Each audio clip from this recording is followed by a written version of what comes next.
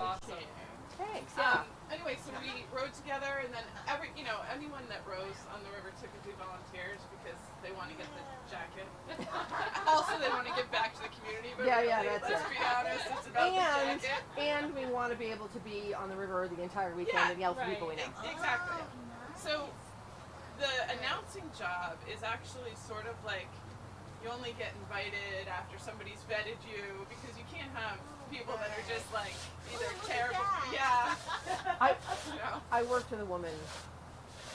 Ellen asked me to do the live stream. Oh yeah. 1 year. And I was with this woman who shall remain nameless, which is easy to do because she's changed her name to like a symbol. Oh, okay. So then you can't even say it. Yes. And absolutely crackers. Insane, completely out of her mind. I'm not kidding. I was like, oh my God. So in between races, like we have dead air. Yeah. So I'm like, okay, folks, so let's talk about the location. She's like, what are you saying? What are you talking about? What am I supposed to be? I was like, oh no. Yeah, and we're live streaming. Like, what are you doing? I mean, any time, like every single time she would do that, I was like, grabbing her by the face, and I'm like, oh my God. Like if you don't know what you're saying, like just don't talk, right? Answer direct questions. Especially. Oh my God, she was painful, and I don't even know if you're old enough, Sherry. Do you guys remember WKRP in Cincinnati? Yes. Yeah, I remember. Do you? I'm 49. Do you remember?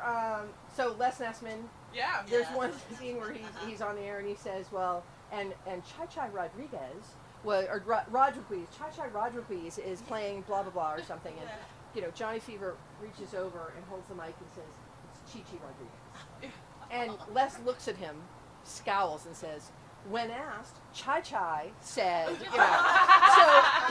that was this woman. She was the same way. Like so, she's announcing colleges, and she was like, and number 32, this is Bedoin College. I was like, Bowdoin. She's like, and Bedoin looks great. I'm like, she was unbelievable. Wow. Yeah, she's completely nuts. So, yeah, our chair got a phone call after that, and I was like, so she hasn't been heard from since. Okay, so how can we help you guys since we probably won't be? We're pretty low maintenance. Well. Yeah. Foot rubs would be awesome. Back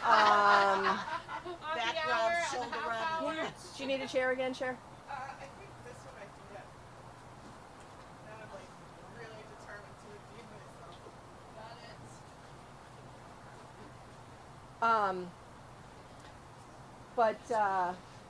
I mean, really, like one of us spots, and they only gave us one microphone, so it's not like we could. Our worst, like Kate and I really like to have two mics. And then we could do silly banter. Which, no one appreciates. There's like 5 people in the crowd laughing. Is there anything in the zippered part? Is there another mic? So what's behind this? Is this like a bar area? It's like the big party Nice. reunion. I despise this location. I know, that's why we need to keep this closed.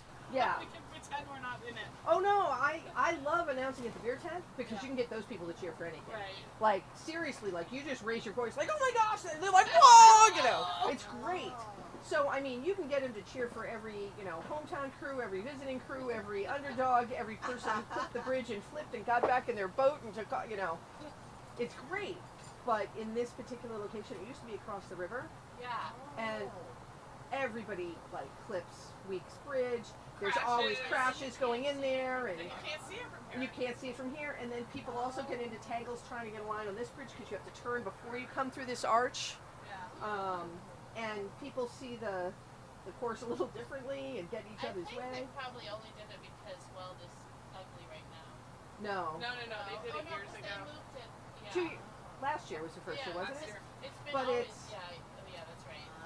I think they did it because the state police thought this was better and better for continuity, for shopping, for other. Right. Sorry, no. Right, like you can This deal should be with about watching a regatta. Right. Yeah, especially here. Used to be on the other side? Yes. Over there. Downstream. On the Right Boston after side. the Weeks Bridge. And the Weeks Bridge is the really big turn that everyone struggles with. Oh, And so there was always trouble for us to be like, Drama. whoa, look at look at those two boats swapping paint as we come around the corner. Can I throw things? Yeah. and here there's like no color because they've all sorted themselves out. Right. I mean, you might say, oh wow, four boats coming through the bridge at once. Let's see if they make it. Right. They did. Yep. Yeah. Okay. Yeah. Let's see what kind of a drama is line when they get it's on like, the big turn. Oh, bow number 27. Yep, they coming did. in after 14. Looks like they've made up a lot of ground since the start. The other problem we have here, because they've set this back so far, is that people love to Right. walk and stand right in front of you. Yeah, yeah, And so you spend the whole time like, I'm sorry, could you not Maybe I'll be get a there? chair to put on either Yeah, side. right. Just Oh, someone will sit in it and then people will gather around them. oh. Become a party. Yeah, we might try to steal a traffic cone or something. It's it gets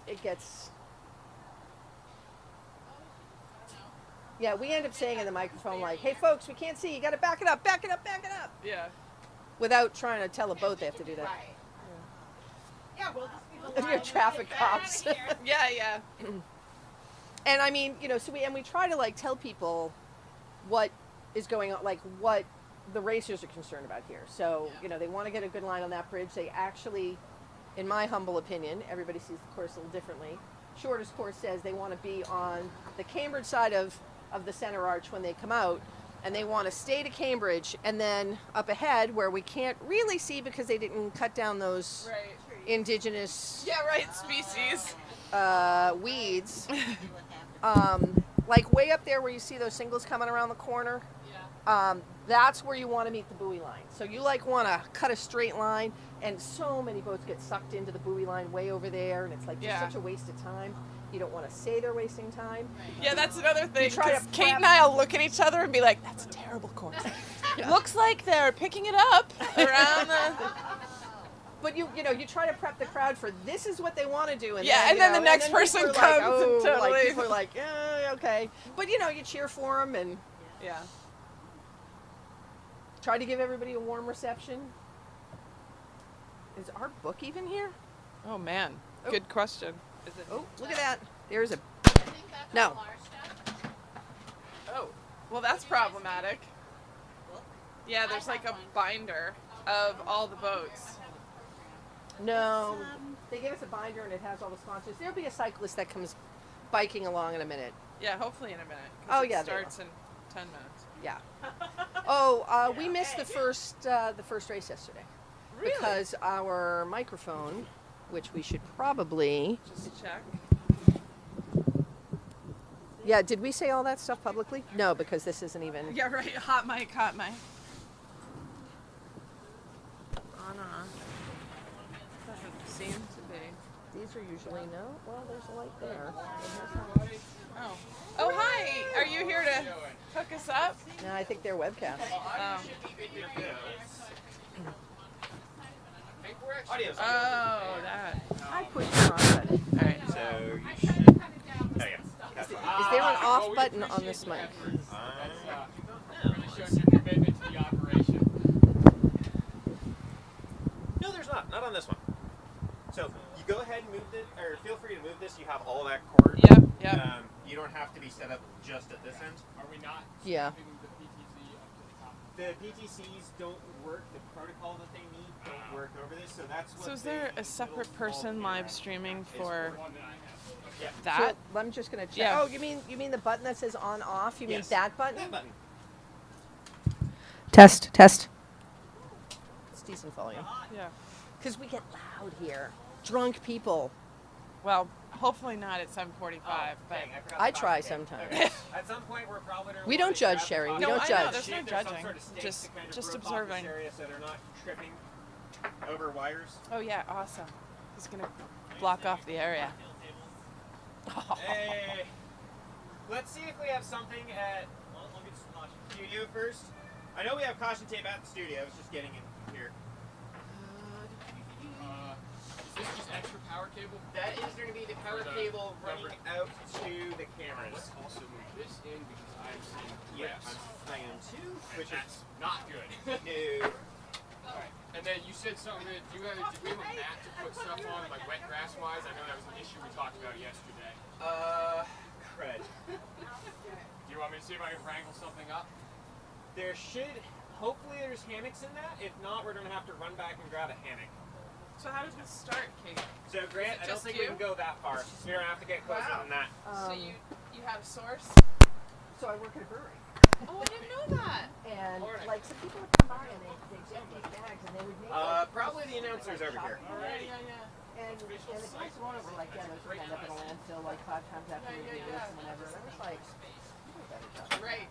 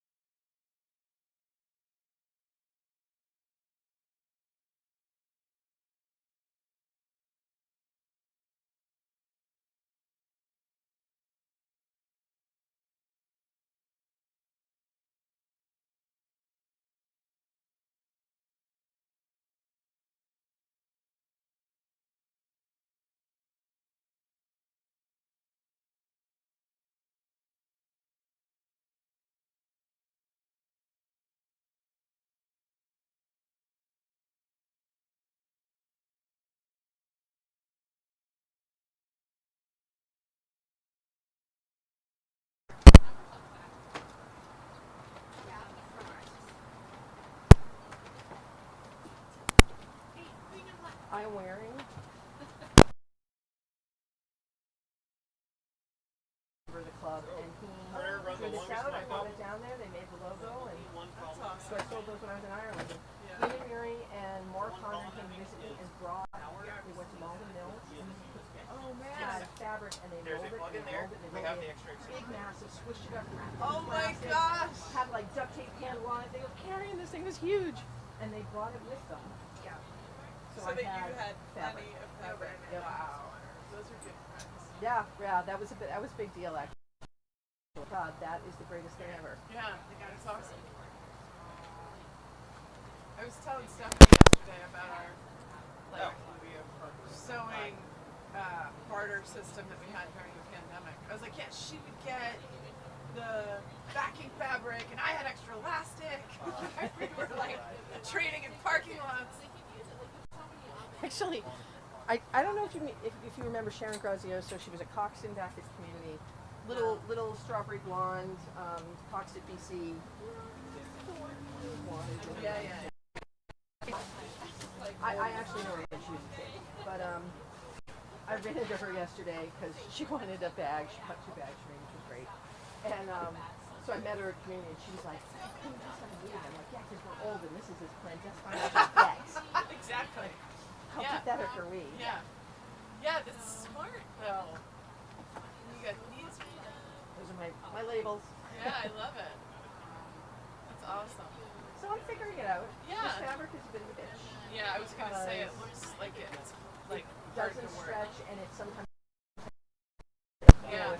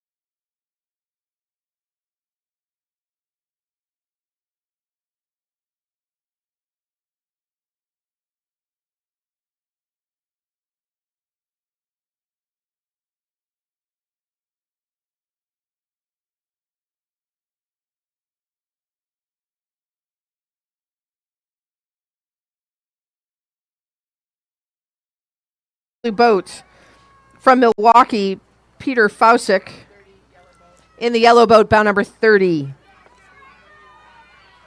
That is Riju. In the black boat on the Cambridge shore, bow 37. From Narragansett, Dylan Chan, bow number 39 in the white hat. Los Gatos, Bradley Warrens in the red boat, red hat, bow number 35. From Dallas, Texas, John Perry. Nice job, bridge crowd. Love to hear that cheering. Well done. 41 is through the bridge. That is from Don Rowing, Kieran Edwards.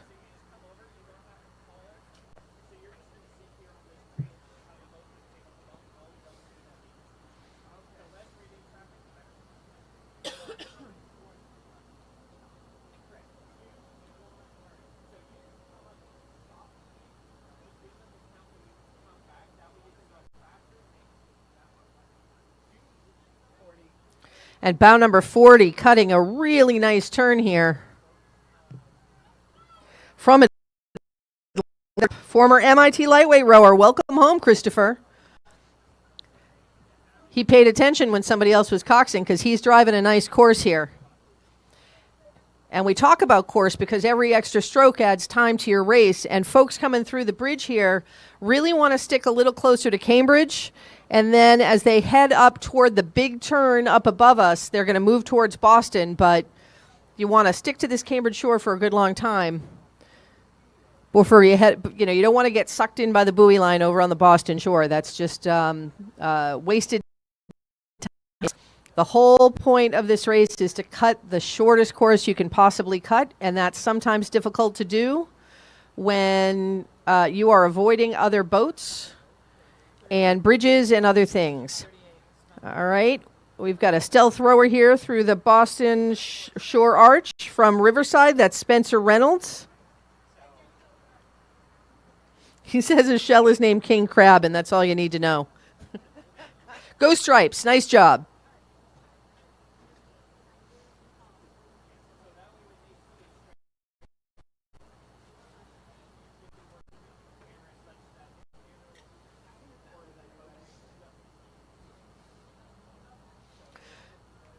So folks, one interesting feature of this location is actually it's more difficult for local crews because they are used to going through the right-hand arch, the Cambridge side arch of this bridge. That's the standard arch when rowing daily on this river. You can use the center arch as an upstream arch during the day, but you know, if you're trying to cut a good course, people, the shore arch is the preferred arch. It's the one most people use. You almost have to cross onto the wrong side of the river to get a good angle on the center arch. So most people don't want to veer over there because of all the twists and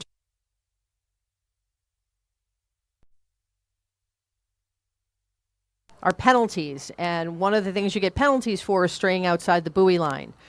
That right-hand arch is a restricted arch in this race, so there could be a severe penalty levied if umpires are watching that. Anytime you miss a penalty for every buoy that you miss. Other penalties, if you are a crew that is being passed, if the overtaking boat has given clear indication of their course and you did not give way, you could be penalized for that.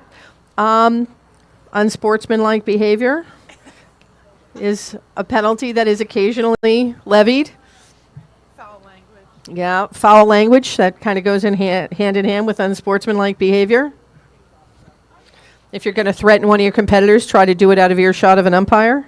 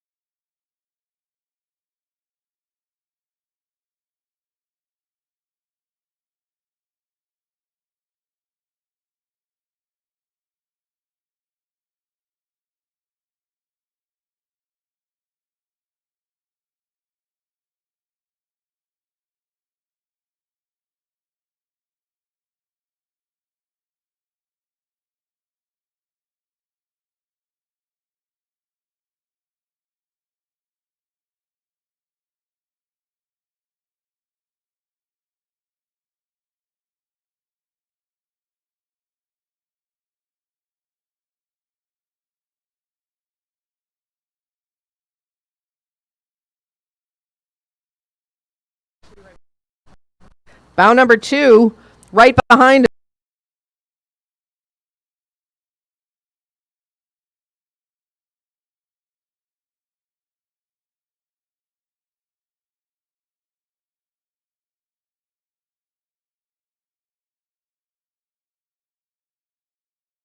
Middleburg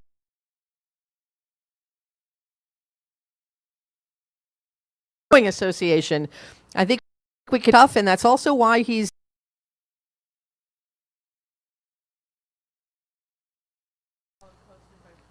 bow number 5 on the Cambridge side in the white boat from Maritime Rowing Club. That's Brendan McEwen, followed by bow number 4 in the dark boat from Red Cedar.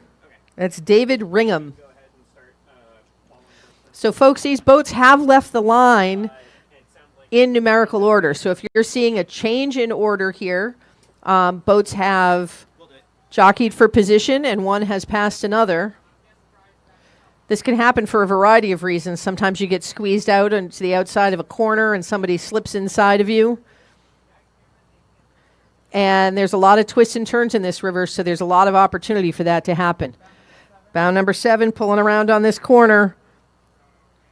From KTC, that's Jamie Coven. Whoa. Hello, Jamie Coven. Welcome home. Former Riverside member, and probably more importantly, former world champion. All around nice guy. In the yellow boat, bow number 6 from Three Rivers, Eric Grasso. He says he had a freak toilet cleaning incident on February 7th.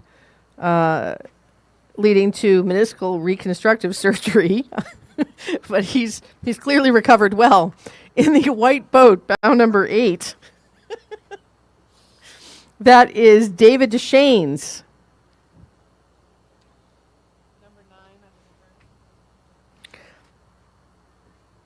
Bow number 9 has come through the bridge.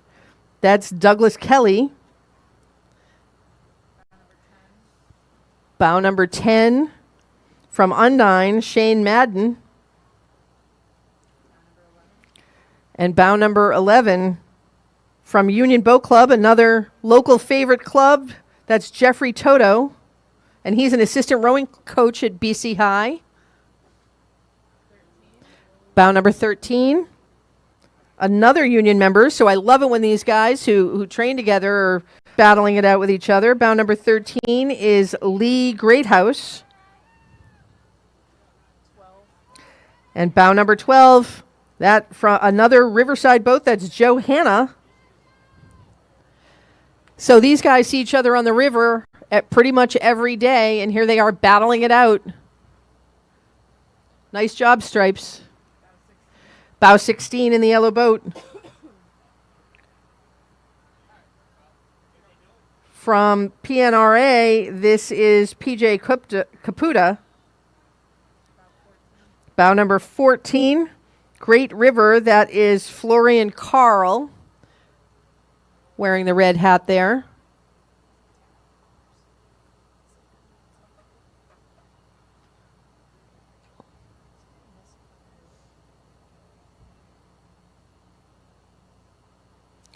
It's nice when they're nice and orderly and well spaced and not in each other's path and nobody's rowing in anybody's wake, but doesn't always work that way. So these guys are enjoying a bit of solitude right now. It's nice to have boats around you because they push you, but it's also nice to have clear water so you get to pick your course. Bow number 17 from Holyoke Rose, that's Zachary DePace.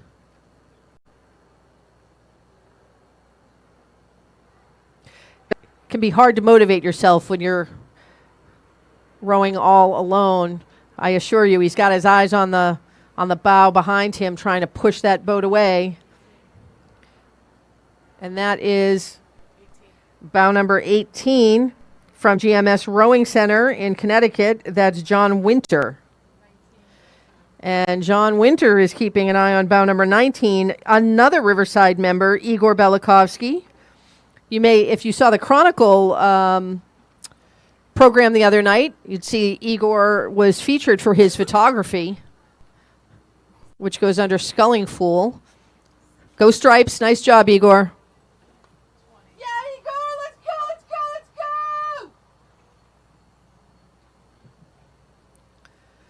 Bow number 25 moving it tonight. Oh, bow number 20 with the stripe is Maritime Rowing Club Patrick Reardon, and bow number 25 in the yellow boat moving at a good clip here from Long Beach Junior Crew. That's Tom Graves, former national team athlete. The Graves, they know their way around this river. There's more than one of them. Bow number 23 in the, bow number 21 in the white boat. From Rose City, that's Daniel Ellis. Bow number 23 on the Cambridge shore in the gray boat is Eric Breland from Green Mountain. And then the white boat, just threading the needle there in the middle, is bow number 24 from Cambridge Boat Club. Eric Lev, that would be the host club, Cambridge Boat Club. Nice job, CBC. 22 is in the black boat from Maritime Rowing Club, Randy Wilhelm.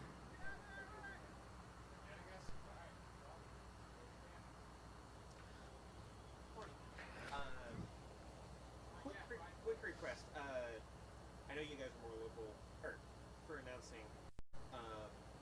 Ideally, to line up with broadcast, if you could call or start talking about when they're past the tree, we can't see at the bridge.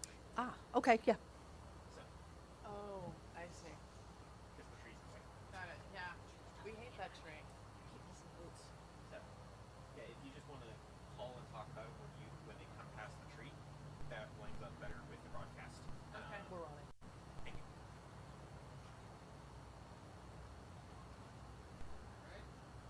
All right. I'm gonna wait. 29 Riverside. Folks, we love a good course, and both of these boats are cutting a very nice course.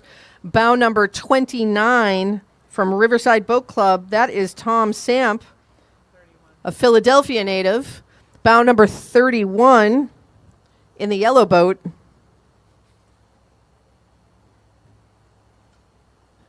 From California Yacht Club, that's Matt Schaefer. He won the club single in 2018.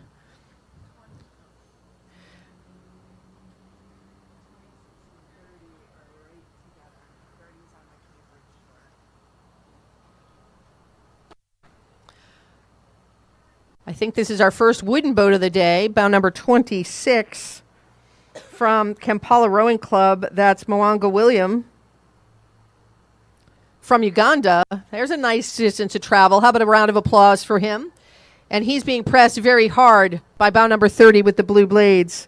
From San Francisco, that's Tom Sweeney.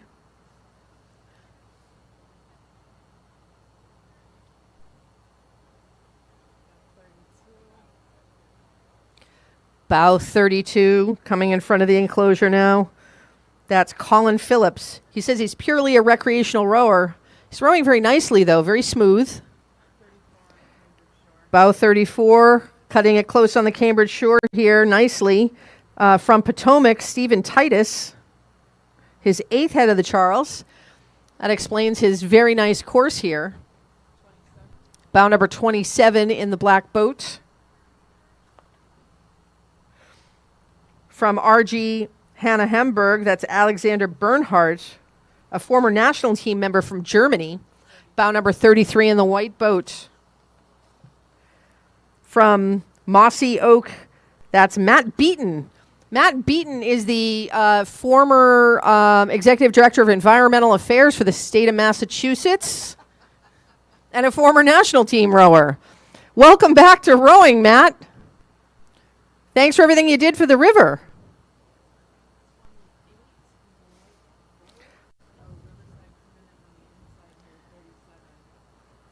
Bow number 28 coming into the enclosure.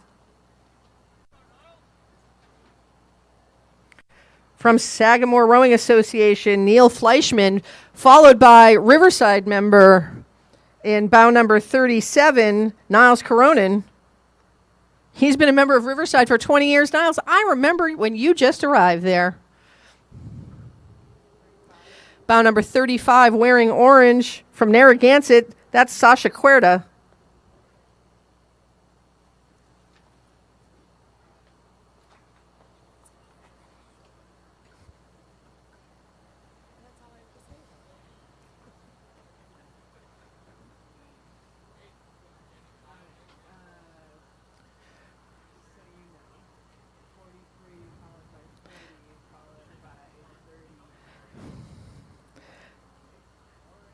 Now, I could be wrong, but it sounded like bow number 43 slightly clipped that bridge, but that's because he is moving so fast and cutting that corner. Nicely done. Bow 43, that's Luke Wilhelm. Bow 40 in the black boat from Detroit Boat Club, Michael Desi, and in the yellow boat, bow 39, San Diego Rowing Club, Luis Rubio Tapia.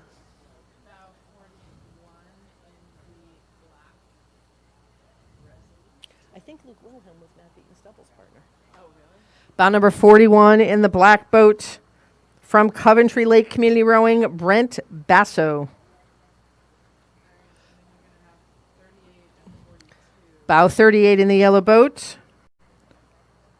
That's Scott Stewart. He's from Nashaquitsa Rowing Club. Bow 42 on the outside in the white boat. Flower City, Rochester's Michael Maloney. Bow 44 is on the inside in the dark boat.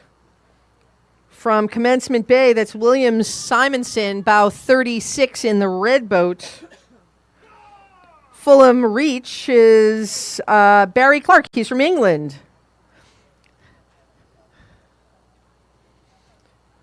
We love seeing international scullers. Bow 45, wearing blue. That's Julio Sanchez. He's from Prana E. And 46, notice the close contact here in these boats. Everybody sees the course a little bit differently. Bow 46 from Amoskeag, just north of us in New Hampshire, that is Stefan Holder. Excuse me, Stefan Hayter.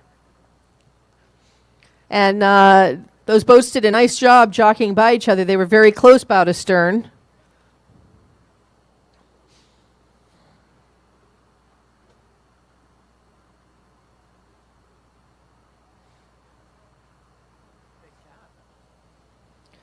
They have opened up a big gap on the back of the field here. Now, here's the thing. We don't know what's happened back there. There could have been collisions. There could have been all kinds of things happening.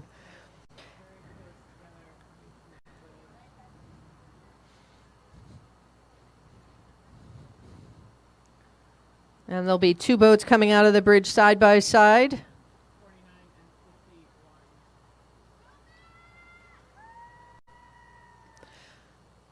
Bow number 51 is on the Cambridge side.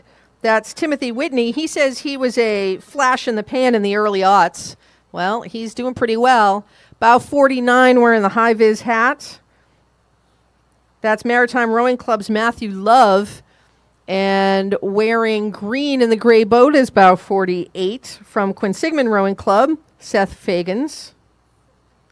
First time at the head of the Charles. Welcome, Seth. And in the black boat, bow number 50, Michael Gross. He was a member of the 2010 U23 national team.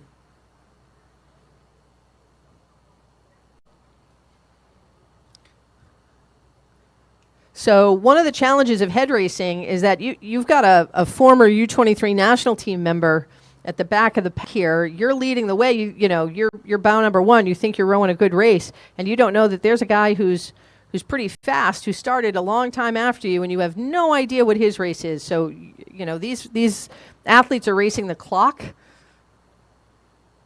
and it can be a challenge.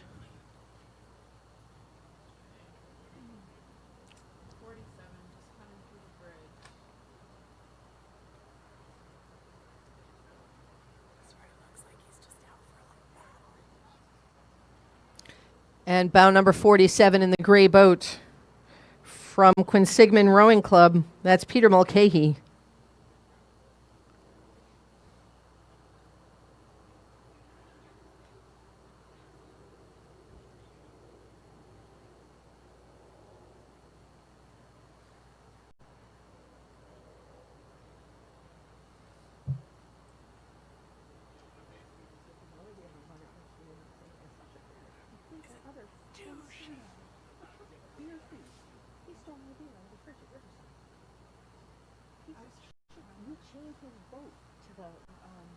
to the raft, but he didn't pay his dues. It's the only way we're going to pay. And then he left.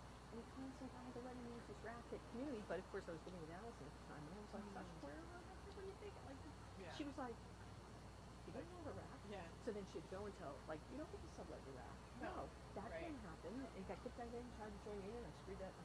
On this river. Oh my God, he was bad. Where is he now?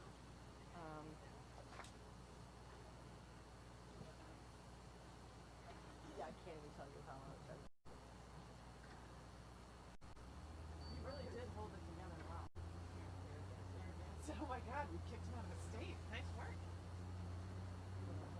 There's not many people I would go to that extreme with, but Right. I mean, he would not pay his dues. He rode for like 2 years and paid Yeah. like nothing.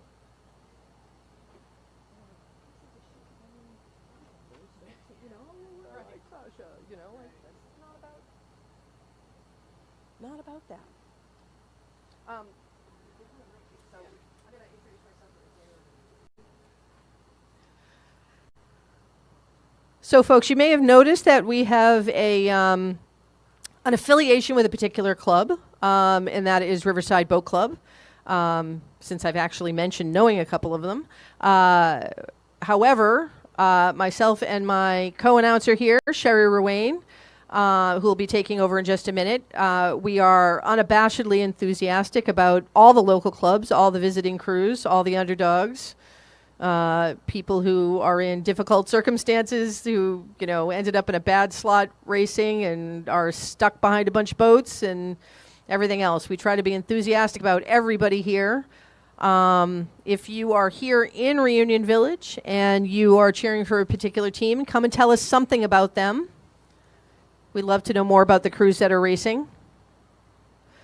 Folks up on the bridge are doing a great job cheering. Let me tell you, this is a tough part of the course because you have 1 mile to go. There's a buoy just upstream. So if you're looking at the water, you're in Cambridge, you're looking at the water, it's to your right. And that is the 2 mile marker. So you have 1 mile from there to the finish line. And I will tell you, this is a very difficult stretch of the river. And the turn that's above you is a significant turn. So this is a very difficult part of the race. Any cheering you can do certainly helps people along. But at this point, I'm going to hand this over to Sherry Ruane for the next race.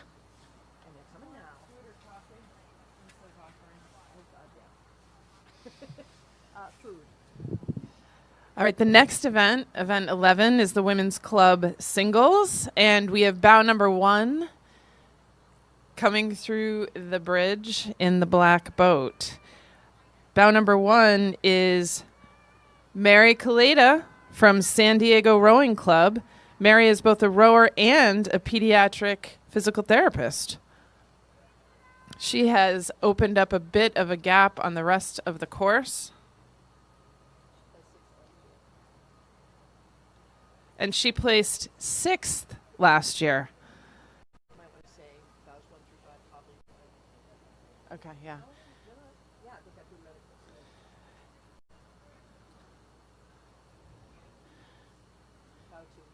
Bow number 2 in the blue boat out of Lake Washington in Seattle is Megan Northey. She is the 3-time Division II national champion competitor at the 2021 Singles Olympic Trials. This is a very competitive event. Bow number 3 in the white hull out of San Diego is Claire Botterill.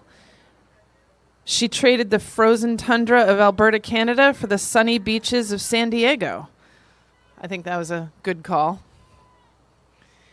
And in the bright red hull in front of the enclosure from Minnesota is Madison Koch. She's been sweep rowing since 2012, but recently in the pandemic picked up sculling. It is common to see sweep rowers go over to the dark side of sculling. It's less herding cats. You're in a lot more control of your own destiny. Although I will say, as somebody who really loves to sweep row, it's nice to have somebody drive for you and worry about all the equipment, which is the coxswain. No coxswains in this race. In the white hull, bow 6 from TBC Racing is Grace Libben. And right on her tail in the yellow uni is bow number 8 from Great Britain, Morella McGee. She also recently switched to sculling from sweep. And in the black boat on the Cambridge side is bow number 9 out of Saratoga Springs, Morgan Hummel. And bow 5, closer to the Boston side, from Middlebury, Vermont, is Erica Sloan. And bow number 7 on the Boston buoy line out of Las Vegas Rowing Club is Megan Schultz. Bow number 10, Riverside Boat Club. Jenny Sorley, she works in Boston full-time and has a PhD from Princeton in chemical engineering. Smart and tough. And rowing a really nice course.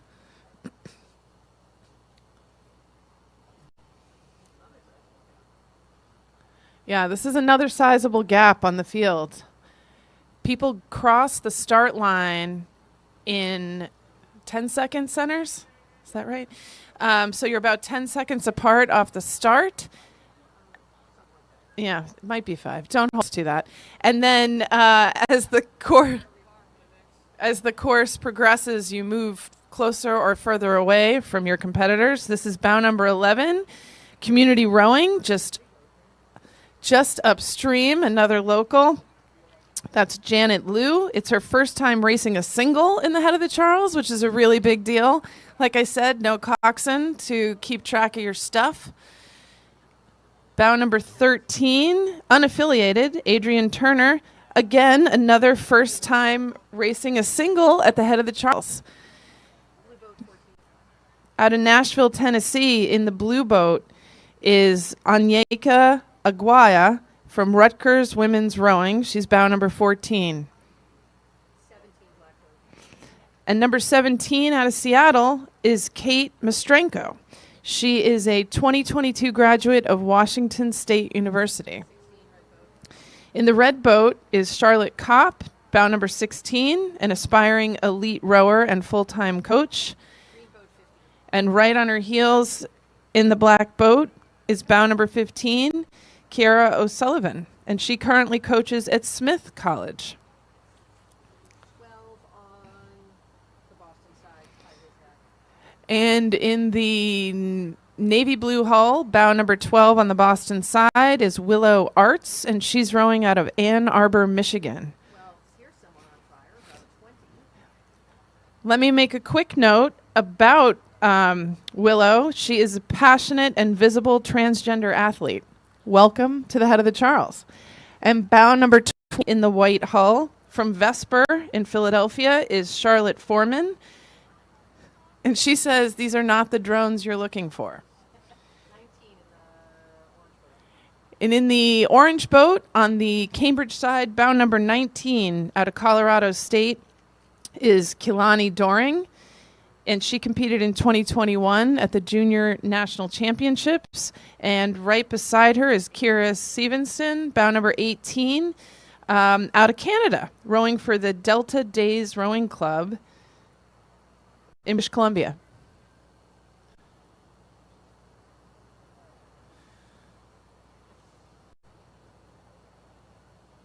So the age range in this event this year ranges from 18 to 37. And I think it's interesting how the Head of the Charles groups these clubs. There certainly are masters events, but when you're in club, you can be any age competing against each other. In the red hull, bow number 23 out of Austin, Texas, Texas Rowing Center is Louise Kuster. 22 white hat. And in the white hat and the white blades and the white boat is, oh, I'm sorry, that was Louise. Sorry, Louise. 23, City of Oxford, on the Upper Thames is Caitlin Armstrong. 27. Bow number 27. Out of Saratoga Springs, Lauren Millen, rowing for Arian.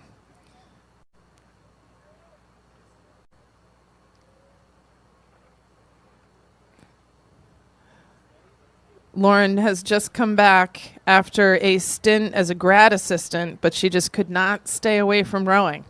It happens.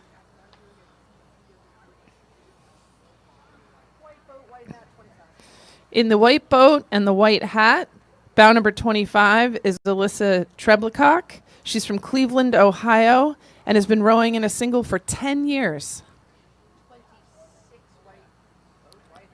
Another white boat, white hat. That seems to be the uniform for this event. Out of Vesper in Philadelphia is Natalia Kastenberg, and she rowed at Tufts University. Go Jumbos.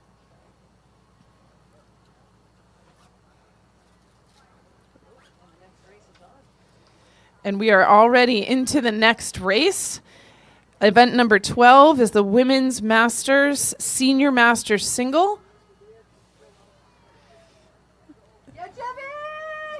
This is Jevy Stone, bow number 1. She's rowing for Cambridge Boat Club. She set the course record in 2021 and has won the champ single 10 times. She is an Olympian from 2012, 2016, and 2020 and learned to row at the Windsor School. Yeah, bow number 2, impressively still in this, following Jevy from Penn AC, is Sharon Kaplan. Head of the Charles is one of Sharon's favorite regattas.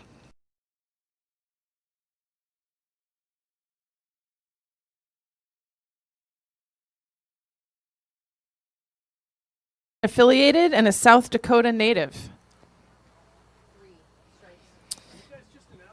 Bow number 3, Riverside Boat Club out of Cambridge, Massachusetts, is Lauren Ayers. Go Stripes. She rowed for the MIT Lightweight Women. This is an incredibly competitive race, event number 12, with lots of very established women, as you heard. In the senior master singles, the course record was 20 minutes, 18 seconds in 2003. And in the master singles, Jevy Stone's time was 19 minutes, 21 seconds. And on the Cambridge side, in the yellow boat, bow number 4, Union Boat Club out of Boston, is Karen Davies. She is a 3-time Olympic medalist in the USA Women's 8.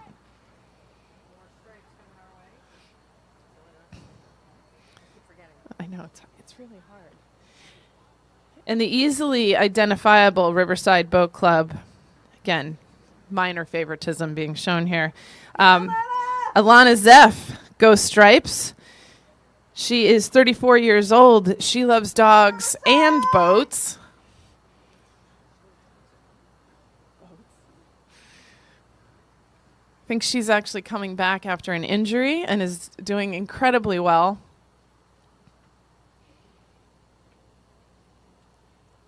And in the purple hull, out of Nashua, New Hampshire, Erin Lallemund. She is the mother of 3 boys and has been rowing since 1993. She finally achieved a lifetime goal of medaling at the head of the Charles for the first time last year after many, many attempts. Those are her words, not mine. Yeah.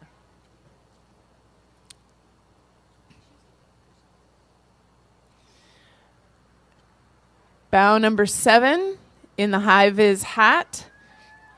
Out of Ithaca, New York, is Emily Rocket. That is a great name. She placed 3rd in last year's event, rowing for Cascadilla Rowing Club. And wearing red, bow number 8, all the way from Vienna, is Heather Moon Vogels. She rowed for UVM for 4 years before moving to Boston, and she also rowed for the lightweight development camps. She also trained and competed for Riverside 9 years before rowing for New York. And boat 9, rowing for Union, Catherine Infantino.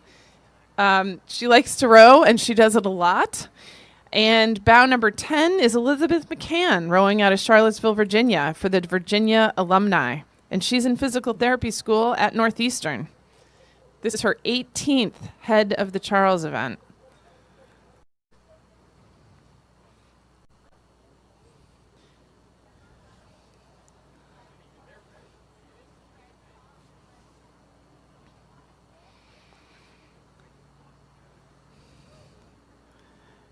And a Riverside alumni, Sam Houston, rowing out of Potomac in Washington, D.C.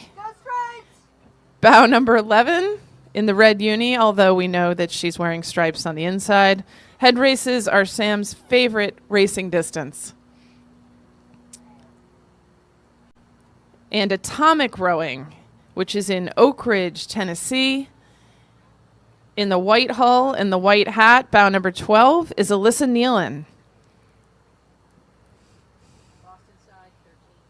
And on the Boston side, bow number 13 out of Philadelphia, Vesper Rowing Club, is Melissa Hilton. And her son is rowing his first Head of the Charles. She's currently the president of Vesper Boat Club. That's right. And we have a little local tradition on the Charles that is done out of Riverside Boat Club. Is the weekends preceding the Head of the Charles are a series of races called the Heads of the Kevin, organized by Riverside's own Kevin McDonald. And everyone locally comes and basically races the Head of the Charles course time and time and time again, fully intent on training up for today. And they are often incredibly well attended with well over 100 entries. They started off as sort of a casual, let's just get together and race the course, and it's actually become a bit of an institution. Underground racing circuit. Yeah, right. And we've got a nice little cluster of shells together right here. 15 on the Boston side is out of CRI, our local competitor, Sarah Richmond. This is her second time racing in the single. Bow 14, right behind her, is out of Carnegie Lake, Allison Mueller. Bow 16, out of Alexandria, Virginia, is Lori Criado. And on the inside track, rowing a very nice course, bow number 20 in the yellow hull. She's out of Lamont, Illinois, Emily Caffey, another physical therapist. This is a trend. Bow 18 out of Atlanta, Georgia, in the red hat, Sarah Baker. She's a latecomer to rowing. She just learned in 2019. Wow. Seems to be really holding her own. Quite impressive. And in the black Boston side, out of Welland, Ontario, Canada, is Tanya Roger. She lives in the Niagara area.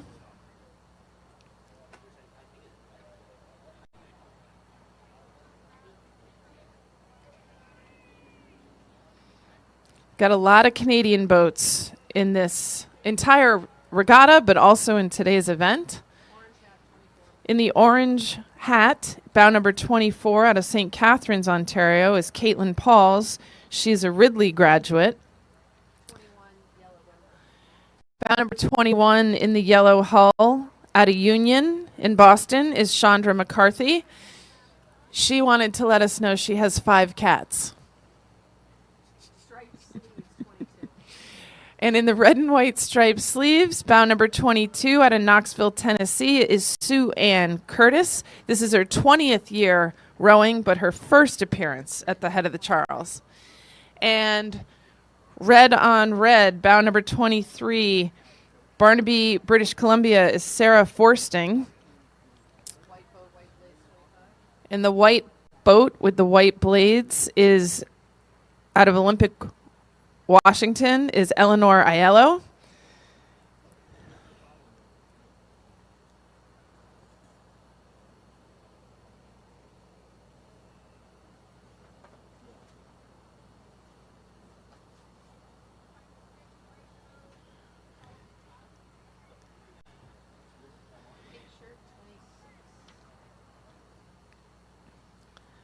In the pink shirt and the white blade, Number 26, Gabby Cutler.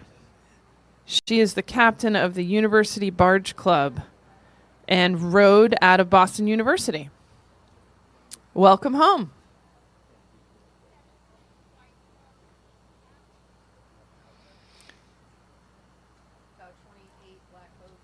Another Canadian out of Mississauga, Ontario, and Dawn rowing is Amber Oak. And in the pink hat, bow number 17 out of Nashua Independence Rowing Club is Sally Alwan.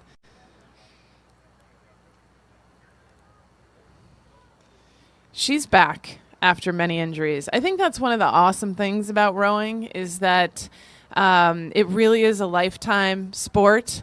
You don't have to go fast to get out in the boat, and it's a low impact but high effort.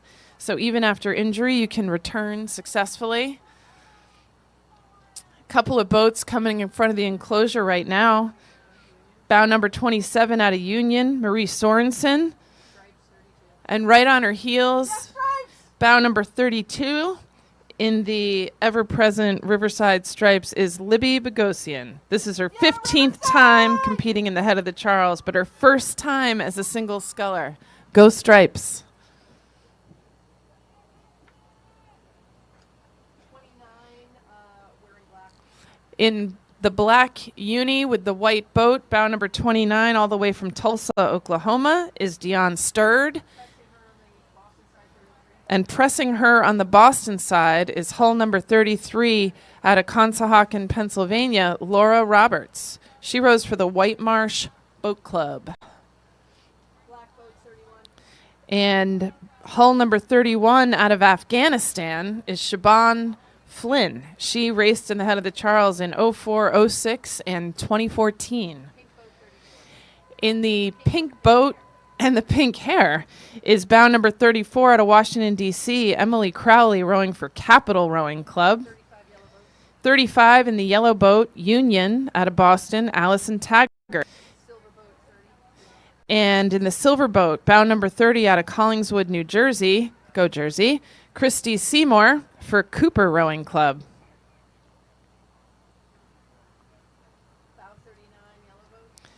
And from Raleigh, North Carolina, bow number 39, Emily Regan from Ready, Set, Row.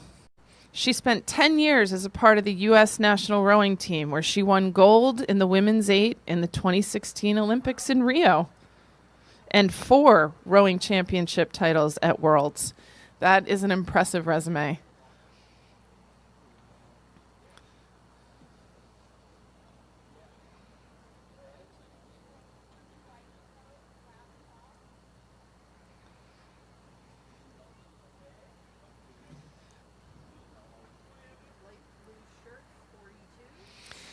And bow number 42, after a 3-year hiatus from rowing, Mika Kimmins is back, and she's representing Riverside Boat Club.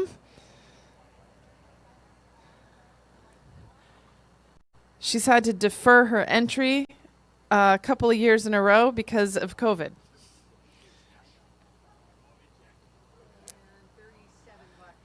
And bow number 37 in the black boat, Catherine O'Brien, a trial attorney out of Dallas, Texas, and owner of her own law firm.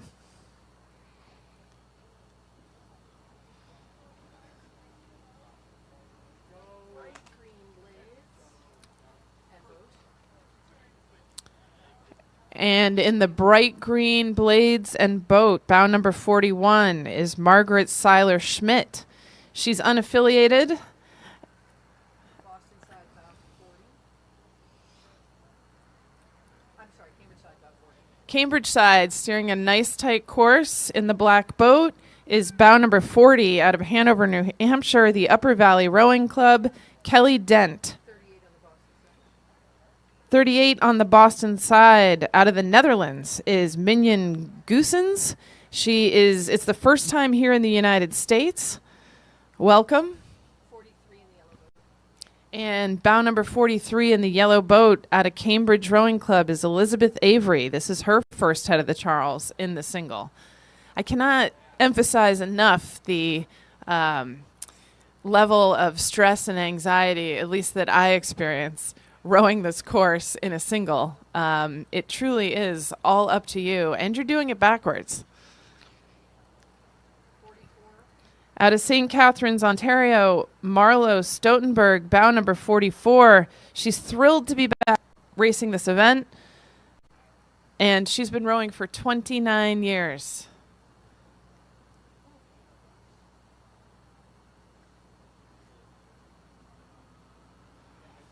Just see where we're at. I think that's it.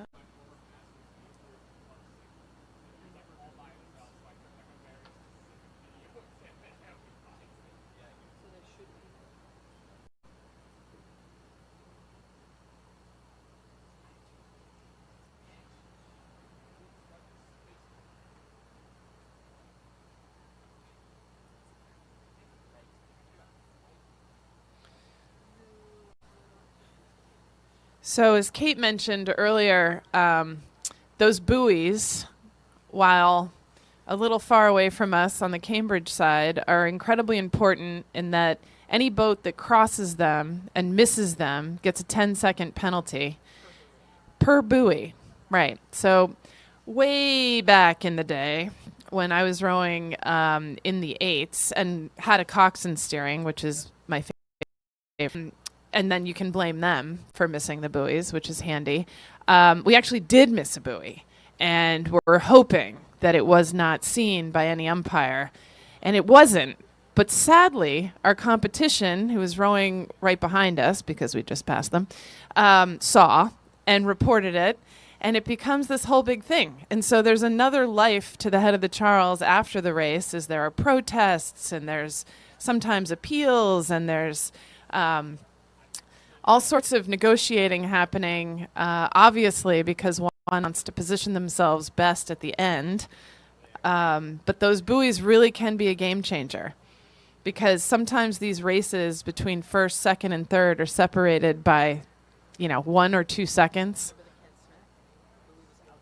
Oh, yes. And sometimes these buoys do get tangled up in a blade or by a powerboat, and they actually get moved. And so then if they're out of the line, that's another opportunity for the rower to protest and say that the buoy was in the wrong place and they were in the right place.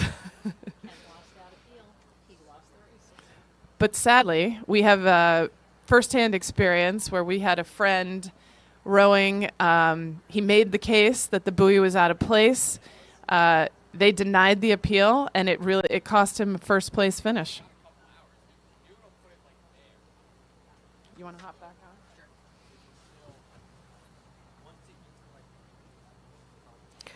Yeah, that particular buoy was well out of line. It was dragged by somebody's oar onto the course, well onto the course, and Kent was still supposed to steer around that. So that was difficult. And poor Kent, his last name is Smack, and the headline, seriously, the headline in the paper the next day was "Smack Down." So I'm going to adjust the mic down from Sherry's towering height down to my mere mortal height here. We are waiting on the Women's Masters double. Competitors in this event include clubs in Washington, New York, Florida, Rhode Island, and Massachusetts, with international entries from Canada and Great Britain. Returning this year, 2021 winners Megan Gradick and Melissa Perlstein of College Club Seattle. They lead off the field at bow number 1. Chasing them are last year's second place crew of Hillary Gaiman and Kelly Salchow of MacArthur. Kelly Salchow MacArthur, former Olympians. From Ann Arbor, Michigan, and right behind them at bow number 3 are Tina Vandersteel and Alexis Sneff. Belikovsky of Riverside Boat Club, less than 4 seconds separated the top 3 crews last year. So folks, in the club events, you cannot race. You're not eligible to row club if you have placed well in a status changing event. So for these club events, this is really an opportunity to kind of make your name. If you have not, let's say you rowed at a school that isn't so fast, but you're pretty fast, you switch to the single, you jump in the club single, you can really distinguish yourself.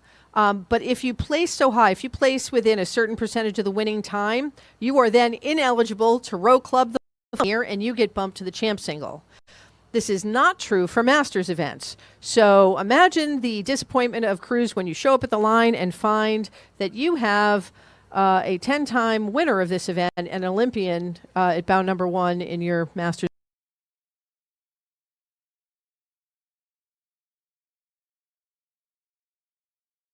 Event underway here.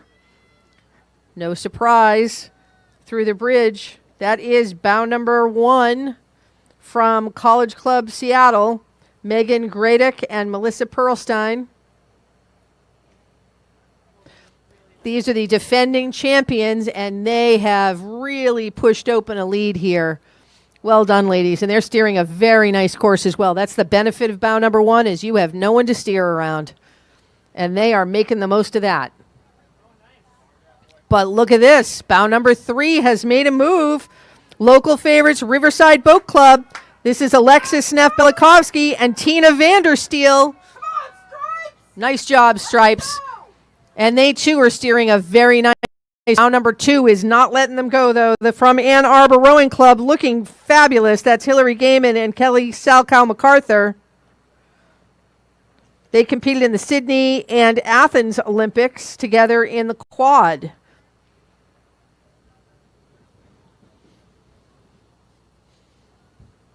Now, folks, one of the challenges in the course here is you want to try to get the inside of this turn underneath Anderson Bridge to be on the Cambridge shore, but then you have to move your way over to be on the Boston side of the next turn. So when you have boats side by side, there's a lot of pressure to make a move.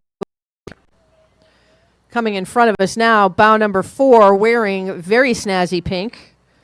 From Cambridge Boat Club, that's Yvette Martz and Roberta Turry Weiss.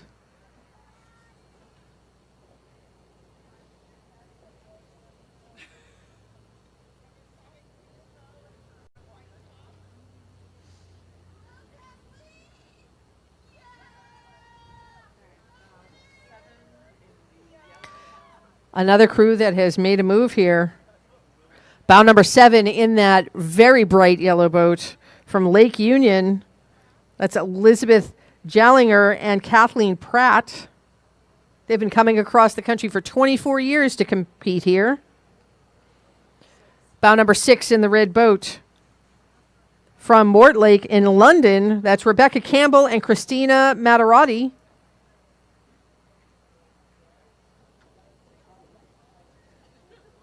Bound number 5 with the green blades.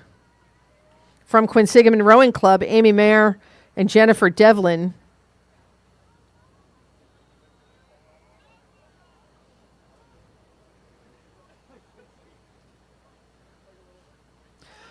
And look at this gap in the race now, folks.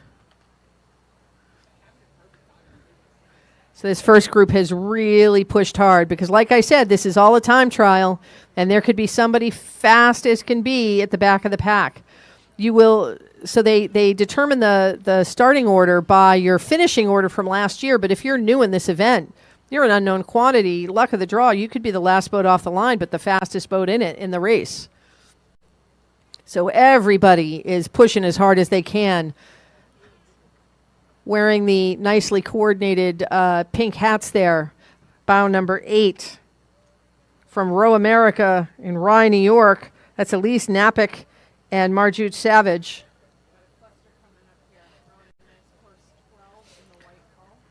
Rowing a very nice course in bound number 12, our neighbors to the south from Narragansett Boat Club, Kimberly Worrell and Francesca Bowden. And side-by-side boats, 11 is on the Boston shore. That is Dana Anders and Tawana Stack. And bow number 9 is on the Cambridge shore. Treasure Coast from Florida, that's Michelle Wheeler and Stephanie Faulkner. Lightning fast lightweight women's pairing, friends for years. Which is kind of amazing because sometimes you don't want to be the friend with the person you row with, but good for them. Bow 13 in the white boat. Mortlake in London, Anna Ramsden and Zoe Brass. And in the blue boat, bow number 14 from Riverfront Recapture, Jill Shepard and Jill Hardy.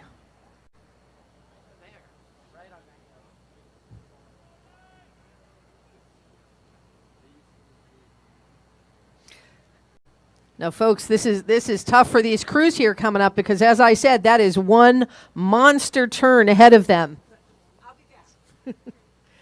And they have a lot of work to do to get to the inside of that corner, or they are just adding time to their race and effort, and it's at the end, and oh, dear Lord, they need G for a sprint. Bow number 16 in the black boat.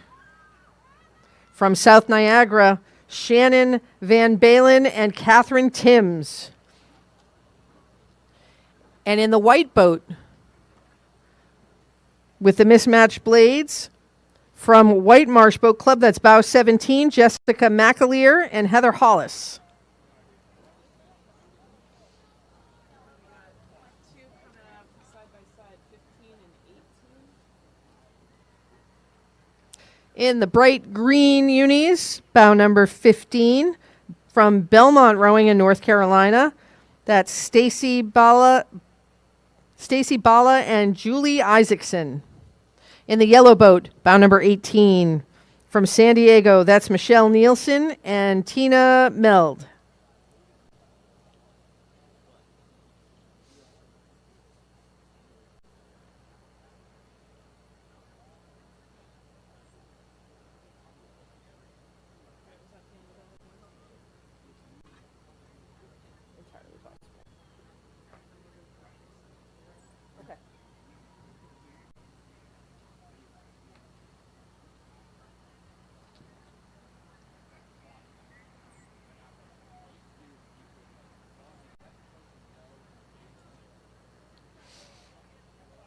Now, folks, there should be a bit of a break between these races.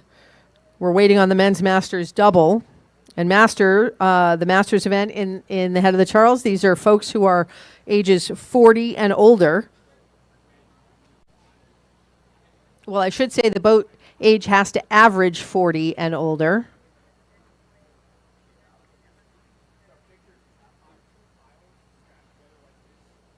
And they'll leave a gap here because they generally prefer to not let the preceding race catch the race ahead. You want to give bow number 1 clear water, but it does happen sometimes. We saw it a couple races ago when the Masters women's single caught the club women's single. Actually, one of the best calls I ever got from a rowing partner. Unlike Sherry, I am fully immersed in the dark side, and I love sculling and love rowing a boat and steering it myself. But I was at a regatta, and they sent the Masters women's double off after they had several Masters races and an older group, like veterans or something like that, ahead of us, and they sent us off right after them. And we were, I think actually the club women's single was ahead of us, and we had made our way to a bunch of club women's boats, and then the best call I ever got was, "I see men." And we made it into the men's race. Linda Murray made that call. Kate's sort of a show-off because she's so good. I wanted to also, Kate's an outstanding sculler. You want her in the bow of the boat. And I think what's important to note with those sculling boats is that the person who sits in the bow is actually responsible for steering the course. So whenever Kate and I have rowed together, I've made her bow the boat because I just like to be the dumb muscle. I don't like to have to steer and worry about hitting bridges. You actually get very non-prestigious awards at local clubs when you hit bridges. It's awful and embarrassing. So that's something to keep in mind is when you see these people racing, they are pulling their guts out, and the person in bow is also responsible for steering a course. And this is notoriously one of the most challenging courses for a head race because of all the turns and all the bridges. And the Weeks Bridge, which is just downstream, is one of the tightest, craziest turns, often collisions happening here. And in one of the earlier races today, somebody actually did hit this bridge because you really get into a groove, you're pulling hard, you're trying to make up some time, and you lose track of the course. The course is everything. You can literally make or break your race based on the points you pick and the course that you end up rowing. you'll see folks come through this bridge. Kate and I agree, and well, really, Kate just told me, and I just agreed with her because she knows more than I do, is that you really want to come through that middle arch on the Cambridge side, pick a point, and stay pretty darn straight across in front of us and in front of the Harvard Boathouse.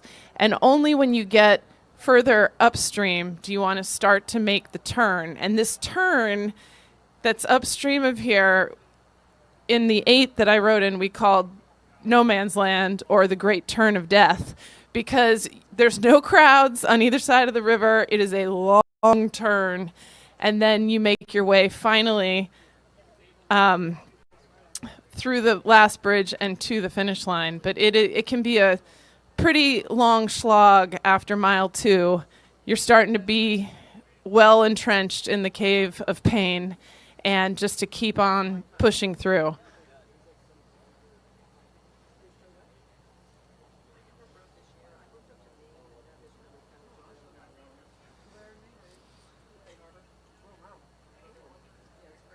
So the next event coming up is the men's masters doubles, and this is 40 plus. The big rivalries in this event, the top 5 crews are all returning from last year. Sean Wolf and Pete Morelli, the notorious double from Riverside Boat Club, they're racing bow 1 to lead off the pack. Then they'll be chased closely, no doubt, by Patrick Ruffo and Ventisi Ivanhoff from Fairmont, Philadelphia. And then a few more folks, Mike Ferry, Greg Kaplan. They're also Riverside folks, and they just edged out Wolf and Morelli by under 5 seconds in 2019. And they're all rowing out of Riverside, and so you can imagine the daily fight. And speaking of, here comes the race. In bow number 1. Rowing for Riverside, Pete Morelli and Sean Wolf. Go Stripes. They're looking really good. They're steering an outstanding course. And bow 2, hot on their tail. Patrick Ruffo and Ventisi Ivanhoff also steering a great course. This is an incredibly tight race because, as we mentioned, they're sent off at 5 or 10 second centers. And so it seems like they've actually held the spacing. Not too far behind, bow number 3, Mike Ferry and Greg Kaplan rowing out of Riverside and Penn AC.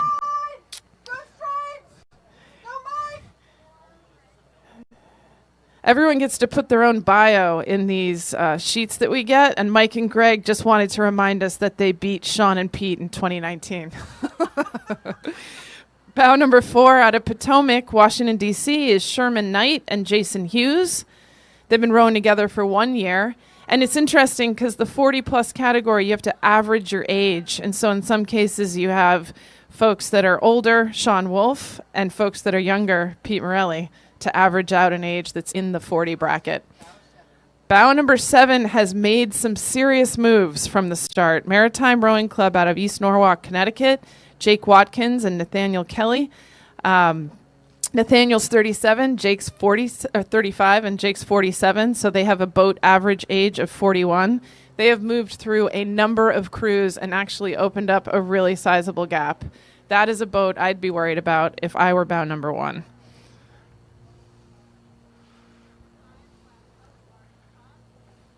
And you'll see, too, some of the bows have mirrors on headbands, and that helps them see behind them without having to turn around. With the orange blades and the orange unis, bow number 5, Greater Columbus, out of Columbus, Ohio, John King and James Waterfield. And bow number 6, Edgar Nan and Danilo Chinchilla. They are rowers from Guatemala City.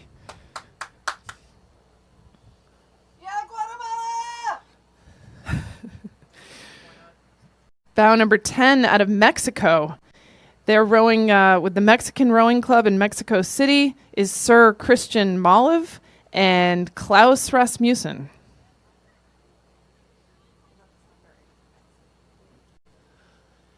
And you guys will notice different blades, different boats. Riverside has the very well distinguishable stripes, and you'll see some folks rowing in stripes, for example, from another country. A lot of boats being borrowed and rented for this event. Bow number 12, Edward Dimitro and James Beasley. They rowed out of Cornell and Dartmouth during college. Go Edward! And former Riverside guy. But yeah, if you're coming from Mexico or Ireland, it's not easy to bring a boat and blades, and so you typically either borrow or rent boats from local clubs, and then the boat makers, of which there are many, also rent equipment. We've got two boats very close, neck and neck, in the yellow hull. Bow 9, Jackson Hole Rowing out of Jackson, Wyoming, and Union Boat Club. Tom Schumacher and Tom Shoemaker. Crazy. Bow number 13, Shipley Rowing Club out of Bryn Mawr, Pennsylvania. Scott Gavin Wisniewski and Matthew Henwood.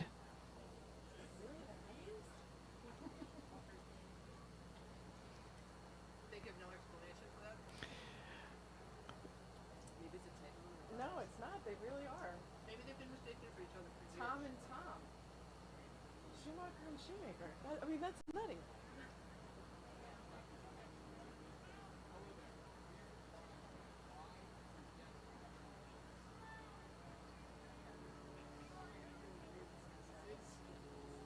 Perfect day for that. They're motivating to run. Oh yeah? Is that what's happening? Yeah.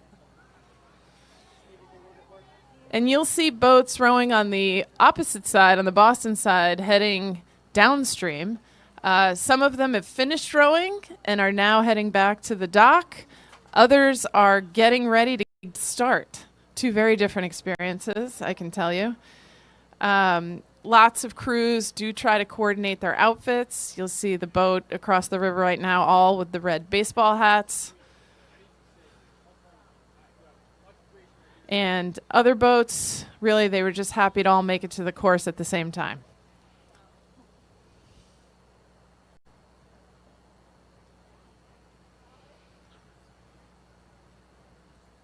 It's great to see these crowds gathering. A perfect day in Cambridge/Boston for this event. It really does make a difference to hear people cheering for you, especially at this corner. Like I said earlier, it is the last mile of the race. You are safely in a world of hurt and are just trying to pull it together to finish. And you really can hear people yelling for you from the bridge. So please do cheer these crews on, especially the ones from far away. They probably don't have anyone cheering for them. It does make a huge difference.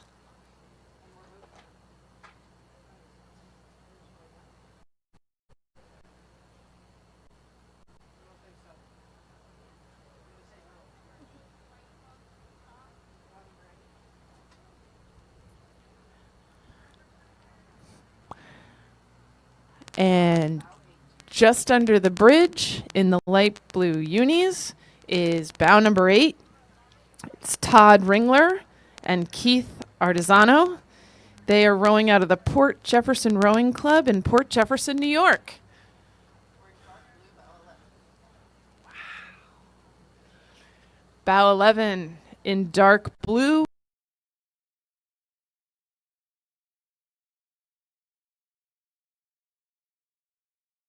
Blanchett Nicholas and Sasha Ristic. That duo is a coach and a new rower.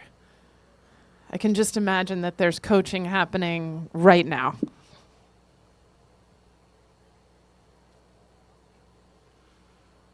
When there's that big of a gap in the race, it certainly does imply that maybe things happened earlier on the course that have impacted spacing, have impacted people's steering. And as Kate mentioned earlier, bow number 1 is really a coveted position because it allows you a clear course. So as long as you can hold off the pack, you can steer the best possible course. There's no barrier there. But bow 2 through whatever, 147 in some cases, you really do run the risk of having collisions and other barriers in your way. And like I said, a couple seconds can really make or break your finish position, which may or may not get you a guaranteed entry for the next year, which is often the goal. I think, sure, everyone aspires to win, but let's be honest. There's only one of those per event. I think the next big goal is to get a guaranteed entry for next year. This is a very popular event. There is a lottery for slots to be able to come and row. And if you have a guaranteed entry, meaning you finished in the top, I think, 5% of time from the winner, that means that you have a slot the following year.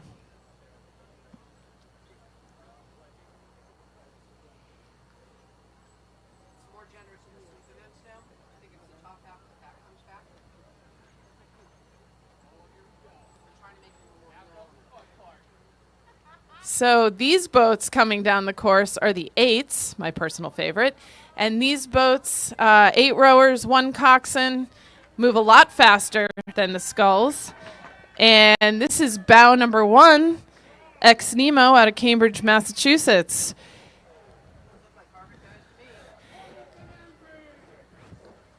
In their bio, they are old guys. There are national team members in that boat. They all primarily rowed out of Harvard University. Their average age is 50. This is the men's senior masters 8s. So the boat average has to be 50. And that can be the same right there. These guys nailed it right at 50.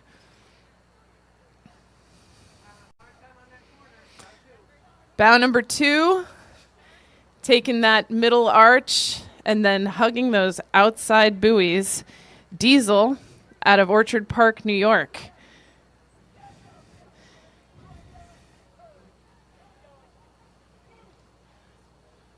These boats are much harder to steer than the sculling boats, so despite the fact that you have the coxswain, which is the typically smaller person who yells at you and steers, even though you've got somebody dedicated to that job, it does not make it easier. There are 3 boats under the bridge at the same time right now. This is an incredibly tight pack. They are all jockeying for position on this giant turn. Bow number 3, Ex Nemo. Bow number 4,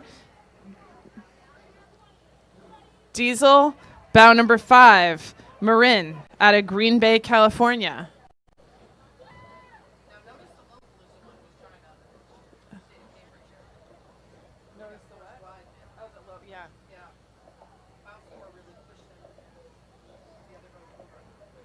Those boats definitely all impacted each other's courses. Cambridge was clearly trying to hug the shore but then get a straight line towards the turn, and those other boats pushed them over. So if there's a boat overtaking you, you must yield the way. Coxswains are reluctant to do that, and that's where the swearing comes in.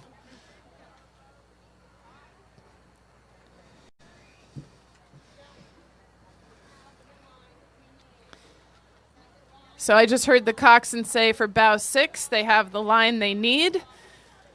That's motivating as a crew. Bow number 6, North Dakota. North Dakota's only crew team. Outdoor training consists of ice fishing and curling. Bow number 7 is trying to get the inside on Cambridge, which means they're going to have to head back over, is Sammamish rowing out of Redmond, Washington. And bow number 8 with the bright orange blades, Fat Cat rowing out of New York, New York. Those are the Princeton lightweights and heavyweights from the 1980s. I'm telling you, lifelong sport. I mean, should you still be rowing?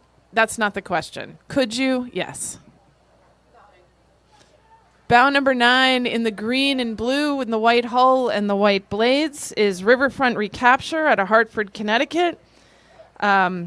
These guys won the overall points and the men's team points trophy at Masters Nationals this year.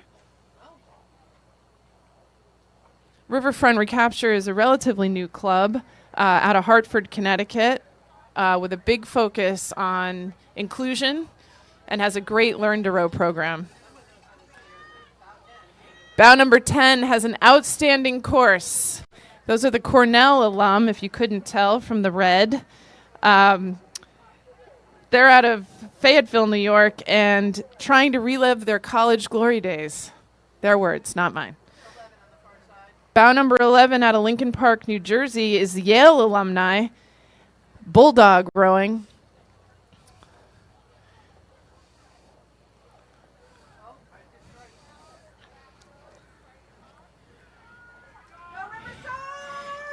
And this boat, also steering an outstanding course, bow number 12, Riverside Boat Club out of Cambridge, Massachusetts. Go Stripes. Go Riverside!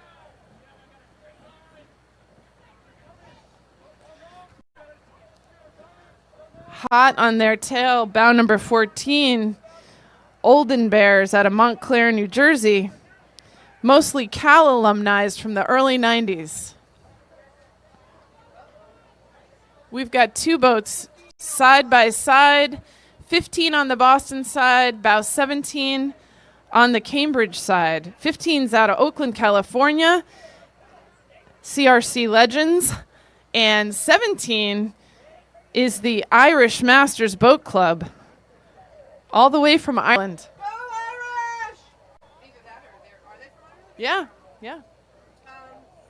They really need to hit it if they're going to get on the side of that. Bow number 18, Annecy out of France. They were vice champion at the last national French long distance champs in the Masters 8s. Bow number 16 in the black hull is Group TNT out of Serbia. Bow number 19, RCA alumni out of Victoria, British Columbia. This is the inaugural run for the Canadian national team alumni.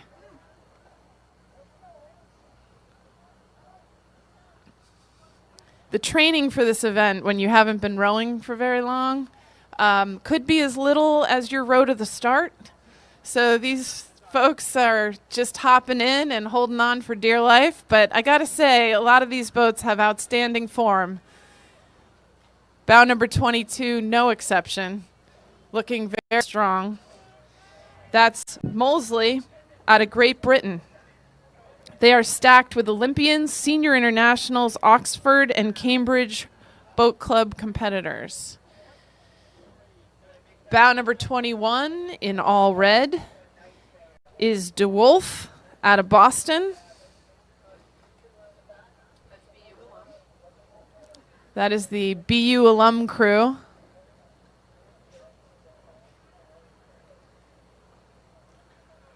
And a nice gap on the field.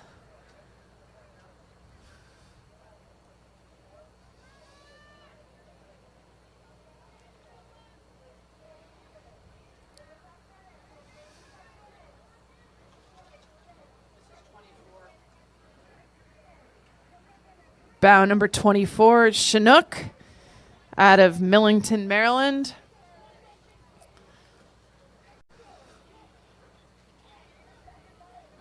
And in the white hull with the white blades, bow number 23, University of San Diego alumni. They won the Cal Cup in 1989. And in the yellow boat, bow number 20, Northeastern University alumni.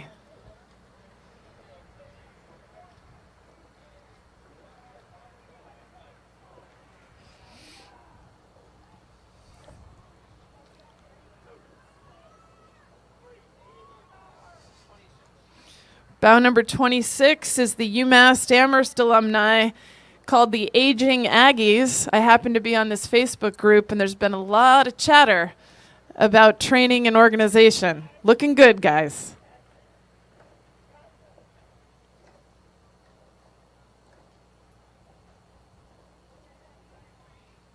It's a good course.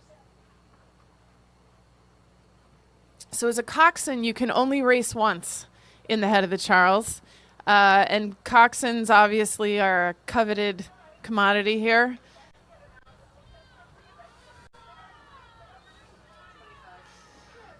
Bow number 25. No, sorry. Bow number 25 is the aging Aggies. That poor last boat. This is the UMass alumni boat. Who was that last boat? Poor bastards. Bow number 27 is Pacific out of San Francisco, California. And Texas is cutting in on the inside here. Bow number 30 out of Austin, Texas. Yeah, they are.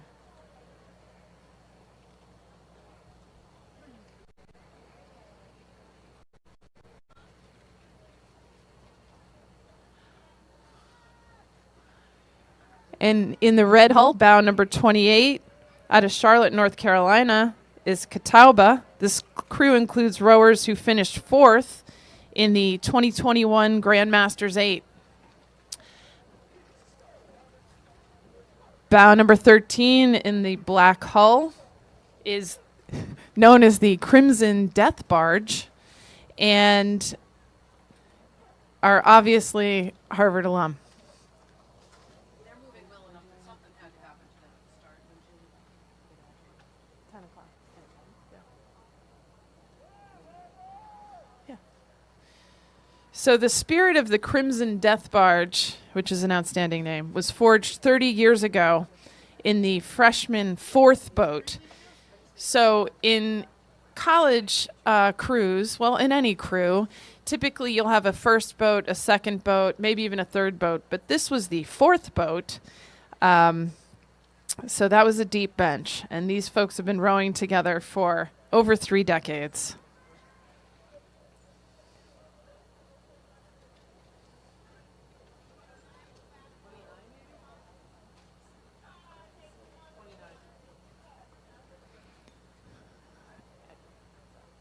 Out of Chincoteague, Virginia, is the Avalon Rowing Club, bow number 29 in the black boat. And you'll notice that crews have different stroke rates. So the stroke rate is how many times you put your oar in the water per minute. Some crews, some elite crews, could row this race at an incredibly high rate, which for me would be anything over basically a 22. But some are rowing 36, 38 for the whole race. Other crews will be at a more moderate pace. The risk, of course, going out too fast is that you fly and die. All right, folks. It's always bad news when there are red and white blades of Marin in your race. That is bow number 1, Marin Masters men. This is the men's Grandmaster 8. They are age 60 plus. That's an average age of the boat, so there certainly can be younger folks in there. And bow number 2, not letting them go, from the 1980 club. These are national team rowers from the 70s and early 80s.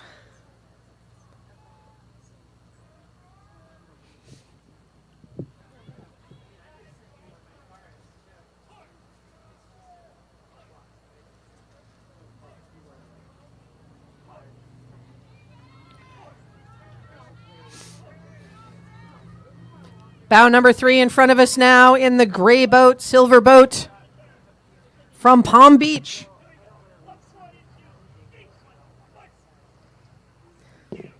The Palm Beach Masters have won, showed, or placed in almost all head of the Charles regattas since 1997. Bow number 4 wearing green from New Haven. New Haven Rowing Club. They row out of Oxford Court in a boathouse built by the members. And they're coached by Dave Vogel. Bow number 5, red boat. That's the USD alumni. Majority of the crew are University of San Diego alumni trying to relive glory days.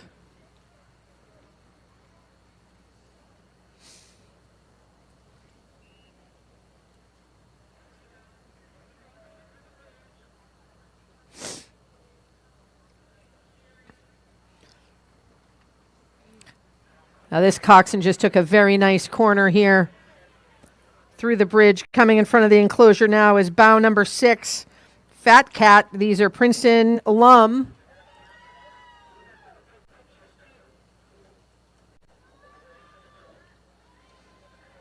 Princeton alum always put on a really nice show at the regatta. They have a lot of entries and they row well.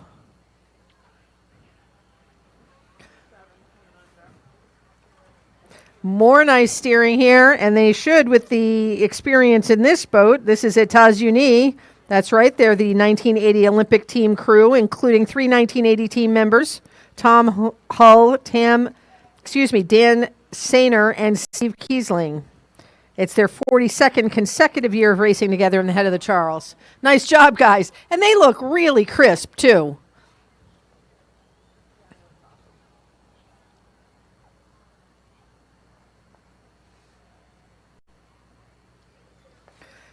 Bow number 9 in the red boat coming under the bridge. Wearing the yellow and red, that's bow number 9, Corvallis. Rowing out of Oregon State University Boathouse on the Willamette River. And they've made a nice move, trying to make the most of it now. They want the inside of the next corner. And the white boat, bow number 8, that is Motley. That's Brack Baker coxing that boat. And there's a whole bunch of names like Piantadosi and Drysiak are in that boat. Lots of national team pedigree in that boat as well. Bow 10 is now in front of us with the stripes of Saratoga Boat Club from Saratoga Springs, home of the Head of the Fish. Some of the best rowing trophies out there. They are, in fact, fish heads. All right. We got some rubbing here. Swapping paint, bow to stern. Bow number 12. That's Bulldog, Yale alumni crew. And bow number 11 is looking to get by them. That's Team Manager. Fred Schock's in that boat. Executive Director of the Head of the Charles Regatta. Roger Beauregard. Brendan Mulvey. Wow, they pulled in a youngin' for that one.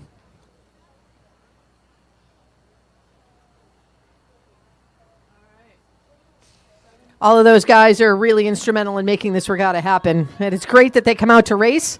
Charles Adager would be Charles with regatta spelled backwards. Bow number 17 in the white boat. Upper Yarra from Melbourne. You can hear the coxswain with an accent. 2 boats through the bridge side by side. No small feat, by the way. That bridge feels awfully small with 2 boats in it. 15 is first, wearing blue. That's a Cambridge Boat Club entry. Go CBC, host club of the regatta. Bow 13 in the yellow boat after them.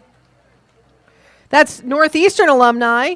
Bow 14 in the silver boat. That's Purple Rain.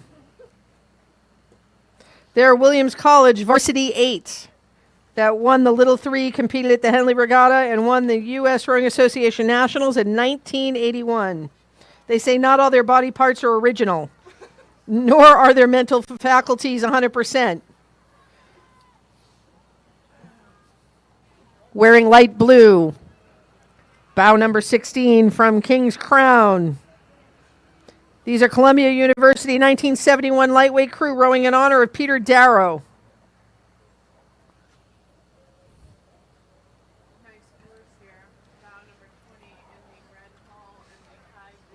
Making the most of open water. Bow number 20, steering a beautiful course. This is Tyrion out of Great Britain, University of London alumni. And that's spelled Tyrion as in Game of Thrones, Tyrion.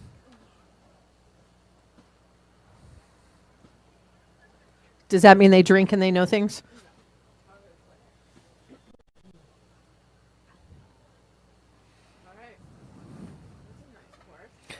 More boats making the most of open water. Bow 18 from Hamburger and Germania. Member of the oldest rowing club in Germany, founded in 1836. They're predominantly club rowers who intended to row until the day they eventually die. Now, having rowed this race a lot, I can tell you some of them might be praying for that sooner rather than later. That's the way I usually feel in the last mile. All right, tight quarters here coming out of the bridge. Bow 19 makes it through first from the Thames. Thames Rowing Club, founded in 1860. Bow 21 is on the Boston side of that mix from Jacksonville, Florida. Jacksonville Rowing Club. And Bow 22 is at the back of that. They're the Ancient Mariners, men's rowing club from Seattle. Now, folks, all of these guys have to have their eyes up, looking for that next turn. All these coxswains need to be looking where they're going because they want to be on the Boston shore by the time they get to the top of this stretch for the inside of that corner. So 3 boats across, somebody's going to have a bad race. Bow 24 in the red boat. Cornell alum.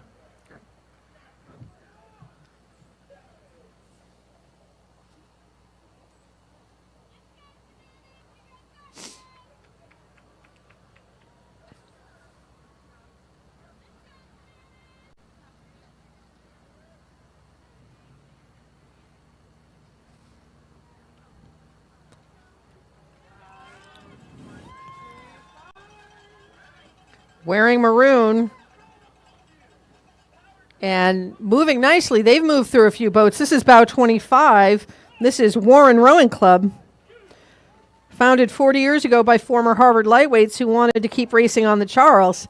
So a lot of these other names, they're not just rowing Harvard alum. It's because once upon a time, paper clubs existed. When clubs only got a few entries, you created a fake club to get more entries. And that's where a lot of these names come from.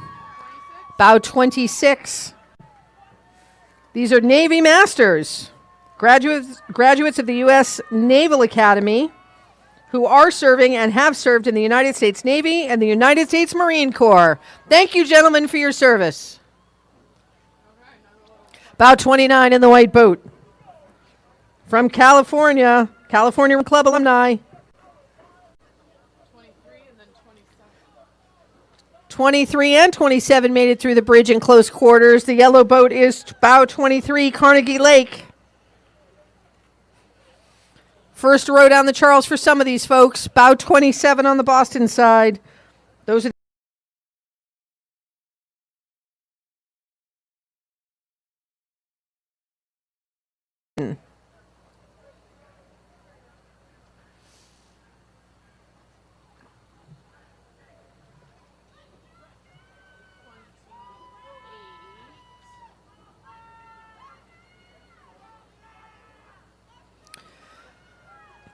in the black and red, Bow 28. That's Wesleyan alumni out of Middletown, Connecticut.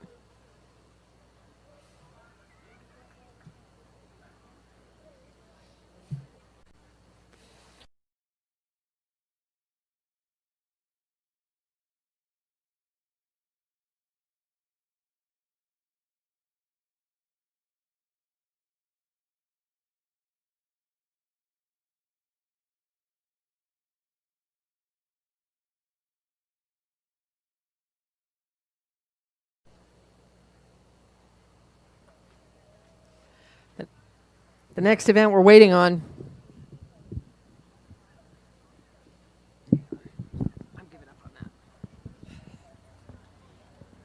The next event we're waiting on is event 17, the Women's Senior Master 8s. They also have many returning crews to this race. 2021 second place winner College Club Seattle is back with Carrie Scull and notable Radcliffe and national team alums, including Betsy Hilza and Christy.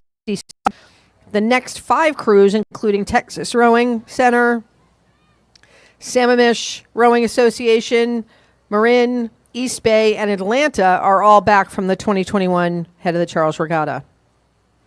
The course record in this event is by Chinook Performance Racing, 17:22. That is a very fast time. That was set in 2017. And the trophy is the Holly Metcalf Trophy.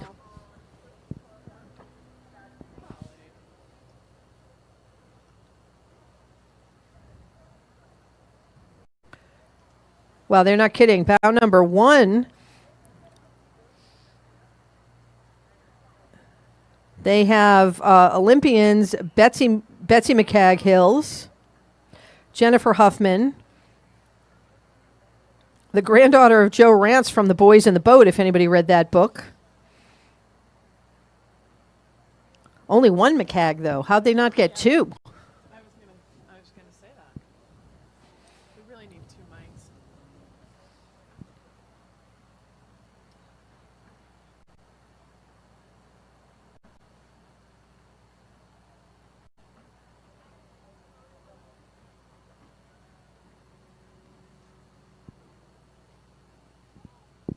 So, folks, we saw a little scraping of bows in the last event. These 8s, they're 60 feet long. The person driving it is sitting in the back. They're shorter than all the athletes in front of them. They can't always see quite as well as they want.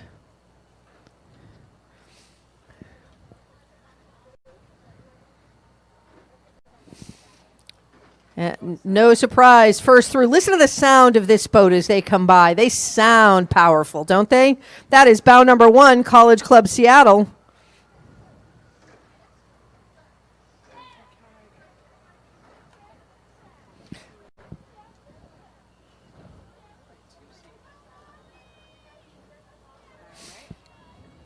But bow number 2 is not letting them go. That's from Texas Rowing Center. And they're rowing nice and smooth.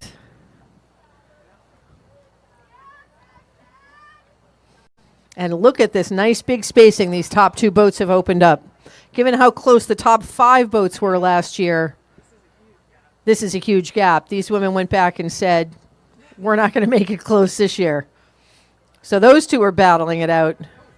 And now we've got 2 boats approaching the bridge together. Let's see how they handle this. I've actually gone through this bridge 3 boats across, overlapping. So on the far side, meaning they had the outside of the turn, they lost a little bit of time on that, but they're still moving well. That's bow 4 from Marin. And bow 3 is on the Cambridge shore from Sammamish Rowing Association. And bow 5 is right behind them from East Bay, from Oakland, California.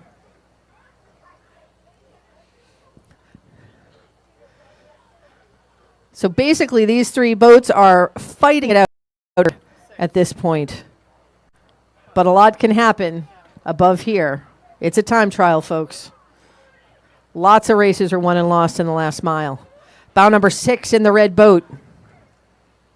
I like that the boat is named Scarlet. That's Atlanta Boat Club, Atlanta Rowing Club. They row on the Chattahoochee.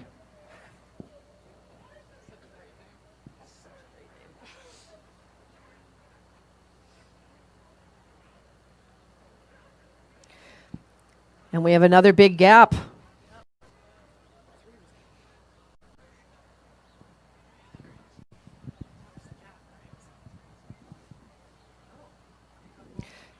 And now we have another bunch coming into the bridge. I'll tell you, coxswains have to have nerves of steel here, because you're turning before you get to the bridge, turning while you're in the bridge, and if you don't turn well enough, you're clipping the bridge. So first through this mix is bow number 7 from FILO. Philo, they tell us, rowing, and is excited to be and proud to be competing at the Head of the Charles for the 3rd time. Following them is bow number 8, right on their tail. That's Radcliffe alumni. Welcome home, Radcliffe alum. Their boathouse is just on the other side of the bridge here.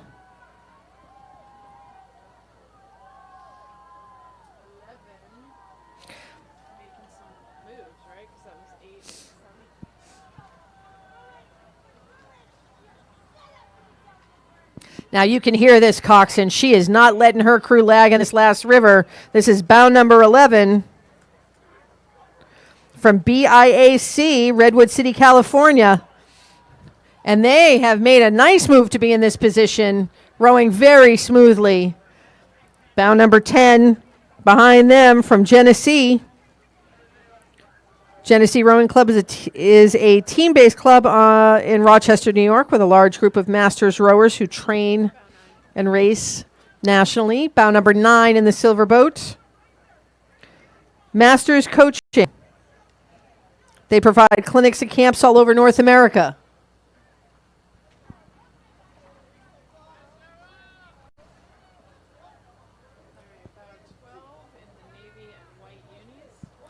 Now, I love this. You can hear these coxswains urging their crews on, keeping them focused, telling them where the other crews are in the race, exercising the race plan, sometimes holding them together.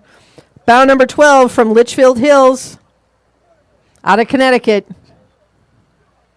Now, while I am a sculler and love to not have a coxswain in the boat, I will be the first to tell you that sometimes the coxswain is the most important person in the boat. A good coxswain is worth their weight in gold. So here we have bow to stern. 14 has edged ahead in that bright red. That's BMA, Cornell alumni. Bow 13 is Ann Arbor Rowing Club. They row on beautiful Argo Pond in Ann Arbor, Michigan.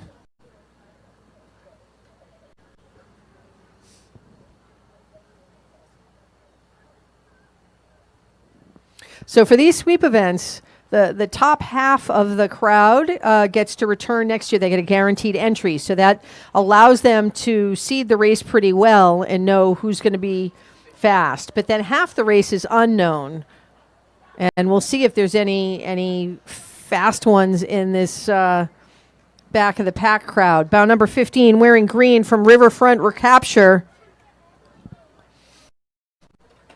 And you can hear that coxswain is urging them on. They're just coming to the 2 mile mark, and it hurts. Bow number 16 from Prince William. Masters rowing on the Occoquan Reservoir.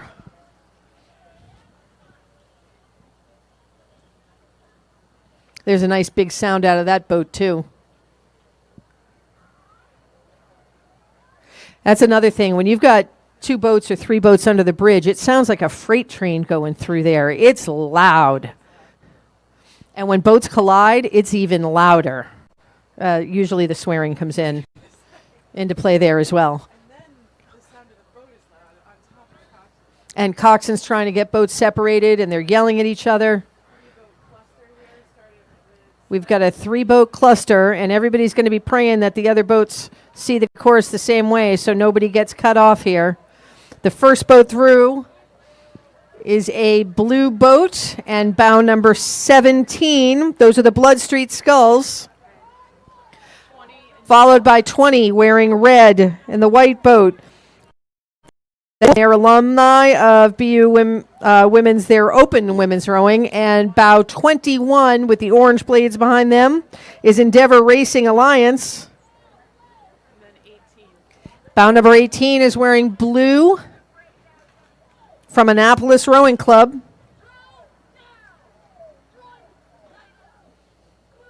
They're a community organization. So this is another race. You've got university alumni teams. You have club teams that have a lot of people who've also got former national teams that are getting together to race.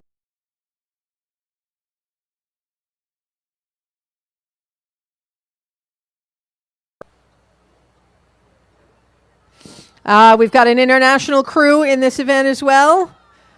Folk, let's be nice to the women of Cork. Now, you guys may know that Cork has a fine rowing tradition, as that's where many, many fine rowers on the national stage are coming out right now.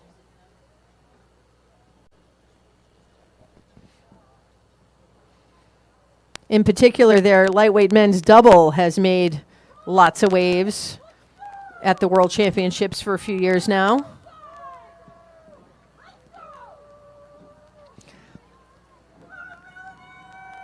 Now, this boat has passed a few, and they look fantastic.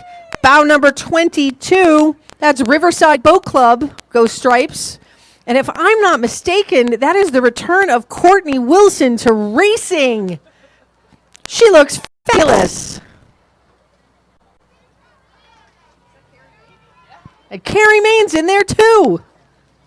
Go Stripes. Bow number 23 in the red boat from Putney Town, Great Britain. And in the white boat on the Cambridge side, bow number 25 from Dawn Rowing in Mississauga, Ontario.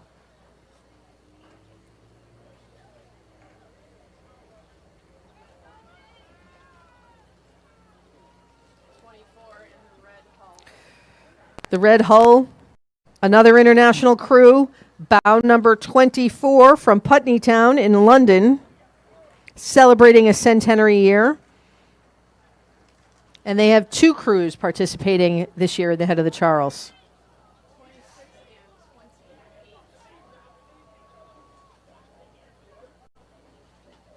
Bow number 26 is coming through this grouping first, wearing orange. That's Leah out of London. And 28 in the white boat is Sarasota County. They're Florida Masters champions. Bow number 27 wearing maroon. Aging Aggies. Let's go, UMass! Sherry might be an aging Aggie herself.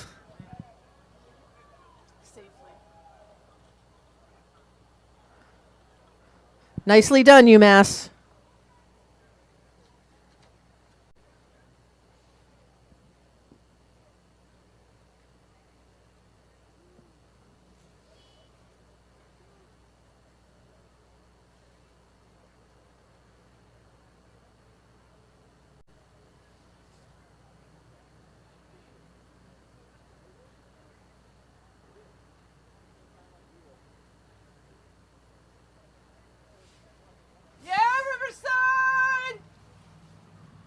Riverside! I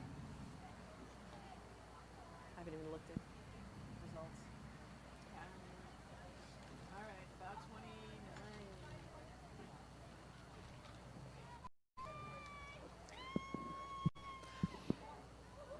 Our next entry is one of the newer area clubs. Bow number 29 is Greater Lawrence Rowing in Lawrence, Massachusetts. Nice job, Lawrence. Well done.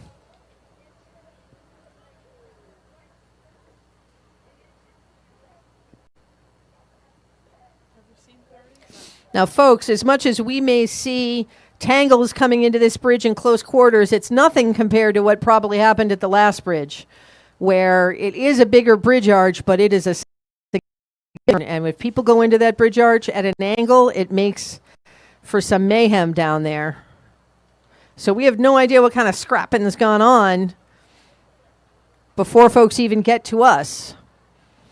And we've got 2 boats being well behaved coming through. So bow 30s on the Cambridge side from Ottawa, Ontario. And behind them from the Grandmaster 8s, age 60 and up, is bow number 2, Long Beach.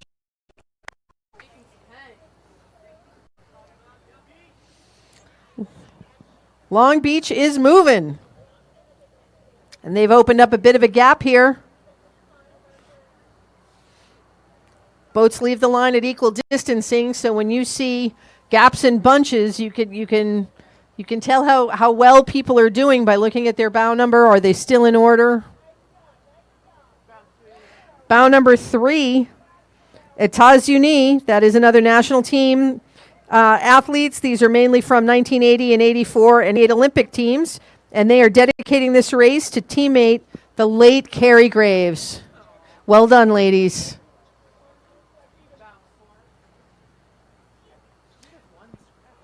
Bow number 4, Chinook. Wearing blue, looking very smooth. I think the design on their oars is the outline of the water they row on, but it looks like a salamander to me.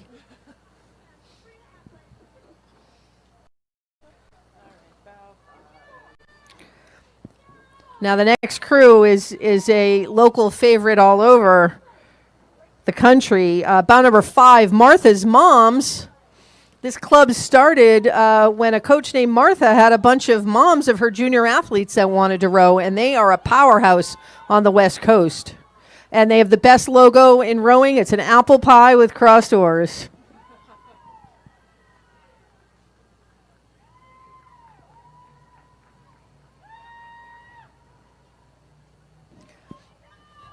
You might want to mention the weights.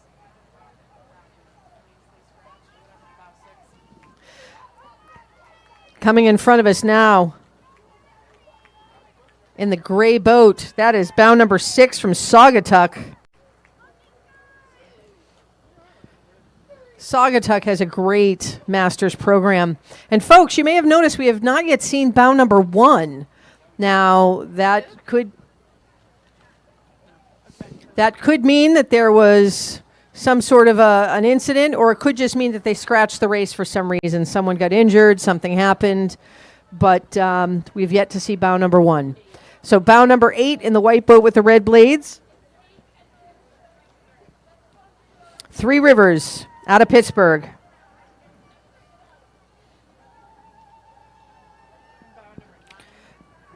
Bound 9. This is another 1980 club entry. And in this boat, we have Holly Metcalf. Woo! Holly! The trophy from the last event. Go Holly! Local coach, well known here on the river.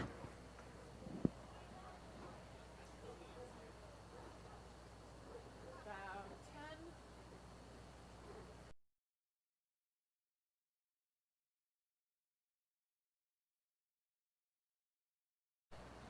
Bound number 10 in the yellow boat from Vesper Boat Club, ladies of the 8, gold medal at the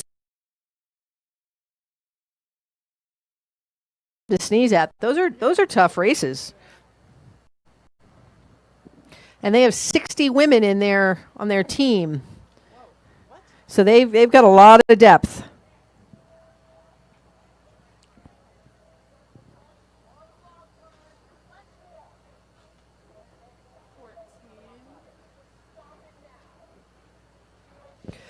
We're in the outstanding color combination of a dusty blue and orange. Bound number 14, Endeavor Racing out of Arizona. 13 is behind. Being all stealth in all black. Bound number 13 is from Jacksonville.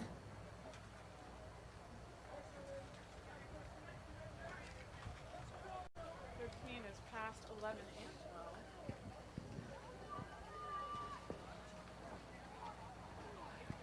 Yeah, fair enough. Wearing red, bound number 11. That's Masters Coaching. They're from the Cape Cod here, where they're based. 17 is Taryn. And bound number 12 in the silver boat is Saugatuck, another Saugatuck crew. But on fire right now. Look at this. Bound number 17 from Wallingford, Great Britain. Well, they came to throw down. This is what bound number 1 is worried about. A crew like this in the back of the pack. And look at them driving right. She's staying conservative in her course, but she's making sure she's keeping her bow to the Boston side of those other crews so she can get to the line up further.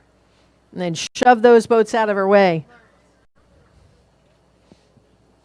There is occasionally a lot of discussion in rowing, usually done at the top of top volume. Sometimes bow seat has to chime in because they're closer to the other coxswain. Bow number 16 in front of us in the black boat, Cooper River Rowing Club. Excuse me, Cooper Rowing Club.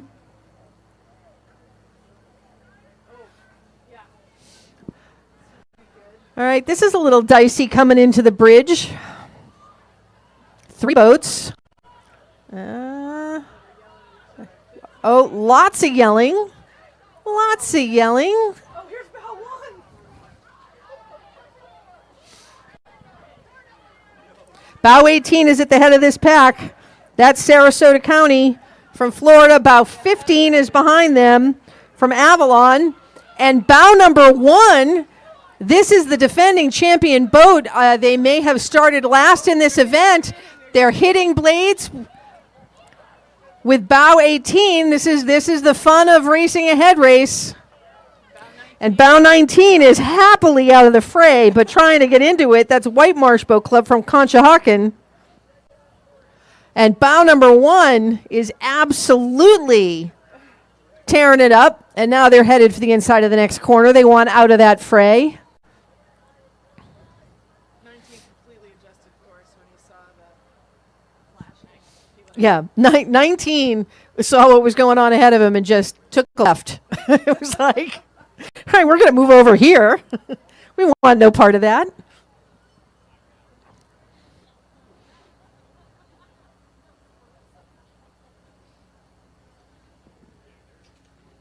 So bow number 1 may have started last, but they certainly are not out of it. 7, interestingly, and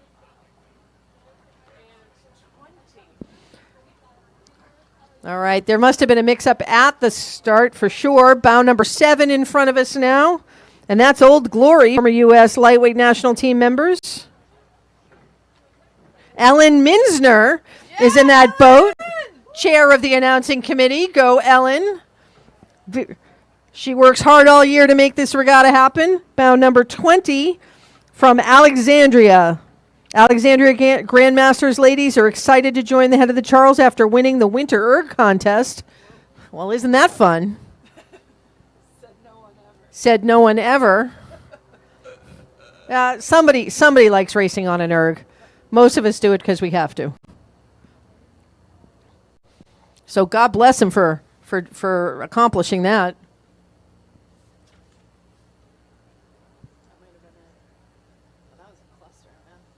So that was interesting with a couple, bow 7, Old Glory. I mean, they're fast as all get out. And bow number 1, the returning champions at the back of the pack. You know, somebody could have been, bow number 2 pushed a comfortable lead. They're thinking life is good. And then they've got 2 crews flying at the back of the pack. I think this is our last one. Is it? I think so. You want it? Sure.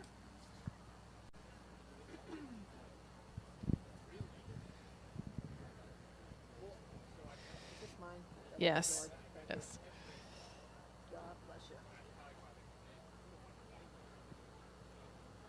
So the next event, event 19, is the men's senior masters fours. That's a 50-plus event. It's a field of 30 boats. Again, should be incredibly impressive. A lot of ex-collegiate and ex-national team rowers, including John Moss. The Masters 4 winner from Marin in 2021 are back to defend their title. They'll be starting off at number 1. But this year they have a whole new crew. And that's interesting, too, is that you may see repeat boats, but it could be completely new personnel, which, again, whole new game, and the conditions are different as well. So some crews row particularly well in the wind and the rain. Other crews need... This is pretty great conditions, though, today, just for the record. The water is smooth. It's not very windy. The sun is shining. It really doesn't get much better for October in New England. Cornell, Texas Rowing, and Atlanta are all coming back from last year to round out the top 5. And we've got entries from Canada and Britain as well in this event. A lot of international crews come from far and wide to participate in the head of the Charles. And already a change in order as the first boats are coming under the bridge. The first boat out is bow number 2 in the white hull from West Palm Beach.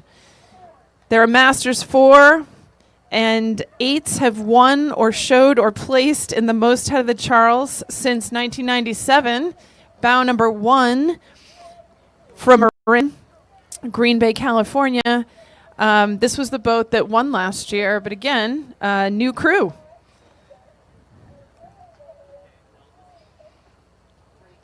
And bow number 3 with the Big Red Sea would lead me to believe this is Cornell alumni.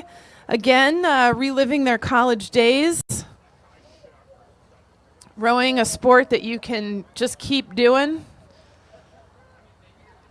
And we've got some jockeying for position here as the next 2 boats come out from under the bridge. Bow number 5, Atlanta, Georgia. And bow number 6, Riverside Boat Club. Go Stripes. Yeah, Riverside! These 2 boats are jockeying for position for that turn that Kate and I have been talking about, trying to get themselves in the best possible space. And you'll notice these 4s, the coxswain is not at the back of the boat. They are at the front, and they are wedged into the cockpit for the least amount of wind resistance. Bow number 7, Greenwich Crew out of Coscob, Connecticut. So it's different, certainly, for the coxswain to be sort of laying down at the front of the boat. They have a great view of the course, but not a great view of their crew. And so they end up coaching and offering technique based on how the boat feels.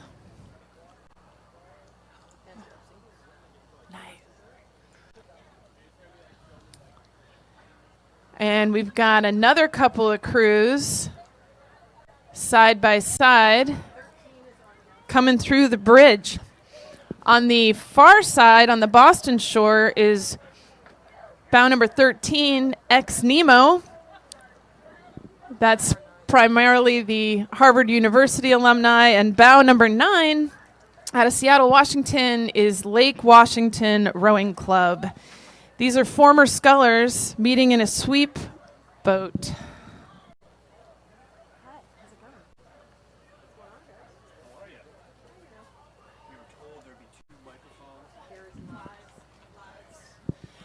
Bow number 12 with the Big Red Seas again. Cornell alumni. Cornell and UMass both have put together a lot of alumni boats, which is just great to see. Bow number 14, Gentle Giant out of Somerville, Massachusetts, also known as God's Country. That is an awesome rowing club on the Mystic River.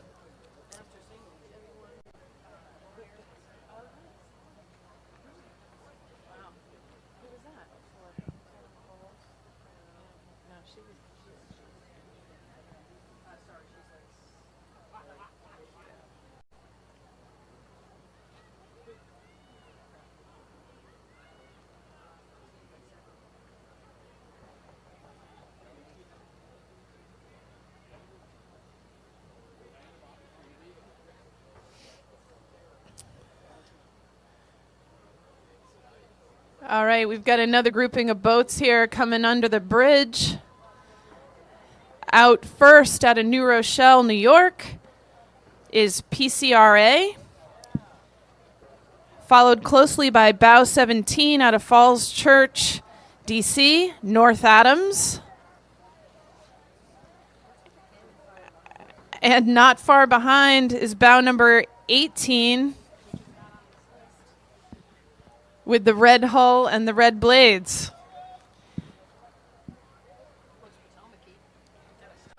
They do look Potomac-y. They look Potomac-y. There's no entry in the book. Bow number 19 out of Great Britain.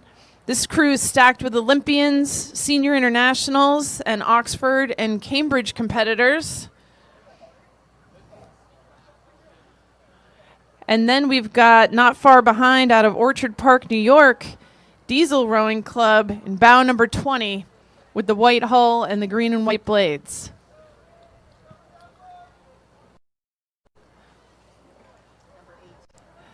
Bow number 8, Rockland's Masters Men. They're back from last year.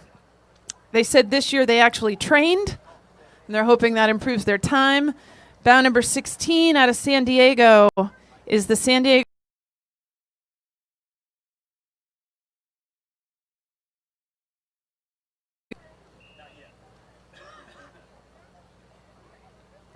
And even though it's sweep rowing, a 4 feels dramatically different than an 8. It's heavier and definitely a different race altogether.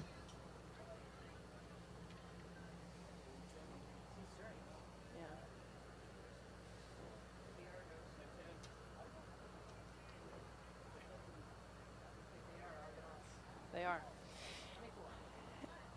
And another crew that sports stripes, Argonaut Rowing out of Toronto, Ontario. This turn here, this very long turn, a technique that coxswains sometimes employ is to call out each rower in the boat, trying to inspire mental recommitment and give them each a power 10 to move through some of this, especially in the absence of crowds and announcers. We've got a pair of boats here, 22 on the Boston side, East Bay Rowing out of Barrington, Rhode Island, and looks like they just moved through bow number 21, Willamette Rowing Club out of Portland, Oregon. Not far behind those two, bow number 23, Manhattan Alumni. These are former lightweight rowers from Manhattan College. They're still rowing, one of them out of Galway, Ireland, and one of them out of London. Getting the band back together for the head of the Charles.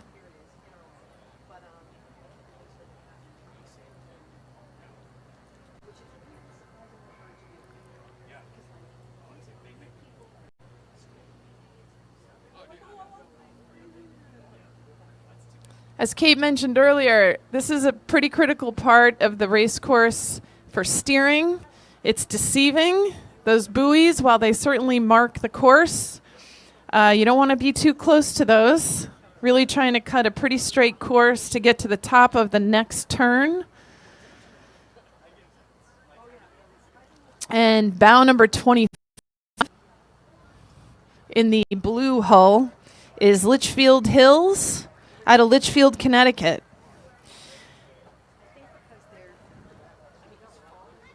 Their coxswain is Ava Lee. She is 19, rowing with a boat average age of 56. Bow number 30 is clipping along at a beautiful pace, River City out of West Sacramento, California. And then bow number 20 and 27. 26 is another crew, the Aging Aggies, UMass alumni. 27, Ann Arbor Rowing Club. They are really going neck and neck trying to get positioned for this turn. You do not want to be on the outside of this next turn. It is long and distinguished.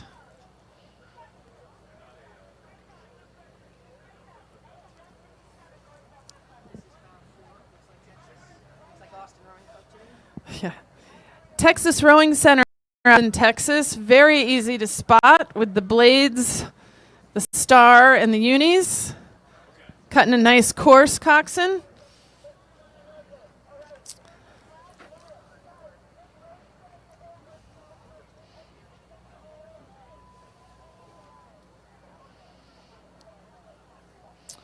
And bow number 28, Green Lake out of Seattle, Washington. First time racing this event.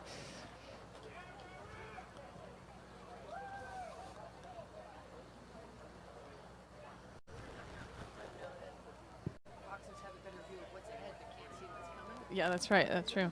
Bow 29, Chinook, a well-established Masters team there. Bow 11, Evergreen out of Hanover, New Hampshire. Kate just made a great point, another great point about the coxswains in the 4s. Again, clear view of the course to come, but no idea what's behind them. And you often rely on bow seat to tell you. what is happening, if boats are coming up, if you need to position yourself, if you need to get out of the way.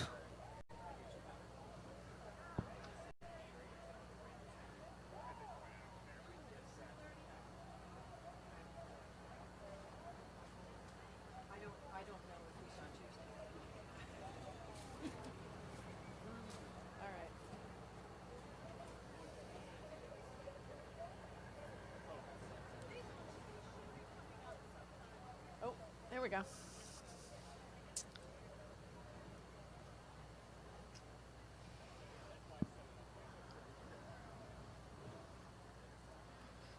Oh, this is the next event. I don't know if you guys want to take over the next event. Oh, you can take it. All right, folks. Our next event is here, and this is the men's Grandmaster 4s. They average age 60 and older. From Cambridge Boat Club. And look at the spacing they've opened up. Christopher Boyd, John Everett, Gregory Wilkins, Christopher Sampson. These guys have raced this course a lot. They train a lot, and it shows.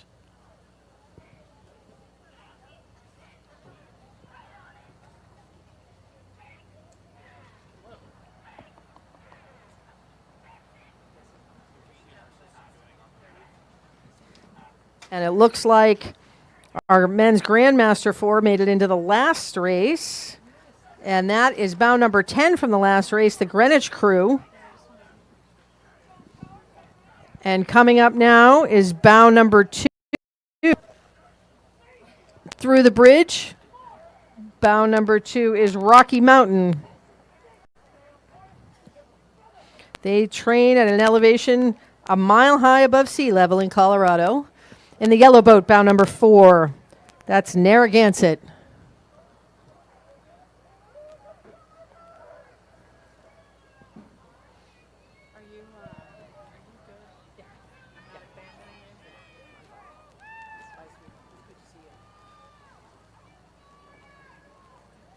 Bow number 2, this is more Cambridge athletes. It's a new CBC Grandmaster lineup with 3 Princeton Tigers in it. CBC has a lot of depth in their Masters.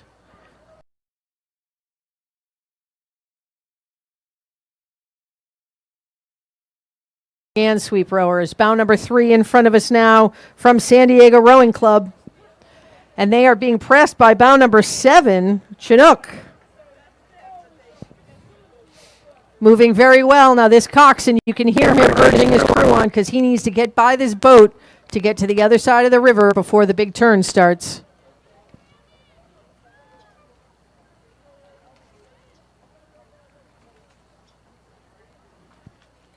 Bow number 8, Sammamish Rowing.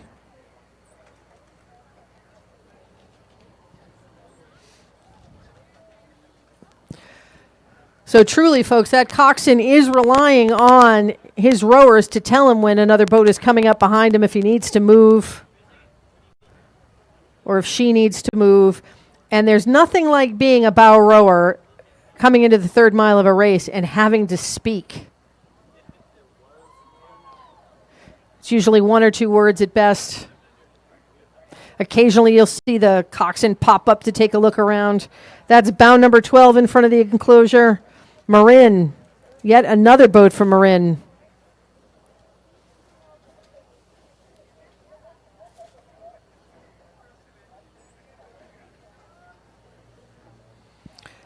Bow 13 wearing maroon. That's Wimbleball from Great Britain. Their rowing club lies between Minehead and Taunton in Somerset, a most beautiful corner of England, and renowned for its cider.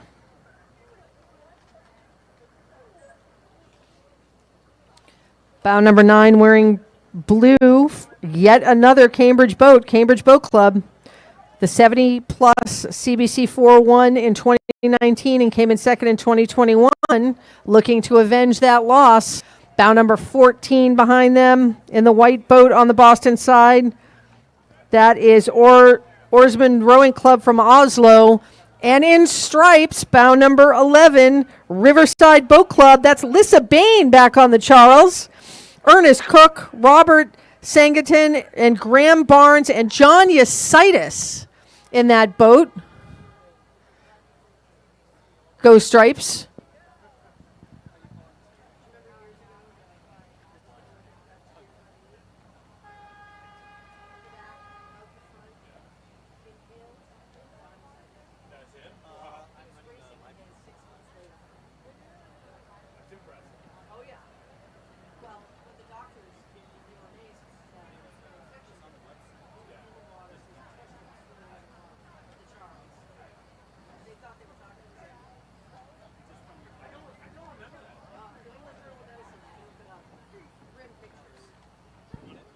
Bow number 18 wearing high vis.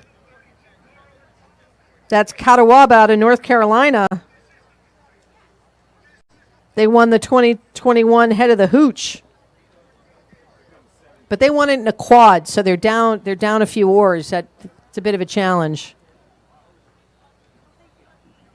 Bow 17 in front of the enclosure in the black boat. That's Palm Beach.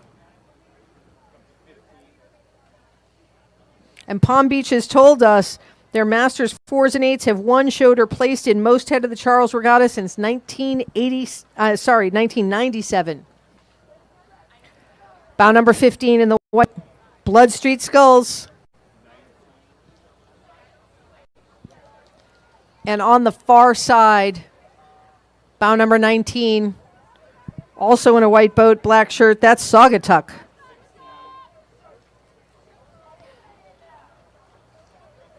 Behind them in blue, bow number 16, that's Avalon.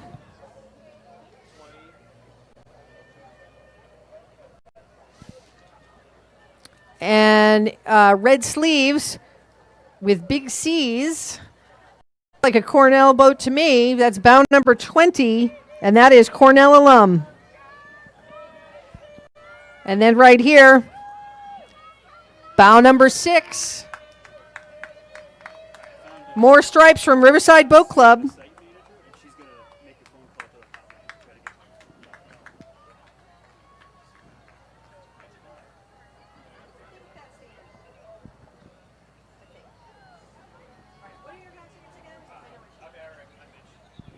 All right, folks. Sherry and I get to retire now, and we're going to hand this over to Eric and Mitch, who are my two favorite announcers at this regatta. I stick around to hear them. So you will enjoy their calling the races and the rest of the racing today. You're Kate, right?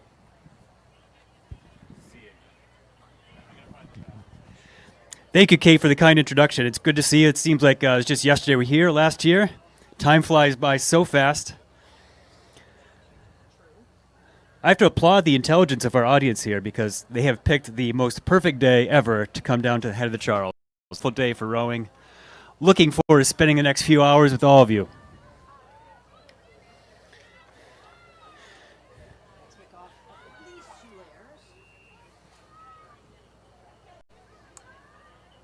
Event number 21 is next, Women's Senior Master 4s.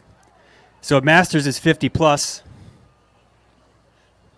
Women's Senior Master 4s will be a rematch of 2019 and 2021 with the 21 first place winner Cambridge Boat Club in bow number 1 and second place finisher East Arm Rowing Club in bow number 2. Finisher in 2021. The CBC crew are all former national team members, including world champions Linda Murray and CB Sands Bohr, and U.S. scholars Jen Sachek and Olwen Huxley. The rest of the top 10 crews are also returning from last year and will be led by San Diego and then Western Reserve from Cleveland.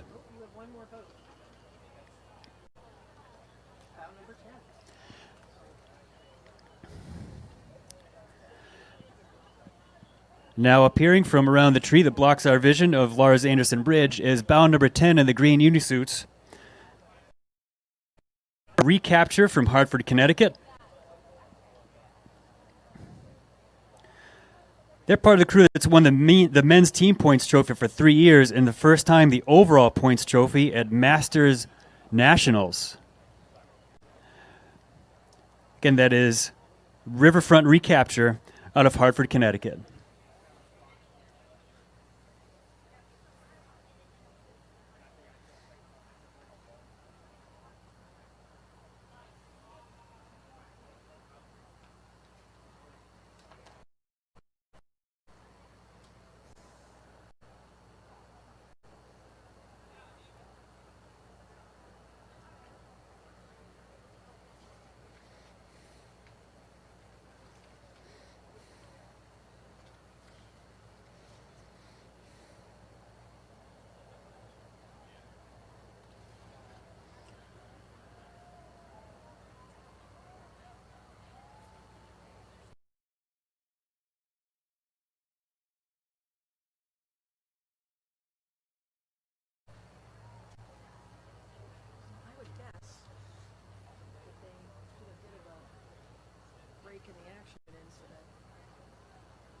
Mm-hmm.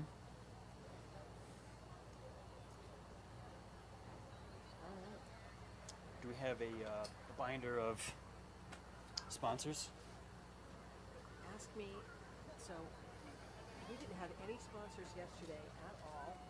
No sponsor information, and we don't today either. Oh, geez. Isn't that, oh wait, maybe this is it. And I just ignored it all day long. All day. It's only like 10 o'clock. There you go. Here's your boat number 1. And here's bow number 1 from Cambridge Boat Club in the red hull.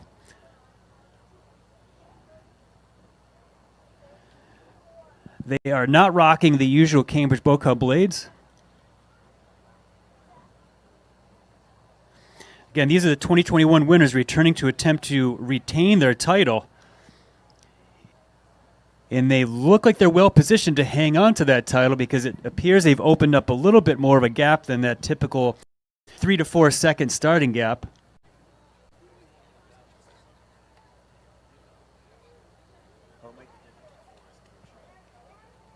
Yeah, I don't know what the starting gap is.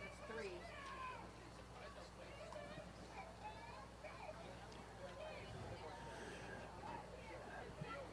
Bow number 3 now appearing in front of us is San Diego Rowing Club.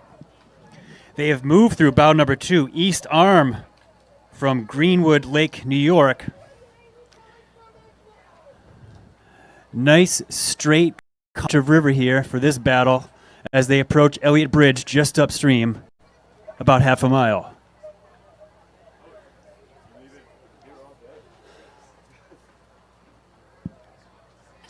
Now passing in front of the announcer's tent is bow number 5. That is Willamette Rowing Club from Portland, Oregon, in the white caps. In the red unis, it's bow number 5. Jan Bird, Sarah Copeland, Mary Archwald, Sarah Wright, and Jenny Withicum. They pass bow number 4, Western Reserve from Cleveland.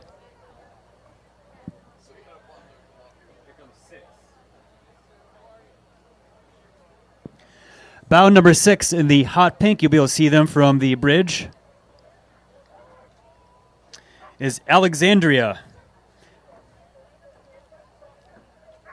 Finished in the top 10 last year, looking to do the same this year out of the 35 competitors in this event.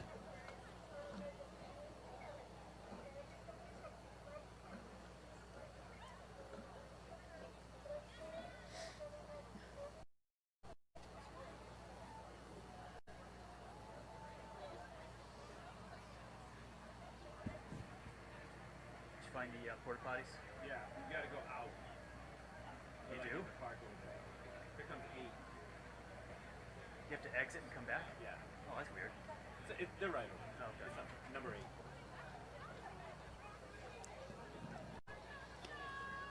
Now coming to view is bow number 8, New Haven.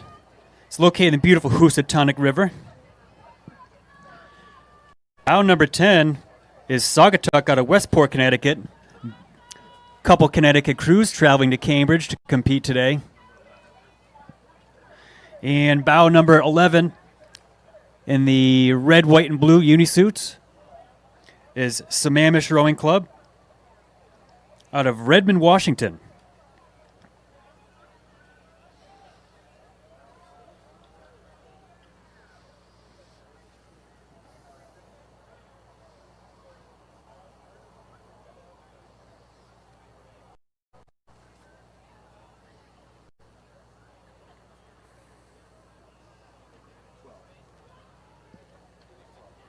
Bow number 12 is Pocock Rowing, most likely sponsored by the boat maker of the same name. They're out of Seattle, Washington. Again, that's Pocock, bow number 12.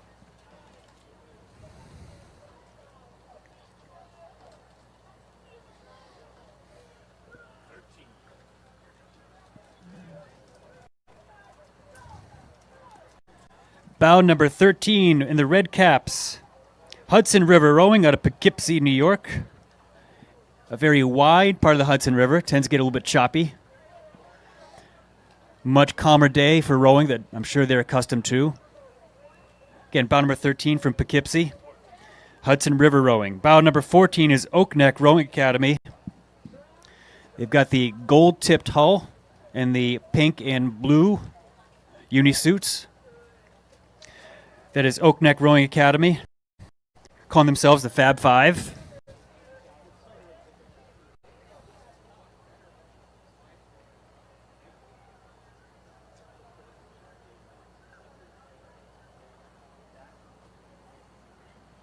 I think Sue's going to deliver for us. I got a hunch. I think so. No, we have time. Yeah. It's just because like everybody I spoke to about it, like everybody confirmed it. Right. Like that's what's so incredible. Yeah. Bow number 15 is Minneapolis Rowing Club in the green. Trying to hold off a charge here by bow number 16, which is Quinsigamon Rowing Club. Quinsigamon looks like they've closed the gap a little bit in bow number 15. Quinsigamon, a very beautiful lake out in Worcester and Shrewsbury, Massachusetts, in the central part of the Commonwealth.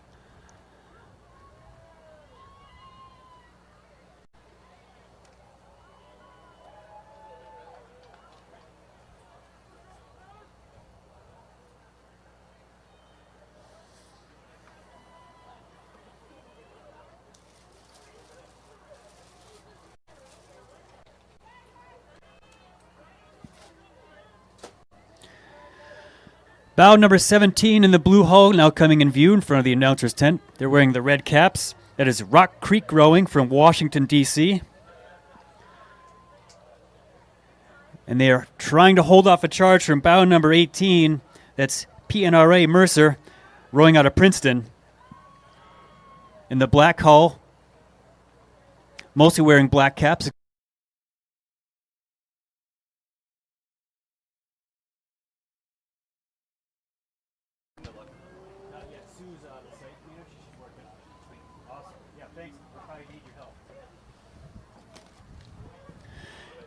Bow number 19 in the fluorescent yellow unis is Greenwich Crew from Coscob, Connecticut. Eric, that's probably my favorite name to announce of a town, Coscob, Connecticut.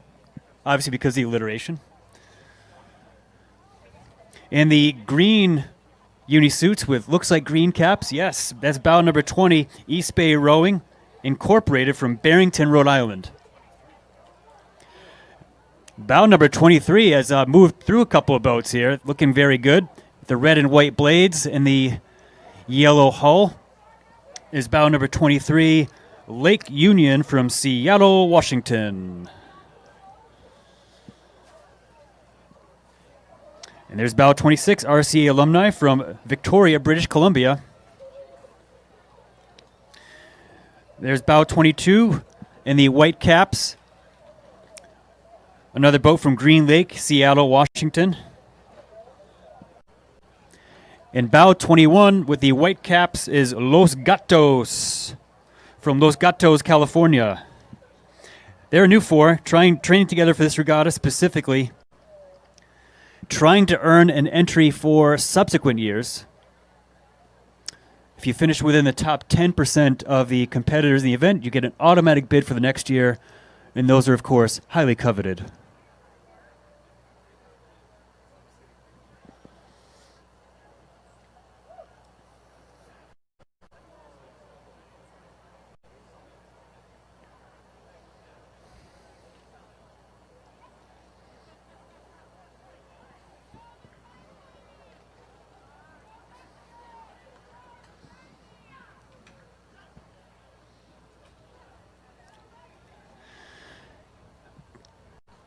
Bow number 24 in the maroon unis in a hull named the Dark Horse is Westford Community Rowing.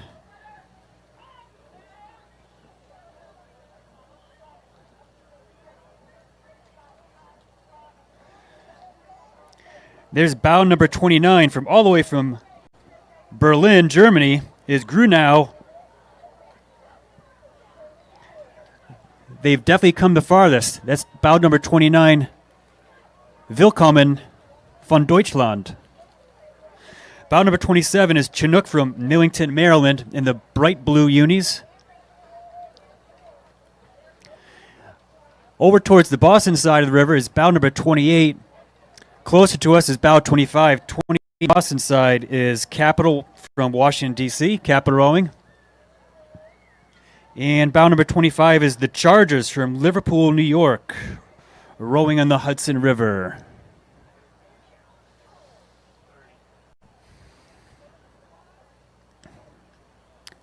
Bow number 30, the Red Hull. Rowers have white caps on. That's Georgia Bay from Midland, Ontario. Welcome to our neighbors from the north. That again is Georgia, Midland, Ontario. Bow number 30, the Red Hull with the green blades.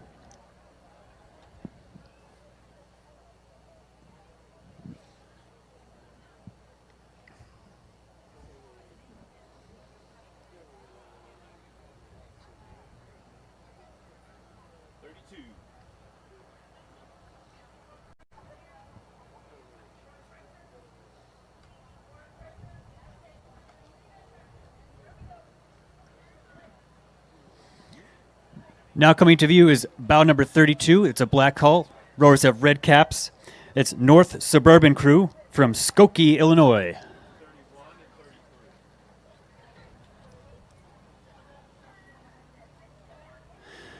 Bow number 31 in the maroon unis with the gold stripes is Gentle Giant Rowing. And bow number 33 is Greater Columbus from Columbus, Ohio with the orange blades and orange unis.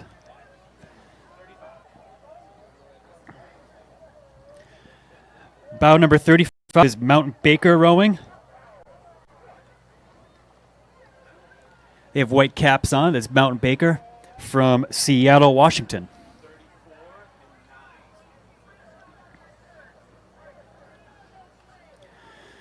And bow number 34 in the gold Vespoli hull is Zelac from San Diego, California. The first time they've appeared at the head of the Charles. And bow number, looks like number 9. Not quite sure what happened there. And bow number 9 is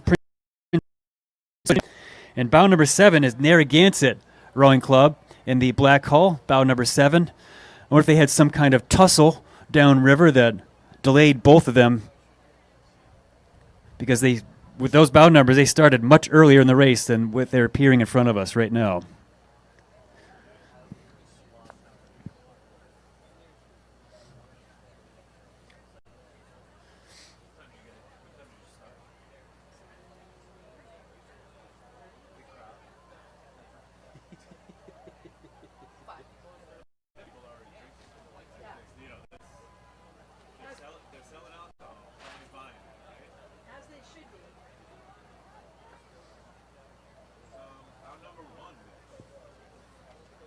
Bow number 1, they already went by. This must be the next race here. This is bow number 1. I'm somewhat confused. They might be from event number 22, the Women's Grandmaster Fours, which the age group is 60 plus. So that would be Narragansett from Providence, Rhode Island. Meg Wilson, Carol Browning, Dorothy Kellogg, Frances Middledorf, and Susan Fossey. They've won this event many times, and they're defending champs, and they're all lightweights. And here's bow number 3 from event 22, Chinook from Millington, Maryland, in the white caps.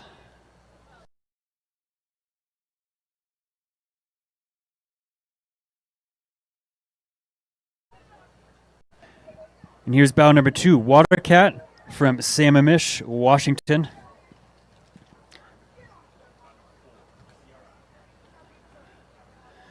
Bow number 4 looks like CRI based on the blades, and indeed it is. CRI, their obvious red with the black wave logo on their blades.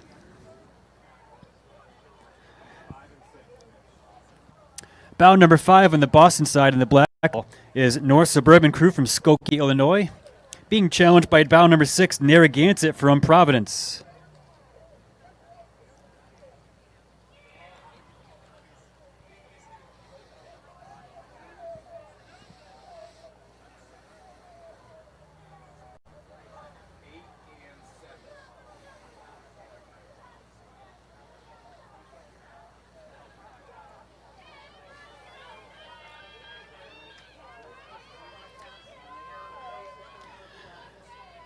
Bow number 7 in the green unisuits is Minneapolis Rowing Club.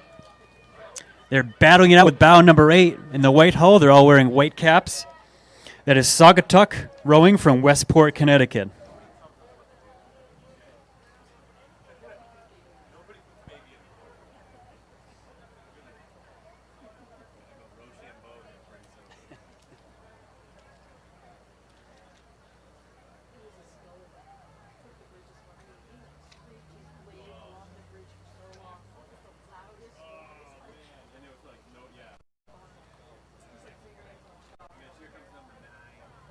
Riverside? Blades? Oh.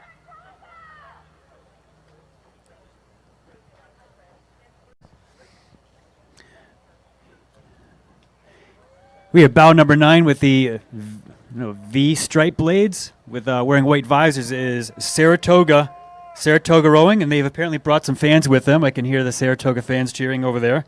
Saratoga's home of the head of the fish, in case you're curious.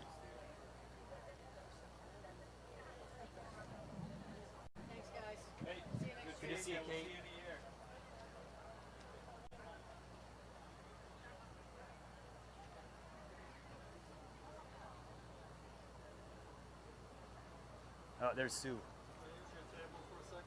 absolutely can. Hi, Sue. Hi. I'm working on the microphone. Perfect. You're the best. I told him we just need the microphone itself. Nothing Correct. to go with it. Yep. It's really about the crowd.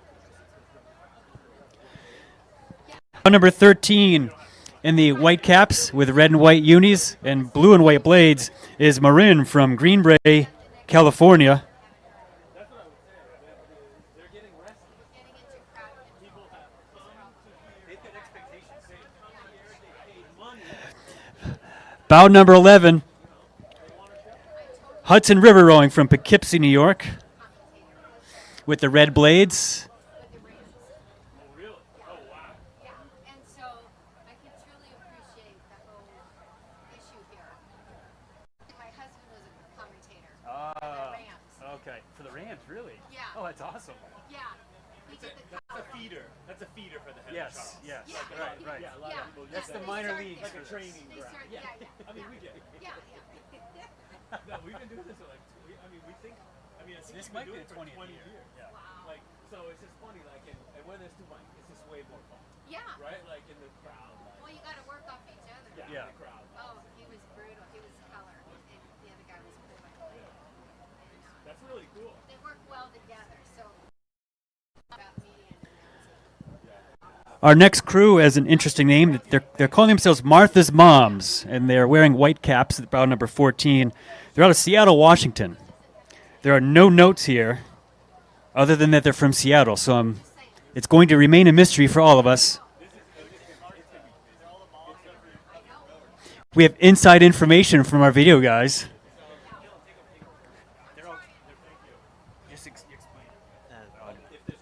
Okay. Bow number 15 in the red with the red caps is Atlanta from Atlanta, Georgia. They're founded in 1974, and they row in the Chattahoochee.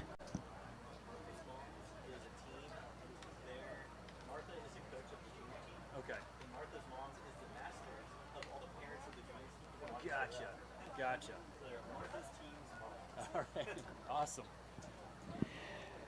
Bow number 16 in the Navy Vespoli, right here by the Cambridge side, is Avalon out of Chincoteague, Virginia, where all the I think that's where the wild horses are, if I'm mistaken. Bow number 18, also in a navy blue, but this one's a Resolute as well, is Quinsigamond Rowing Club from Shrewsbury. Bow number 12, with the red and white blades, fairly close to us here, is Endeavor Racing Alliance from Scottsdale, Arizona. Bow number 20, looks like they're ready to overtake them shortly, is Conabear from Seattle, Washington.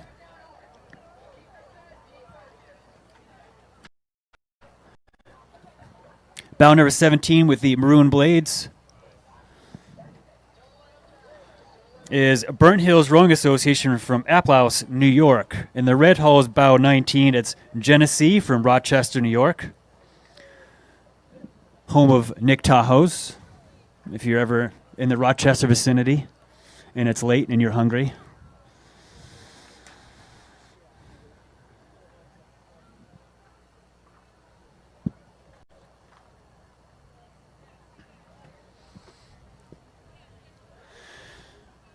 Some inside info about Martha's Moms, thanks to our visual experts here next to the booth.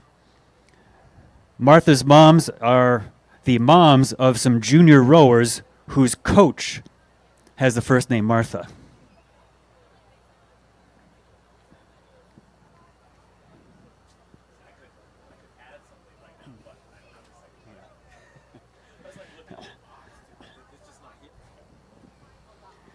My announcing partner here, Eric, and I had a coxswain named Martha, who, when she was fired up, it seemed like there's like lightning bolts coming out of her eyeballs when we competed. She was quite a competitor. In an uncomfortable coincidence, she was also in charge of the lightweight weigh-ins at Quinsigamond, so we had to see her when we were partially dressed to weigh in for our many races when we were in college together at none other than Boston College. Go Eagles.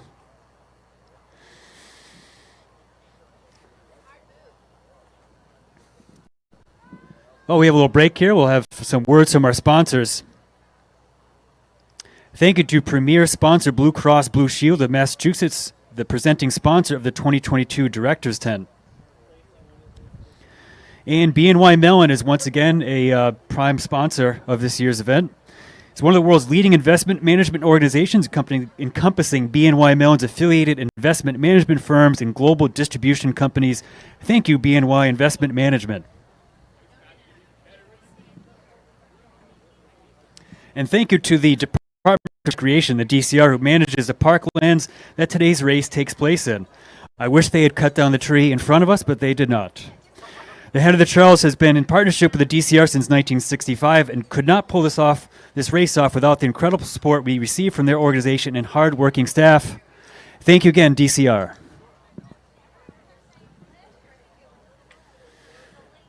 The next event is Event 23, Men's Alumni 8s. The record was set by the UW alumni in 2021, last year, in 14:35. There are 48 competitors. Most boats in this event include alumni from the class of 2016 through 2020. 2021 first place finisher and course record setters, UW alumni, they returned their bow number 1. The second and third place finishers from last year, Fat Cat from Princeton and Ex Nemo from Harvard, they're in bows 2 and 3 respectively. Cornell and Michigan alumni round out the top 5 for this year.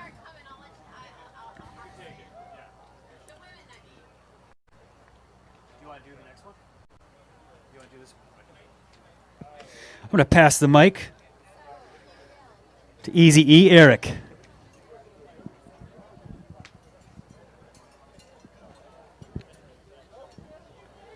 Thanks, Mitch. Great to be back here again. As we walked in, they asked our birth year if we were over 20. It was 2001, correct? 2001. And we started announcing in 2001 here. Appreciated that. That was great.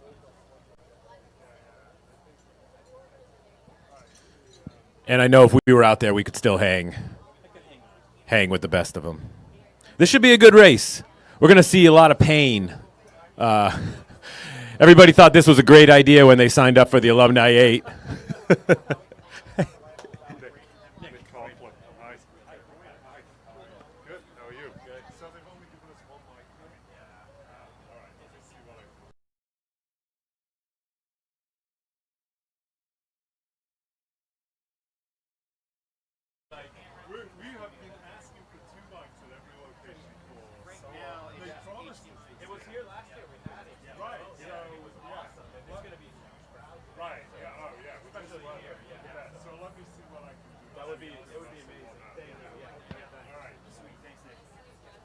Yeah, we did the Mitch. You were in that boat, right? The Alumni 8 one year that we did, and yeah,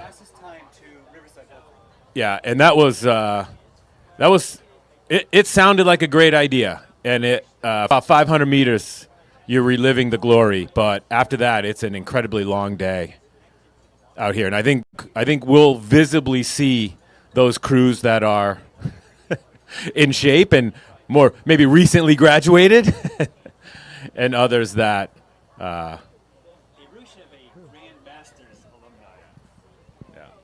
To be clear, a lot of times you have to buy a seat in those boats as well, so it's not great. There's no erg tests to get into a lot of these alumni boats, but it'll be fun. And this is, like I said, this is a lot of fun for those folks to relive a little bit of glory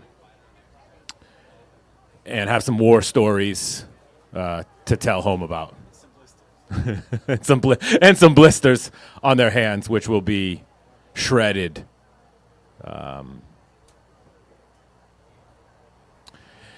The caution tape is a smart idea here at the announcing booth. We usually get a lot of autograph requests as the days go on, and it's just disruptive because the crowd has come to hear us, and we appreciate that. But we need to really be on our A game from 10 to 5, announcing what some might feel is like watching paint dry. Where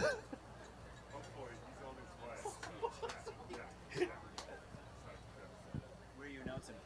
I'm announcing tomorrow at CBC. Oh, so we'll never be out. We're too inappropriate. Well, that's good though. Yeah, it's the right message for the right crowd. That's what it's We've been here all 20 about. years. We've never won. Nobody. They relegated us to Riverside one year, and it was awful.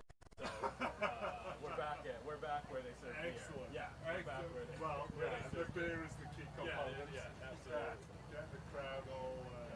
No, I think it's going to be. It should be a record breaker today, right? Yeah, you would have worked so.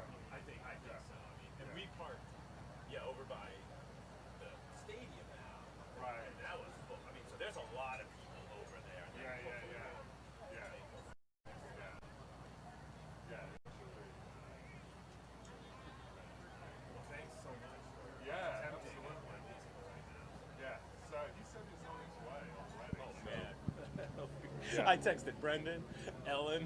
Oh, We okay. took the suit here. Yeah, we were. Oh, okay. We're fired up. All right. Yeah. Good. Because Good. we did we took a double shift this year Yeah. too. So Oh, okay. Yeah, so we're here till 5. Yeah. We're like, Yeah.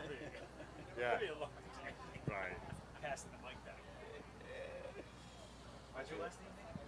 Copley, as in the square. Oh, okay. You from England? I am, yeah. Right. I introduced the national anthem singer this morning, and then said thank you, and some of the guys in the locker room said, oh yeah, funny you have the national anthem song, and then a guy with a British accent coming on straight after. You didn't start with a rendition of God Save the King. It was touch and go yesterday, because anthem singer yesterday was literally pushing it. His Uber driver didn't know how to find the boat club, so he just scraped in. Well, I can play this. Right. But she made a big deal of it, like the other. Oh, here they come. All right, folks, here they come. You'll see them before I'm allowed to announce them because this is being broadcast live on YouTube, CNN, as well, ESPN, the Ocho. So here comes bow number 1. That's UW alumni. They are a dominant crew at the collegiate level, and I mean, pretty incredible. They look pretty good right now. For got some history there. They may, in fact, need to take an erg test to get into that alumni boat. At Boston College, we do not require it. You'd need to write a check, but at UW, maybe there is more effort. Here comes Fat Cat. These are the Princeton, and I'm going to say studs. They wrote that. I did not write that. The Princeton studs from 2010 and 2020s. But they are wearing Harvard uniforms.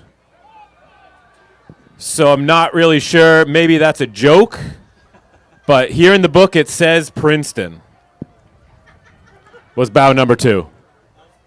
That would be a funny joke if they did that. Was that bow number 3? Well, that was bow number 3, and that explains a lot. I'm going to blame the gentleman to my left. Here comes bow number 2. No, that's 4. Bow number 4 is BMA out of New Canaan, Cornell alumni. You got to help me with the numbers. I can't see them. And bow number 6 is Brown alumni.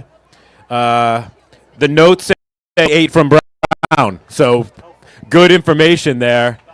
Bow number 7. Bow number 7 is Old Dog, which is a key piece, having a boat fully complete waterman. Okay, don't know what school. Must be Yale. Bow number 5. MRA alumni out of Ann Arbor, Michigan. Interesting tunnel controversy at Michigan after Michigan Penn State. If you heard about that, yeah, there's one tunnel, and there was a little tussle in the verbal disputes being settled at halftime. I think Michigan settled it at the end of the game. Here comes bow number 9. That's Evergreen. That would be Dartmouth, almost certainly. And they've moved through bow number 8. That's Syracuse alumni. The Orangemen out of Syracuse. Bow 10. Another Dartmouth boat, Big Green.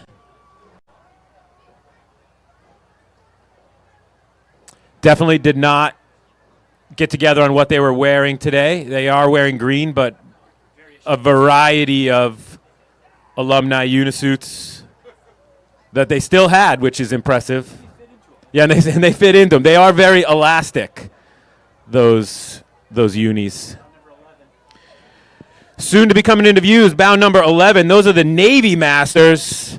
Absolutely, I'm always impressed with the military academy athletes, and that's incredible to see. So thank you very much, Navy. And here comes bow number 13. That's out of Weston. That's another Harvard boat.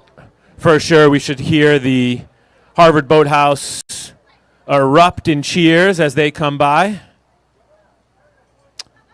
Waiting for the eruption of cheers from their Harvard brothers. They don't like those. They don't like those guys. They liked the first boat, but they didn't. They did not like. They go, all right. They don't have binoculars on that side of the river. Bow number 14 is Oregon State alumni from Corvallis. And the crowd here, Reunion Village, has become electric. Not sure if it's for bow 16, but I think it's for bow 15.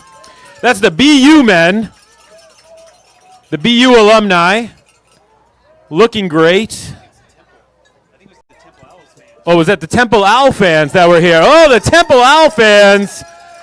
But they're gone. They're leaving now. That was it. They came here. There's a lot of racing to come, but it was nice to hear them. The cowbells. Yeah, some bow 18 is St. Joseph's alumni.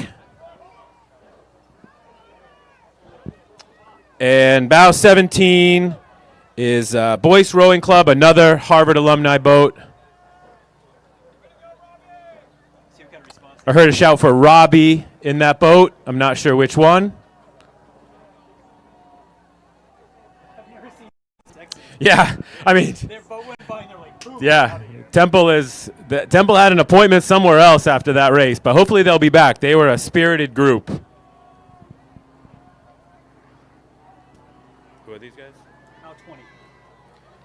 Oh, bow number 20 is having a day. Queen City.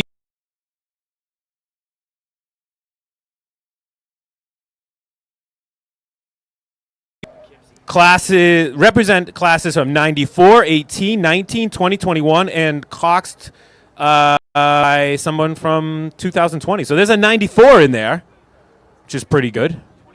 Here comes bow number 21, which is the Blue Cheese Rowing Club out of Santa Barbara, California. But these are the Yale lightweight alumni from the mid-2000s. Bow number 22 is a Georgetown alumni 8. What you can see is that the Yale lightweights had much better form than any of the heavyweight boats that went by. And that's pretty typical that you find the lightweight rowers are just typically have better skill set. Universal. I mean, it's pretty much a scientific fact, but here comes bow number 23, another Harvard. It's interesting. It's a, I don't know what the reference is to Butte as to why these alumni boats are referenced to Butte, but yeah. Could be Charlie. Yeah, could be Charlie. Charlie Butt, yeah. But those didn't look like lightweights. Yeah, 20 years ago they might have, yeah. I can't see here. Here comes bow number 25. That's Virginia alumni from the University of Virginia. Beautiful school. Bow number 24 is King's Crown. Those are Columbia heavyweights from the 2010s. And putting those unis to the test. Bow number 28 is Northeastern alumni. Northeastern alumni, also incredibly skilled rowers, most likely because they had been coached by a former Boston College, which is why they had such perfection in their form. Bow number 27 is Isla Vista out of Santa Barbara. UCSB. Amazing school. I may be writing a check to UCSB next year. It's on the list. I think the surfboards leaning outside the dorms is what captivated my daughter. Yeah, my daughter saw that. It's like, okay, it's been great living in New England, Dad, but I think I'm going to Santa Barbara.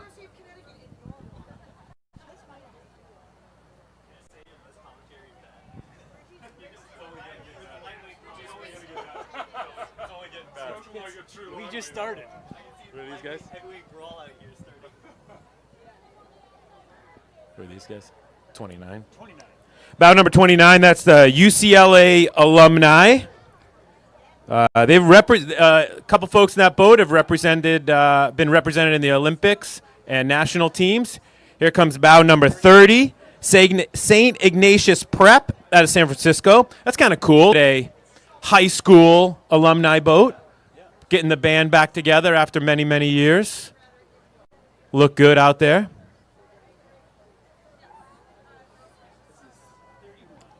Bow number 31 are friends of WPI. Recent alumni of the last 10-ish years, they said. Row on beautiful Lake Quinsigamond. Tennis. That was Sean Connery's favorite sport. I don't want to steal that one. It's too good. How to steal it? All right, tennis. Tennis was Sean Connery's favorite sport. Bow number 32, Salisbury School. That's a boys' school out of Connecticut. Could have used a little bit more information. Did I hear a chance for Ben? Tim. Don't look out of the boat, Tim, but they're rooting for you. Actually look like they got really good technique. But those are the notes. Salisbury School, boys' school in Connecticut. Who's this? 33. Bow number 33. That's Tulane, also known as the Green Wave and the #1 ranked happiest school in the United States. I just returned yesterday from a school visit. It was pretty impressive. 36. Bow number 36 is Bucknell alumni, not as happy as the Tulane folks. It's a little bit of past history with the Bucknell and bow number 35, Gonzaga. And these are also high school, Gonzaga high school graduates. Bow number 34, Trinity, out of Hartford, Connecticut. Often referred to as Hogwarts, like when you walk in there. It's a beautiful school. Yeah, fortunately we're going to have some exchanging of pleasantries here on these two alumni boats.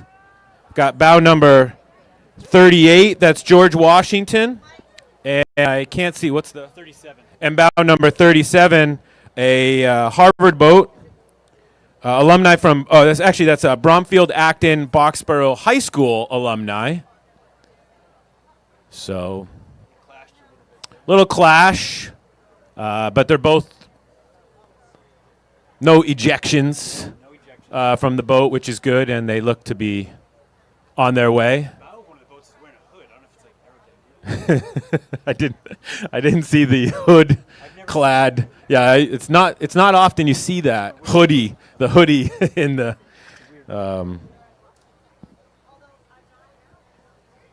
Yeah, no good outfits this year, so it's a little bit disappointing. But the day is young. Here comes bow number 39. That's Middlebury alumni, a hodgepodge band of mid kids. And did you say 41? 41. And bow number 41 is LaSalle rowing. Young alumni eager to get back in the swing of things. I get it. I get it. Bow number 44 is their notes say the comeback kids. Cool colors in Hobart. Hobart William Smith. We often have to look up. I can't remember. What is the Hobart? It's like a bird. It's a. Oh, yeah. Bow number 42 is Holy Cross alumni, the Crusaders. Also row out on Lake Quinsigamond in Worcester. Actually, was listening to Little Breeders driving on 9 yesterday, thinking about our drives out to Lake Quinsigamond. Okay. Bow number 43.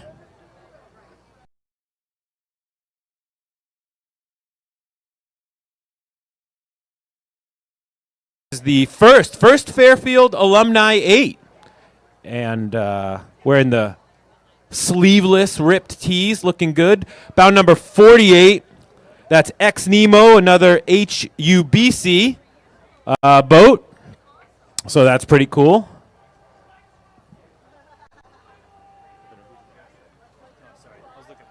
And here, bow number 2. So here comes Princeton. I announced them quite a bit earlier. But they're making their way. Maybe stopped for a coffee on the way, but they look good and have passed through a few boats. And bow number 45, MIT. Crowd on the bridge is excited for either bow number 40, that's the Concord crew, rowing out of New Hampshire on the mighty Merrimack. And bow number 47 is the Oars of Rhode Island, the Old and Ancient Rower Society representing URI, ranging from 04 to 18. Small state, big rowing. I like that. And bow number 42, another Holy Cross. No, is that 42? I can't tell. It's like a 12 maybe? Is that a 12? 12. All right, that's the Purple Calf Boat Club. Williams, those are the Williams men. And bow number 46, Amherst alumni. And there's a Dan in that boat, I'm pretty sure. What seat is Dan? Anybody know? Can I do the math? Nope. So whoever's yelling for Dan. Well, Dan, you got some fans on the side here. Some Dan fans. In the purple unis. I think they're only 48. That could be it for the Alumni 8s. It's pretty exciting.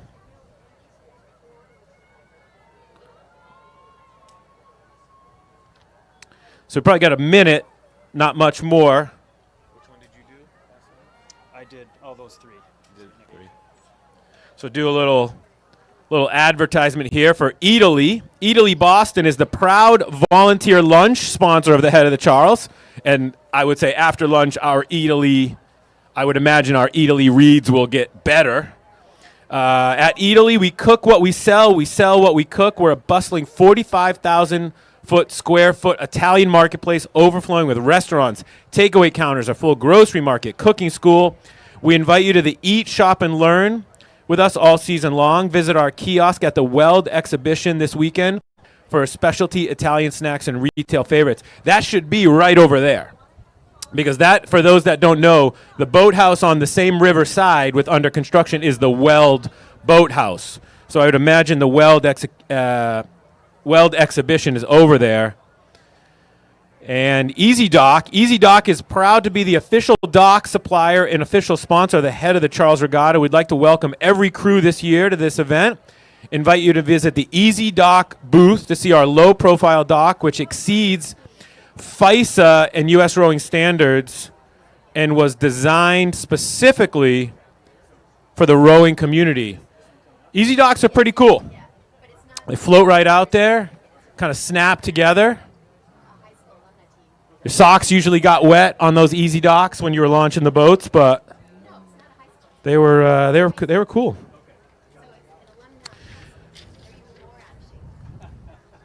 So the next boat is the Women's Alumni 8. Most competitors in this event are recent college graduates. I don't think that's true. I'm just saying, like, what constitutes recent? 5 years? 5 years? There are many rowers beyond those 5 years. 2021 first place finisher, Fat Cat of Princeton, are defending their title at bow number 1, but last year they were less than a second ahead of Bula Bula, which is Yale, returning bow number 2. Third and fourth last year were Evergreen Boat Club Dartmouth and University of Washington alumni return, all within 5 seconds. So really close race, and should be fun.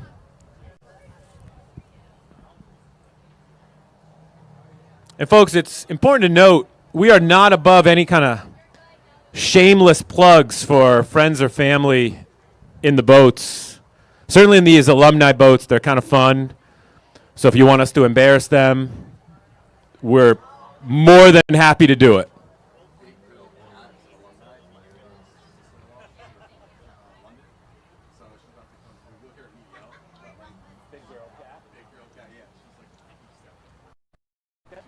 Big girl cat.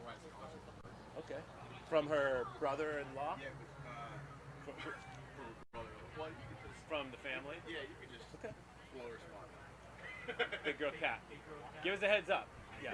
We'll hear you yelling. Right? Yeah, you'll hear me. Okay. Yeah, these alumni boats are fun. So like I said, just come on over. We got to find a pen. We usually have to start writing this stuff down because we forget. And for those that, like, we're not, because this is being live streamed around the world, we can't announce until they get past this tree. So, you know, forgive me for not announcing them sooner as they're coming through the bridge. If you guys want to take it up with anybody, it's the guys with the video cameras over here looking cool in the sun. They're in the sun. We're sitting in the shade. It's going to be freezing cold.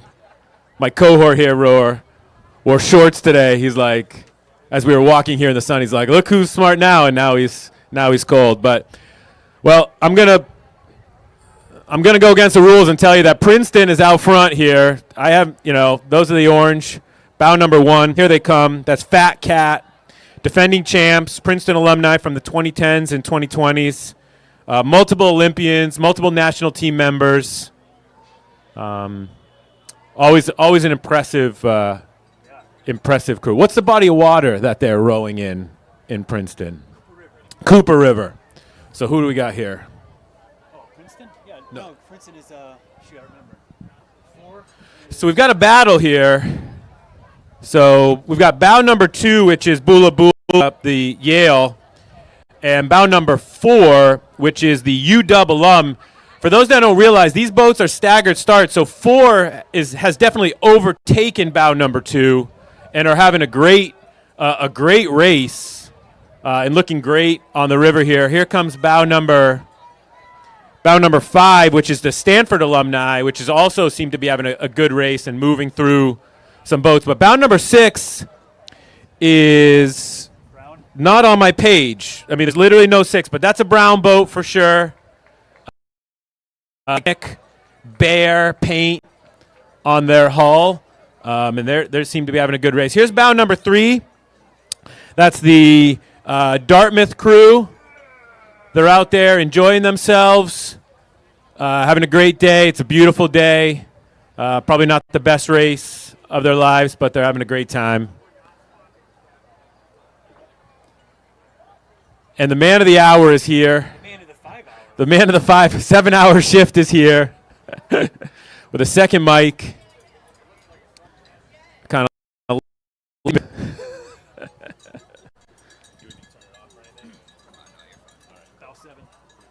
Here comes bow number 7. That's Marietta College out of Marietta, Ohio.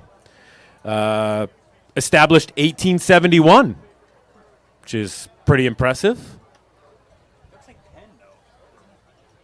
Well, bow number 7 is definitely Marietta, but I have been wrong already many times today.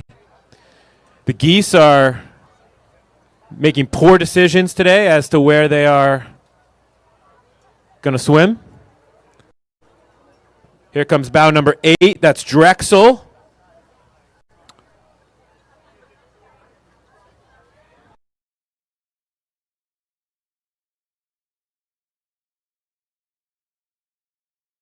Oh, bow number 9. Here comes bow number 9. That's Michigan out of Ann Arbor. As they say, mostly new guys.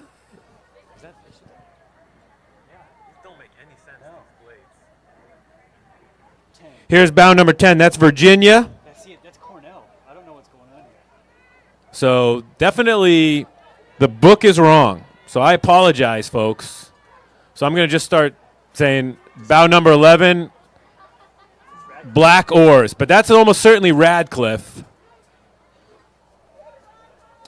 But here it says Marist. So that's, we'll just say here comes, forget the numbers. Yeah. We're just going to guess based on the blades.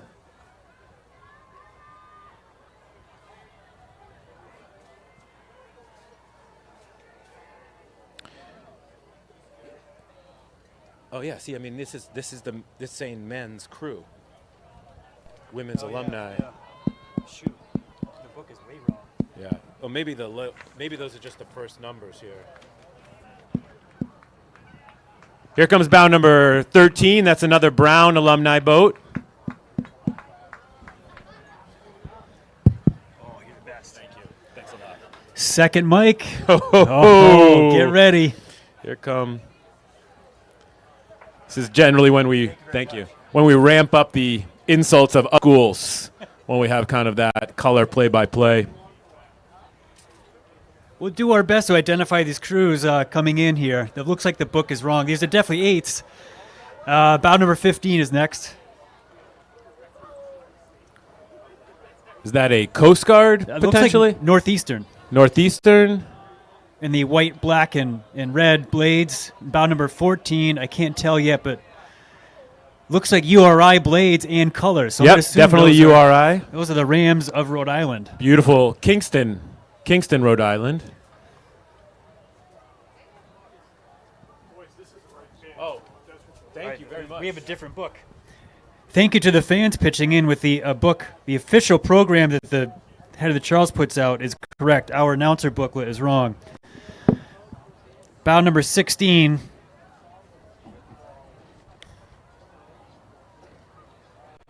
I need bifocals at this point. Colgate University rowing alumni in the white caps with a big C. The C should be a big tip-off for us.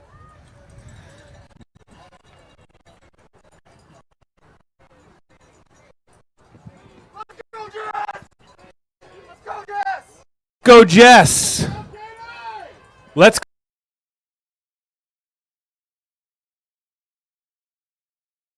Yes. Jess is in bow number 18 with the matching green visors. They are a Connecticut high school alumni collection. Connecticut high school alumni, led by Jess in that boat. Well, good coordination in the outfits. The black I do long like it. sleeves Yeah, and the fluorescent green visor. I appreciate effort. Look at you with the glasses. This I've never seen you with this look. I think you're kind of They're- biting on my style. a They're little for bit. fashion. They're for fashion only. And night driving.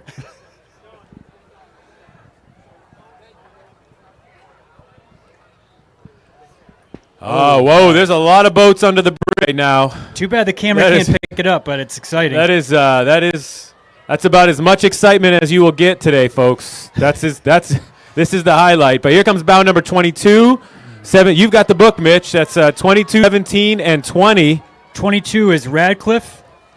17 looks like another Northeastern boat. You are correct. And bow number 20 is Friends of WPI. Friends of WPI. They have many friends. Bow number 21. Fast and Furious. bound number 23 and bound number 19. 21 is BU. 23 in the light blue is Columbia alum. And bound number 19. And 19 is DeWolf Rowing Club. They look like BU alums. Yeah, DeWolf is often BU alumni. I believe it's a DeWolf real estate, if I recall, over the years. Yeah, I think you're right. That is going to be an interesting turn as they get to Elliott Bridge upstream. That is a lot of crews in a tight space. In a tight turn with only one arch to go through. It's going to be a little snug. But it's an alumni event. It's all for fun.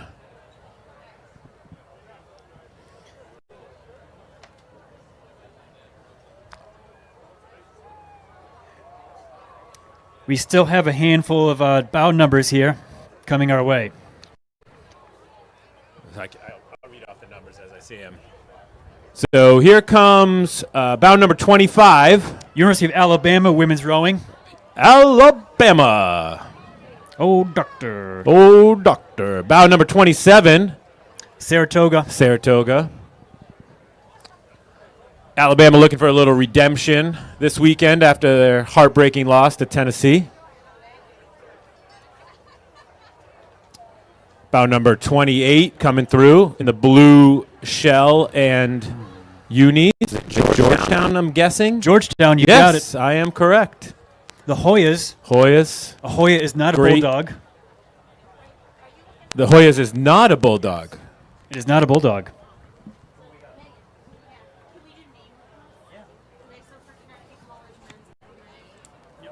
Oh, men's already went by. Here comes bound number 32. Those are the most iconic blades that you'll see on the river. That's the maroon and gold of Boston College. I'm not sure that those unis are BC, but boy, the blades just shine in the light and look beautiful. And we can all be in awe of that gorgeous maroon and gold color pattern. Here comes bound number 31. That's definitely CRI coming through, but I'm still kind of living in that glory of those Boston College blades that have come by. Just gorgeous. Just gorgeous. Screaming Eagles of Boston College, to be specific. Yes. Thank you so much. That's awesome. Thank you so much. Yeah. Perfect.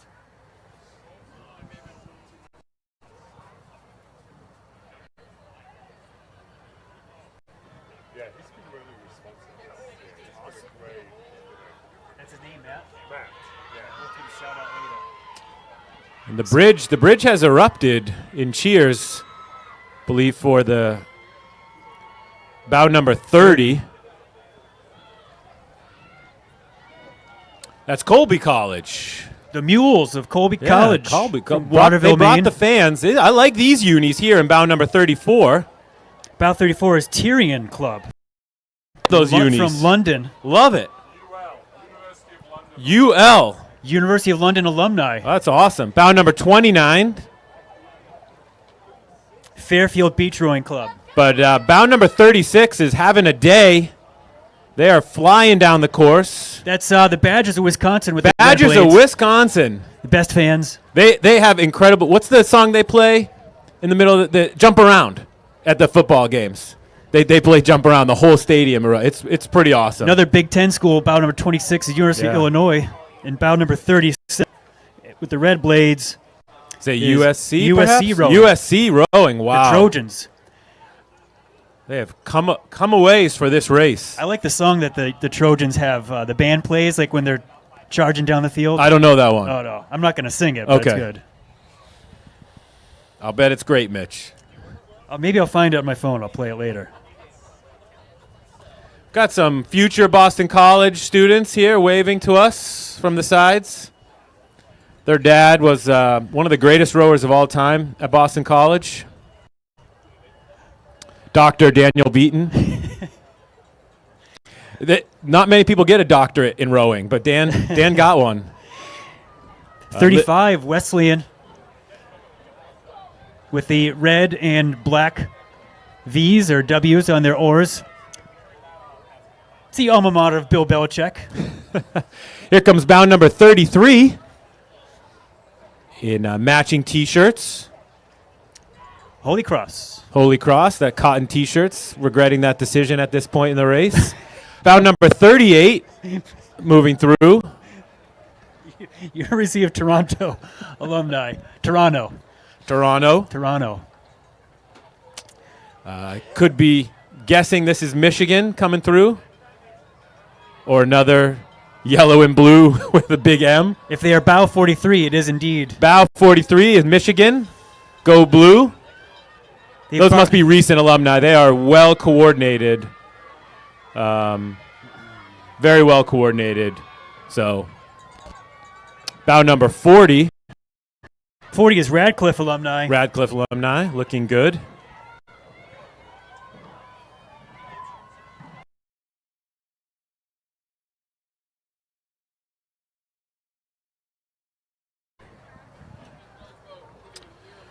Here comes bow number 39. 39 is Grand Valley State University alumni. Grand Valley. They have a. Are they the ones with the great Division III football team? Is it Grand Valley Yes, State? you are correct. Absolutely. And bow number 41 is that Temple. 41 is indeed the Temple. Yeah, because the Temple fans came back. So they're here. They're ringing the cowbells. But just watch. As soon as they're gone, the cowbells go away and they just leave. I don't know where they go. They must have a secret alumni tent somewhere else. They could be going to get beers. They could be going to get beers. Temple alumni have been known to drink a beer too. But see, now it's more cowbell. I think the fans are requesting more cowbell from Temple. I think they're shaking the cowbells because of the acknowledgement that they're big beer drinkers. Big drinkers. And bow number 42. 42 is Bucknell the Bison. Bucknell the Bison. Yep. Pennsylvania. Somewhere. Yeah. We don't talk a lot. A couple things we don't talk about. A lot of, and one of those is our feelings about Bucknell. And that should be the end of the event. I'm going to do a little technical switch, so we apologize for the...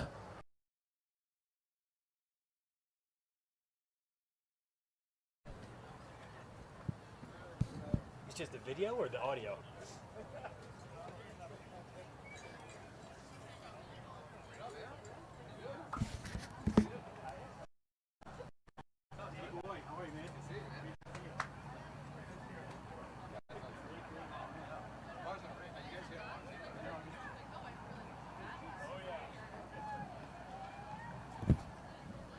All right, we're back up. Bow 44 is the Middlebury College alumni.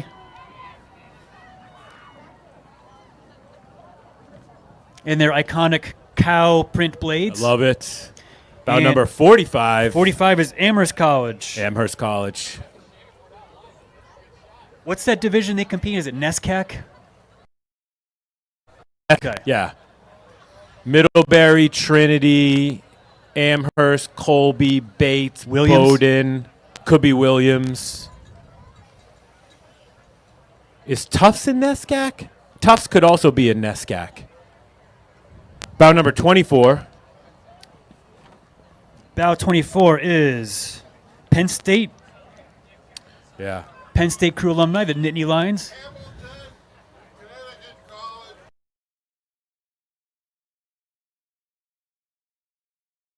College and yes, you are correct. Conn College also. And Trinity. Yeah, Trinity for sure. Well, Wesleyan. Is Wesleyan in? I think Wesleyan. Yeah. And Wesleyan. Yep, good call. Wesleyan. Oh, thank you. The Temple Owls fans have brought us Yeah. our own little bells. I love it. Next time they could put them in a cup. With alumni. They bring us beers and brats. Beers and brats. So But I like the bells. there is room for us to be bribed into loyalty to another school quite easily as the day goes on. So feel free. Shameless plugs, bribes are all welcome here at Reunion Village. We've never been asked to announce at Cambridge Boat Club, where that is the official live stream. I wonder why. I wonder why that is. So, Mitch, any advertisements that we could need between races? Sure. We had Gentle Giant. Thank you to our partner, Gentle Giant Moving Company. They're the secret force behind the regatta operations, transporting and storing tens of thousands of pounds of gear each year. Whoa. Tens of thousands. That's a lot. Gentle Giant is currently hiring, along with everybody else in the world. But they have never once had an ad where they are not hiring. I think there's got to be high turnover, though, right? Yeah. And I think they hire a lot of young alumni as well. They have a booth at the Rowing and Fitness Expo upriver. So you want more information about Gentle Giant, head up there and check them out. Think about Gentle Giant. I just remember we've used them in the past. They literally are running with furniture on their backs. Like I'm always been amazed with Gentle Giant, and I am speaking from experience, and that's probably because they hire rowers, which are the greatest athletes in the world.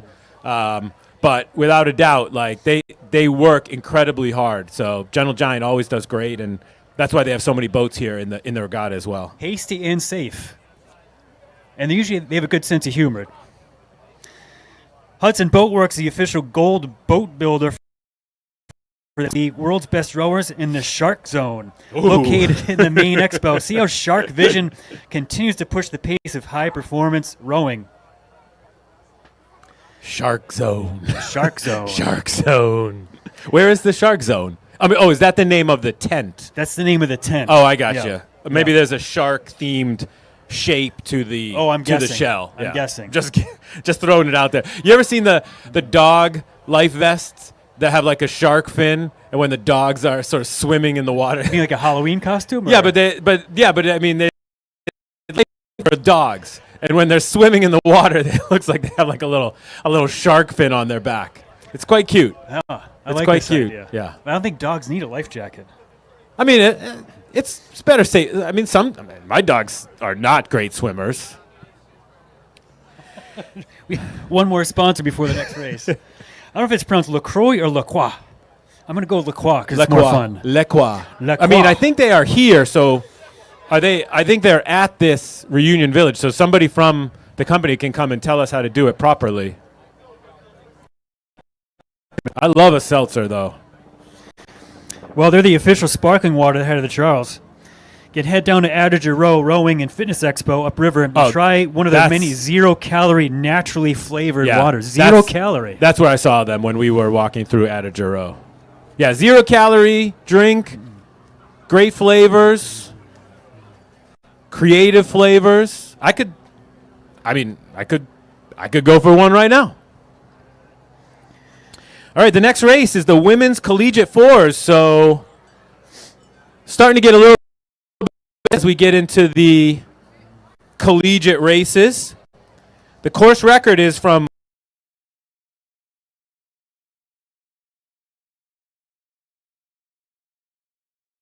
U.S. and Canada compete in this event. Bound number 1 is Barry University of Miami Shores. They placed second in this event last year. They'll be chased by bound number 2, the record holders of Florida Institute of Technology. And many of these rowers have started in college, and this is their first time racing at the head of the Charles.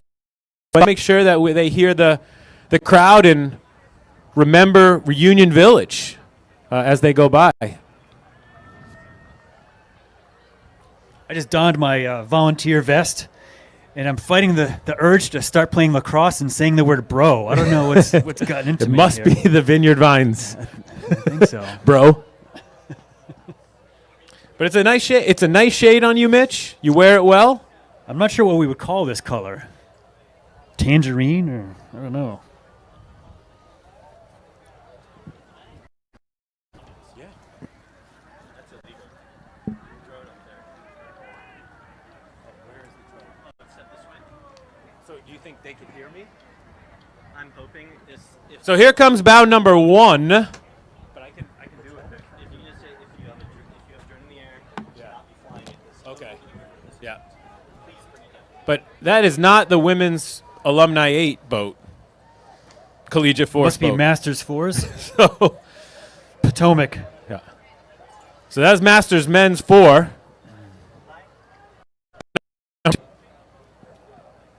Club Nautico de San Juan from Puerto Rico. I mean, what the hell? just going to go by the official book. Yeah.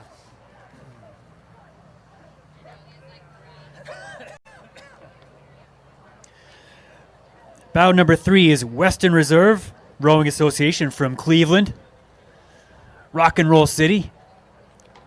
You'll notice they've got a bucket set up, a bucket rig. It's 2 and 3 are on the same side of the boat.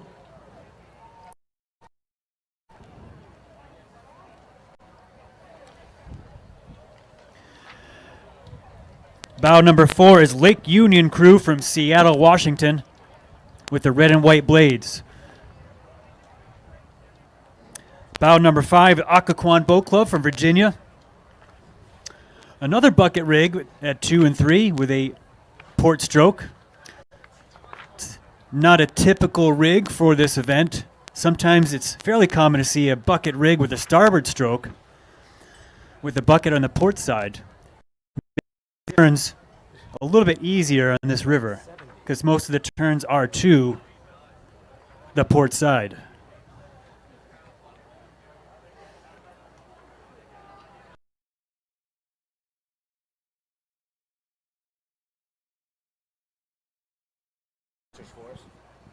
It must be Harvard alums.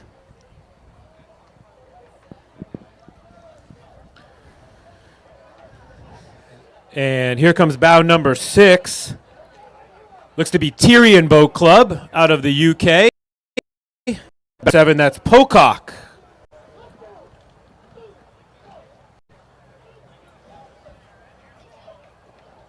It's a long race in a 4.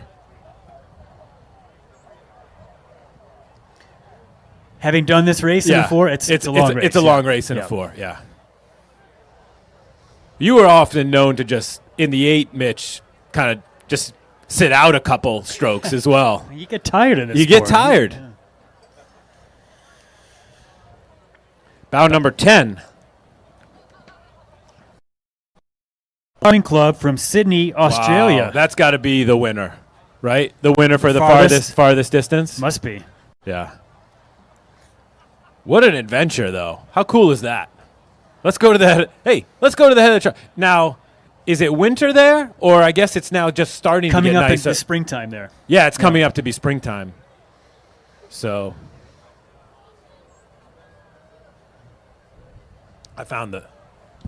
Yeah, it was like way ahead. So bow number 11. That's another boat out of London.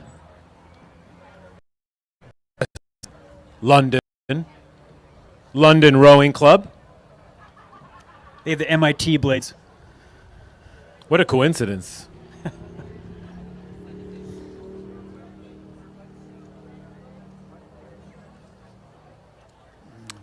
If folks on the bridge can hear us, it does appear that there are some drones flying, which is absolutely forbidden. So I have been asked by the officials to, if you are flying a drone and you can hear this, that you do need to bring that drone down.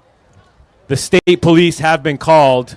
They just rode by, actually. And are on their way. Bow number 8 was the So Massachusetts State Police. It is a high. It is important. So if you are flying a drone up there, the police are on the way. So I would get it and I would run.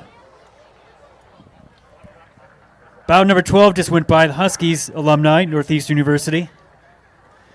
And I was serious. Bow number 8 that went by was the Massachusetts State Police. Yeah.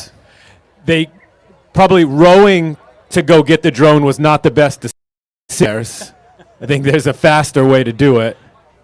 But Bow 14 is Greenwich crew from Coscob, Connecticut, in the blue. Tough neighborhood, Greenwich, Connecticut. Yeah, very tough. Tough neighborhood. Yeah. If you play tennis on hard court there, they don't let you in the town. Yeah.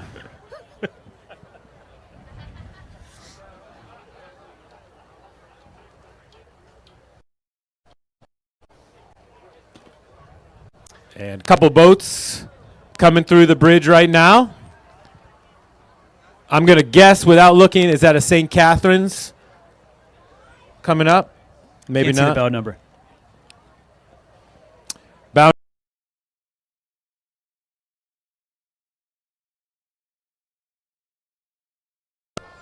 And is that the St. Catherine's colors? Different.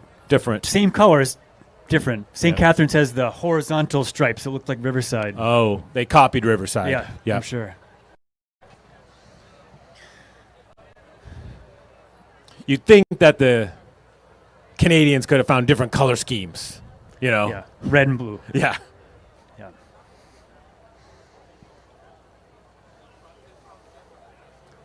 Like a moose print or, something representing maple syrup. Like give us something.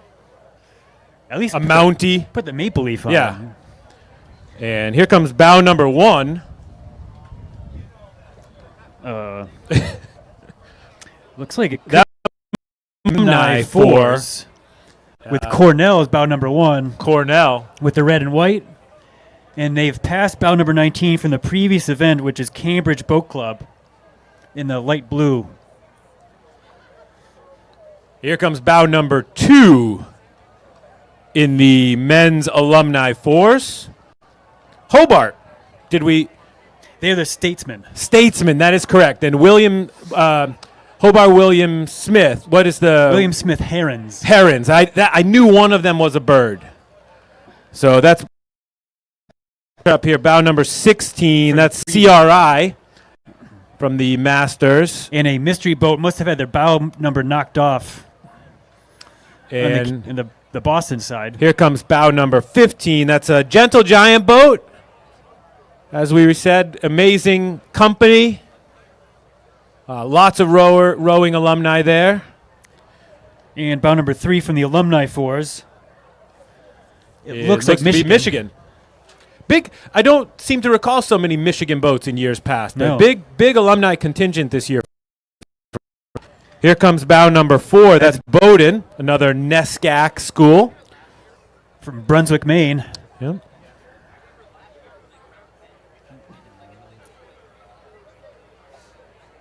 I think they're the polar bears. Are they the polar bears? Brunswick? They are a bear. Yeah. And it would make sense to be a polar bear. Bear is a good mascot. Yeah. Kind of mean, kind of cuddly. I think coming into view here, boat, bow number 5. I guess they couldn't get an entry in the 8 event. I guess they could not, but they had enough folks to do it. So, different hat styles in this boat. We've got some backwards. We've got a bucket hat in the front. Bow number 6 is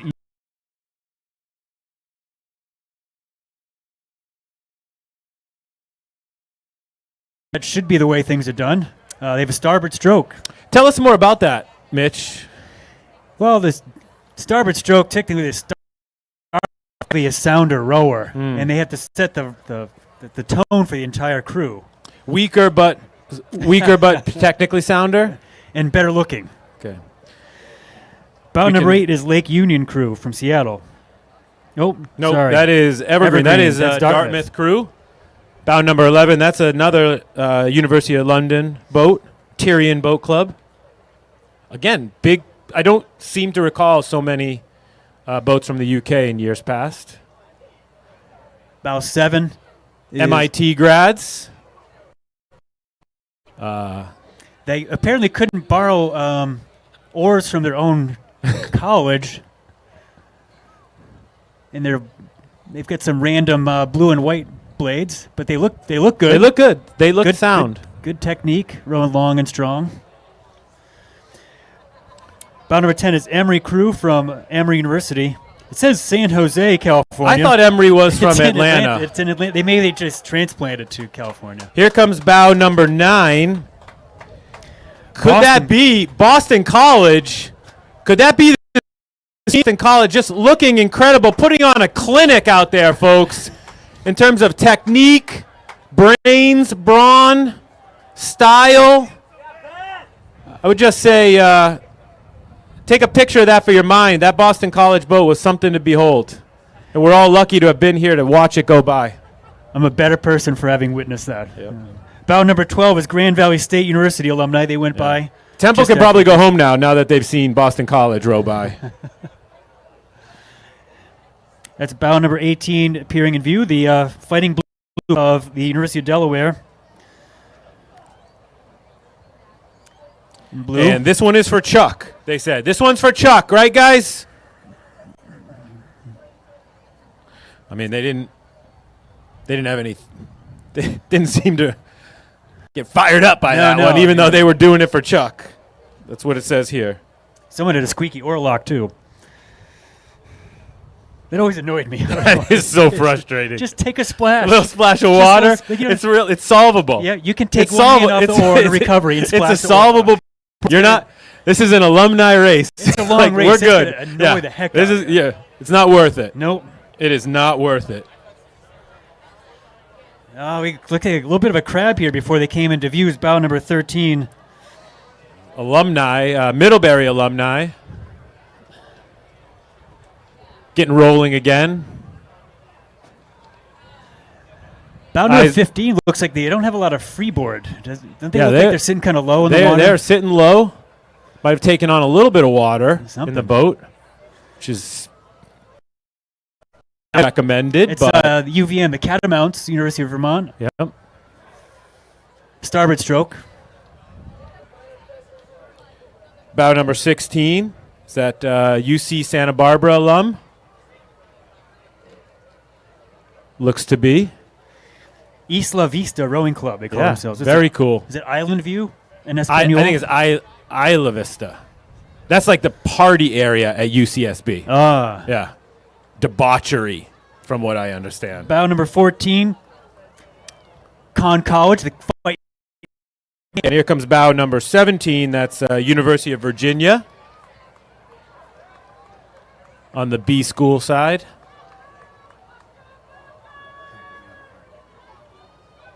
This is, I mean, Alumni 8 is one thing, and Alumni 4, this is a tough race. Yeah. This is a long day for these guys.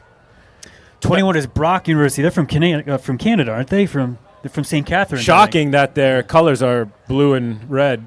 Must be a Toronto thing. Bow number 19, BC High alumni. Unbelievable. Just generationally, you can see that the Boston College rowers and Boston High rowers are just simply the best there is on the river. No bias here. That's science. I mean, you can't argue with science. Yeah. So there's no bias here.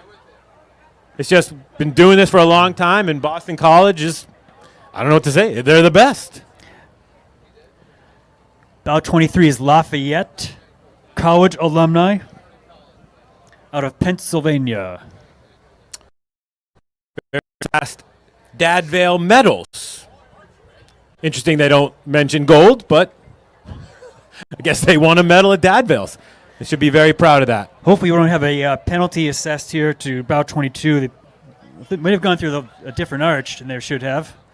Penn State. They wanted a good view of the announcers table. They wanted to say hello. Let's give them a cheer here. They came by. They kind of buzzed the tower. Here are these Penn States. They requested a flyby. It was apparently granted. Yeah. Maybe some family members on the shore upstream.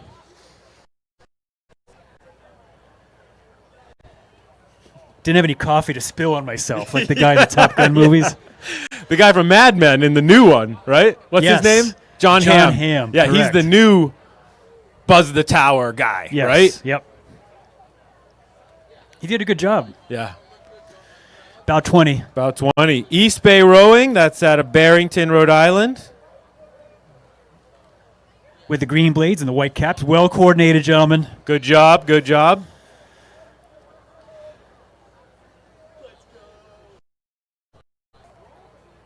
All right, so what race do you have? All right, women's.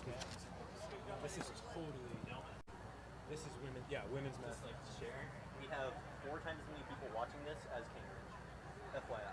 Wow. I don't know why. If you guys commentary rocks or our footage rocks, but people are liking this better than. Oh, they're watching this stream, you mean? This stream. Yeah. So. Are we on Reunion Are Village? they hearing us on this stream? Yeah. How many viewers are there? We got 500 here and 100 at Cambridge. Hello to the 500 viewers who have selected their They're on the live stream for their choice. I have to applaud you for your intelligence. 400 of those are my family members watching from around the world, which is still beating Cambridge. That's right. So we apologize, folks. I mean, the books are a little bit out of order here, but it does appear that the next race is the Women's Masters 4, which is implies that it's 40 plus. 40 is the new 30. Does that mean 50 is the new 40? I hope so. Soon it is. Not yet. For you it is. It's 3 months away. I'm soon to be there. Yeah, I heard you went up to the men's 50 plus basketball league. Yes, the old man basketball league this year. Yeah, I joined the older guys. Lost a step, unfortunately. So, is Dan Beaton in the men's 50 plus? He's still in the young men's basketball league. Oh, he didn't do it. He didn't said he do it. Play Thursdays. He didn't do it.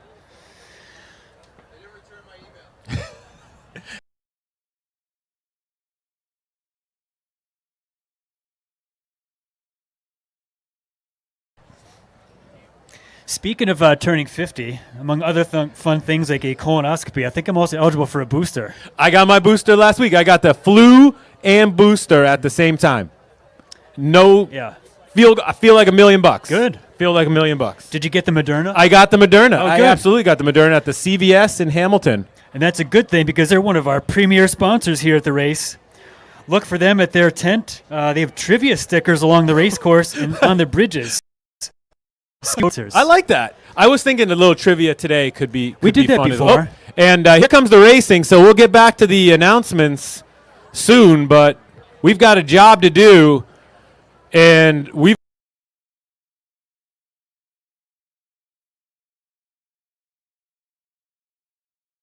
bow number 2 has drawn even with bow number 1. That's the Greenwich crew, who placed second last year and have come to take the crown this year, and they've moved through bow number 1. River City had a Huh. I thought I heard some clashing of fiberglass as they came through the bridge, but I can't be positive. But they bow number 2 definitely looking good and off to a great start today. I spot some Wisconsin fans I see on the sideline. Oh, you're right.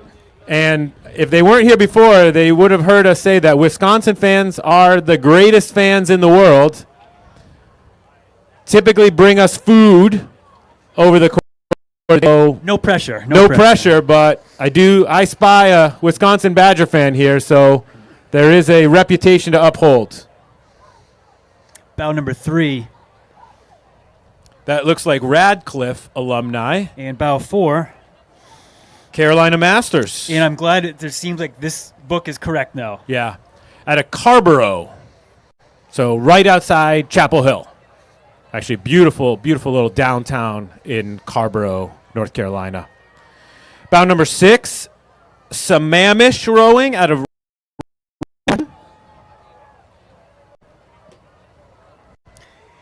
If there's anyone from Redmond, Washington who can confirm the pronunciation of Sammamish or Sammamish. with which emphasis is on which syllable it's on. Now I'm gonna I wonder if the average age has to be 40 because we've got some folks in here that were young, and all of these boats seem to be younger, so it must be the average age of the boat. It must be. Yeah.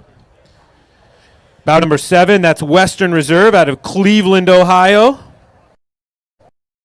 Wasn't it Case Western before, or is that a different school? Oh, that's a good question.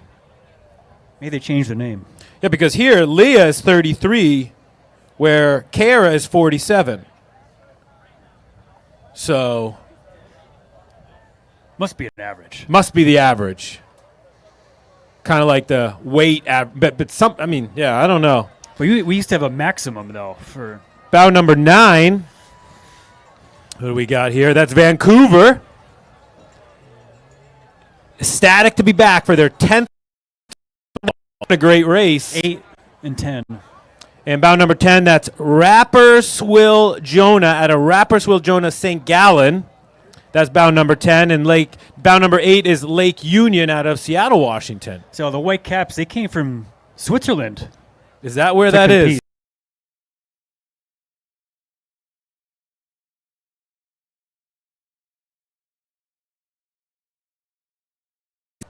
Yeah, they came to play.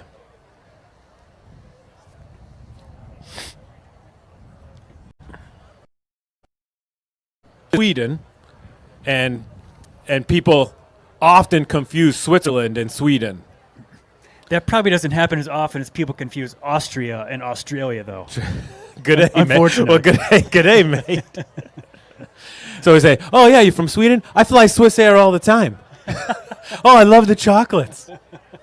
So, I always want to go to Geneva. oh, it's beautiful there. So if she comes later, I'll let you know, and you guys can all make a Swiss joke for her. But she's been to the shores of the Charles Manson. She passed. Doesn't find my wit that entertaining anymore, so I doubt that she'll be here today. Bound number 14, Lincoln Park Boat Club out of Chicago, Illinois.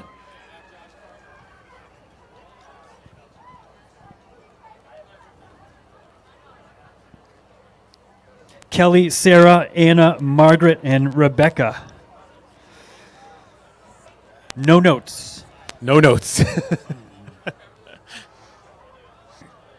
And bound number 15, Side Boat Club. Absolutely iconic blue and white stripes here on the Charles River.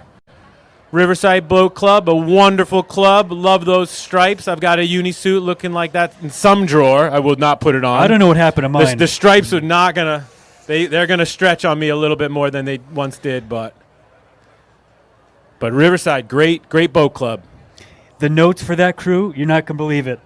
They won the open category at the home regatta, the Cromwell Cup. Oh, Cromwell Cup champs right here. Very prestigious. Very. Probably the smallest medals I've ever won. Quarter. Remember those medals? Those medals were so small, but I was happy to go home with the hardware. About 13. Spy Coast Rowing out of New York.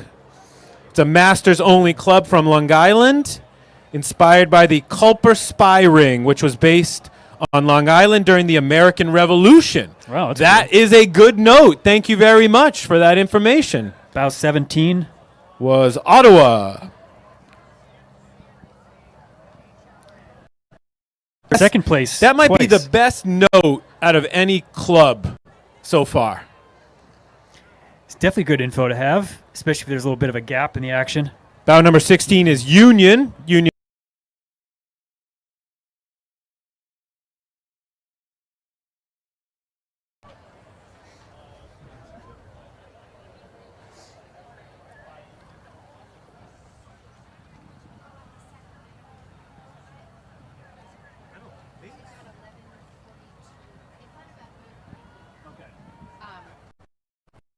Is on that.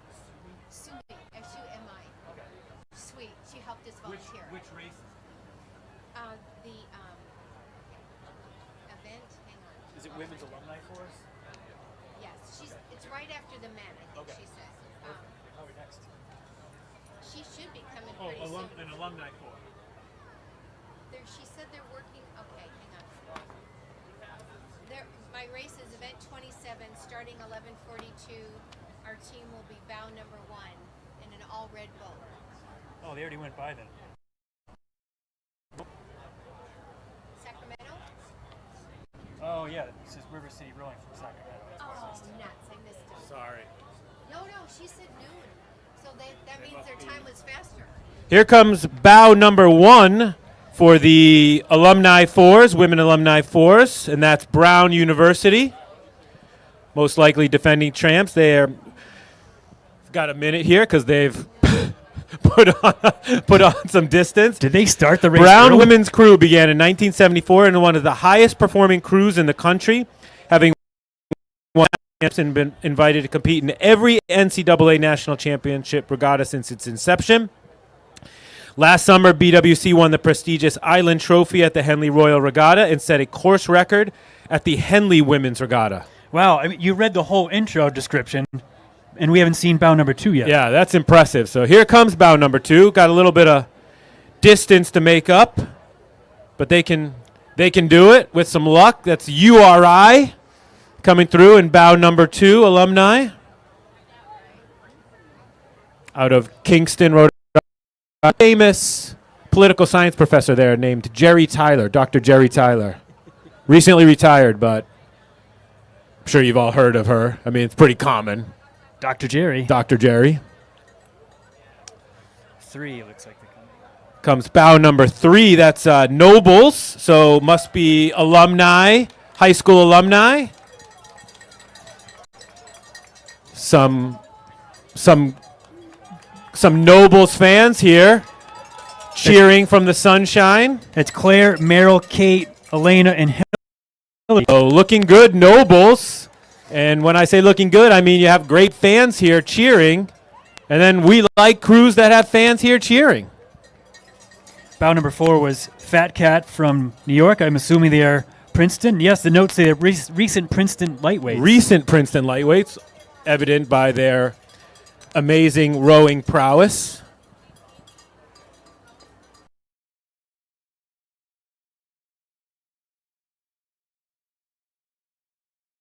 I'm just trying to think, a port lightweight or a starboard heavyweight prefer? Port lightweight, right? Yeah, port lightweight, absolutely, yeah, absolutely. Bow number 5, Friends of WPI. WPI has more friends on this river. It's good to have friends. Than anybody else.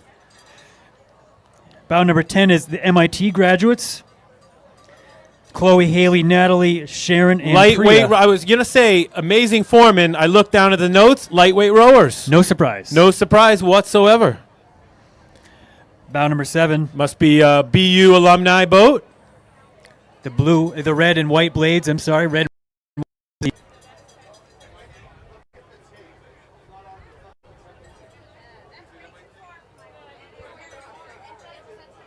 The Temple fans seem to be getting closer and closer to the announcing booth here. So Bow number 6. we didn't say anything to offend them, right? We said all good things. I'm No, just we saying. we love Temple. Okay. Former Big East rivals. So boat number 13 has the coach of the women's rowing program in. Oh. She's rowing professional. All right, awesome. The UVM alumni one? The UVM alumni is the boat? 13. Boat number 13. Okay. She's rowing for Vesper. Got it. Oh, that's 12. Oh, 12 is Vesper. Yeah, that's what our book says.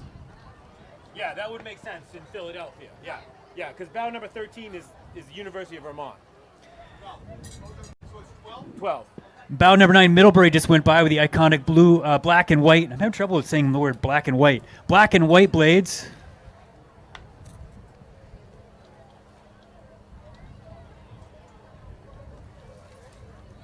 Feels like the breeze is coming across from the Boston side, which, as the rowers come out from underneath Anderson Bridge, it could be a little bit of a surprise. Here comes bow number 15. And that is Simmons alumni out of Boston. I believe Simmons is part of the College of the Fenway group, which also includes Mass Art, the finest art institute in the country. Emmanuel in it? They cash my checks every semester. I'm sure they do. Here comes bow 15. That's the ILRA alumni out of Seattle. That's a University of Illinois alumni. All must be based in Seattle, which is impressive to kind of pull that kind of crew together.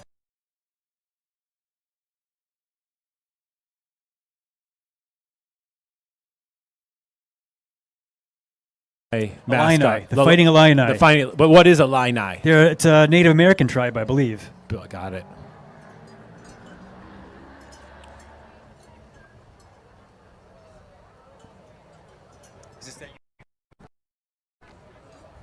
Yeah, it's about 13 UVM. Here comes bow number 13. That's the UVM alumni out of Burlington, Vermont.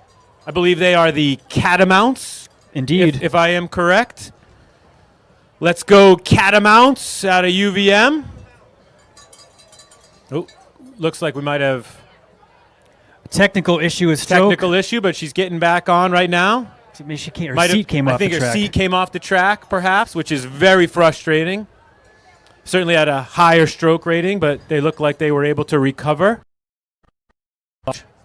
Too much ground. Tough to do it in front of all these millions of fans that we have here and the 500 people on the live stream, but something to remember.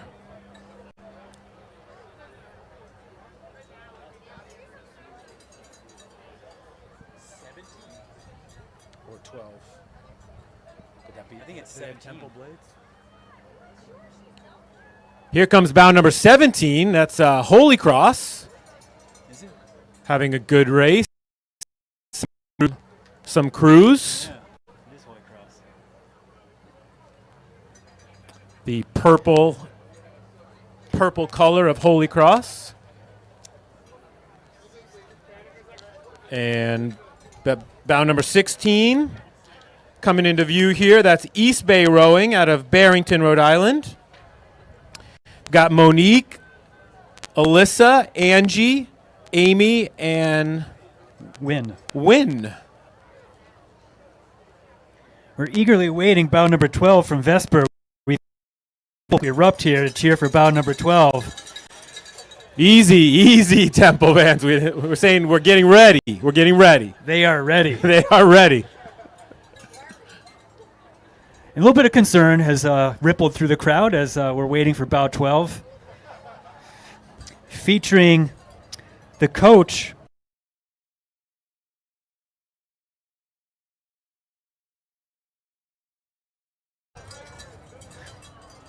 Close enough. I am a quarter Polish, so I do know some.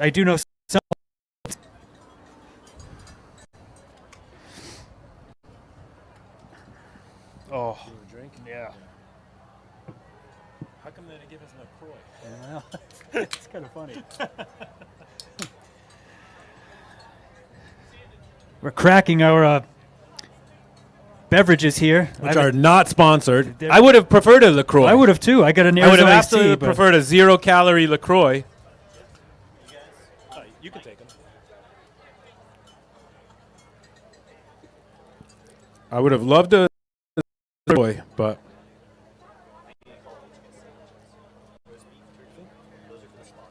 oh, okay. Turkey be good. Thank you. Is it okay that we took those drinks then? Oh yeah, that's totally Sorry. I didn't realize that. I thought those were ours. We'll see if we can get more.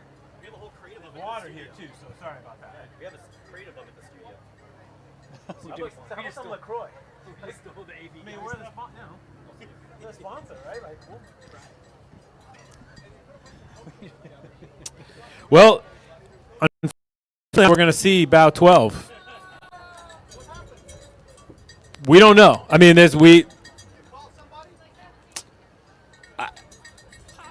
I can't. I mean, you could call her.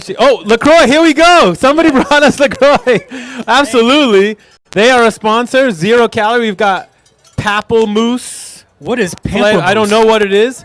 But grapefruit. It's going to be delicious. So thank you very much, LaCroix and volunteers and the head of the Charles. I mean, we asked for 2 mics. We got 2 mics. We asked. I'm We asking just $1 say million. words into this microphone and things happen. The Wisconsin folks have not brought us anything yet, which is a little disappointing. But there's still some hours left in the day. Man, that is good. Yeah, The pamplemousse is good. Here we go. Nice. That's actually very tasty. It's very good. Sometimes grapefruit can be overpowering. Just right. This seems to be the right amount of natural flavoring. Pamplemousse. I mean, this isn't in the script. I can't believe it's got 0 calories. It does. And this thing I just spilled has a lot more calories on the electronics. This is probably bad.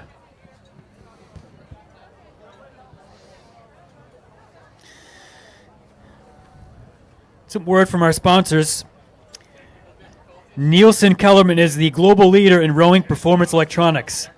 Visit NK's Head of the Charles booth to experience our latest offerings, the NK Link Logbook Team, Coxbox GPS, Coxbox Core, and the rest of the products and services. We wish all the crews racing this weekend good luck. The Omni Boston Hotel at the Seaport is the official hotel of the Head of the Charles.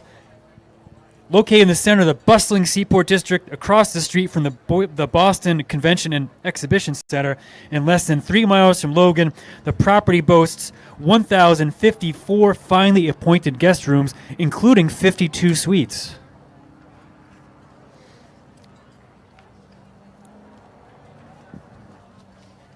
I have Nancy's peanut butter ad, which is I'm getting a little bit nervous. So No, it's here. Is it here? It's here somewhere. It better be. There it is. Oh, thank God. All right.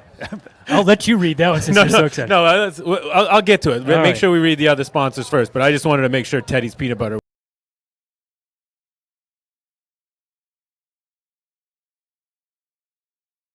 Style of the 2022 Head of the Charles Regatta. Stop by their locations at Adager Rowing and Fitness Expo and the Weld Exhibition area, which is much closer to us. It's just downstream from here. In gear and enter to win the Ultimate Vineyard Vines gift package.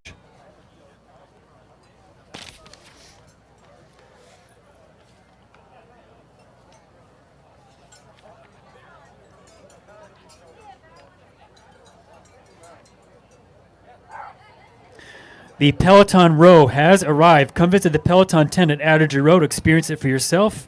Team Peloton is here to introduce you to Peloton Row.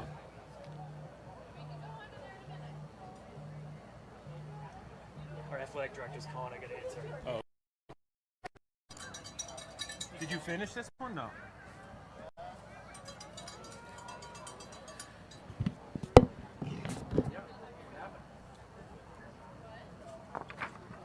So the next race will be the men's Masters 8s. Oh, look out, geese. Here come the men's Masters 8s flying down the course.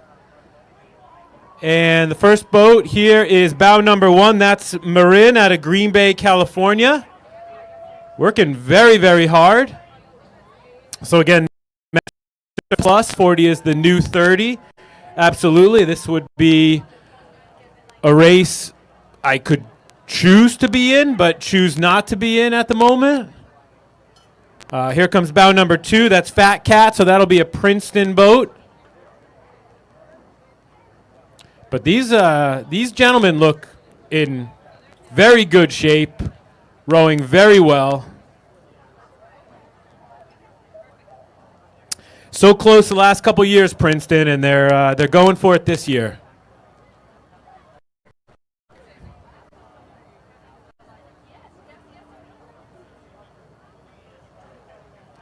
And here comes bow number 3.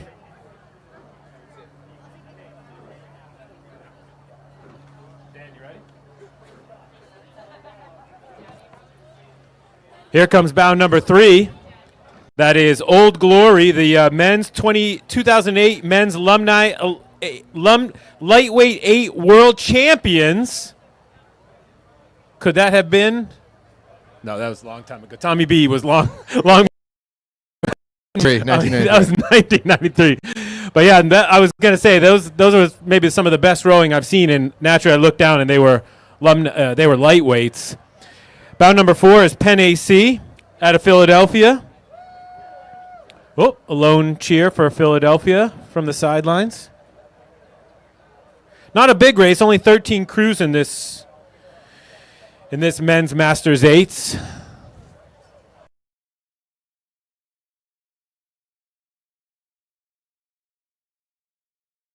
Guys together. Bow number 7, that's RCA alumni out of Victoria, British Columbia, former Canadian national team members. You can definitely see the crispness here of these blades on the water. Bow number 5, California out of Oakland. In life, winning the party is the most important race. It takes passion, not a mild interest. I don't know. That was a little bit wishy-washy for me from a notes perspective. I warmed my heart a little bit. It was Yeah, nice. it was heartwarming, but like that's not what we want. We want We want a little bit of something. For 40 plus, they could have come up with something far more creative than a Hallmark card quote for their notes. What bow number is that here? Is that Yale? Looks bow 6. Bow 6. That's the Yale Old Fellows out of these look like Yaleys out of New Hampshire. So kind of interesting. And bow number 10, Crabtree out of London moving through. That's the Crabtree Boat Club, alumni rowing club from Cambridge University. And a suit. We've borrowed some Northeastern blades today. Very nice cord, people come, they travel, they can borrow boats, they can borrow blades. Really nice. Nice feeling here on the river. Bow number 9 is Queen City Barge Club out of Poughkeepsie, New York. And this is the alumni of Marist College in Poughkeepsie, New York. Some O2s, some 2018s.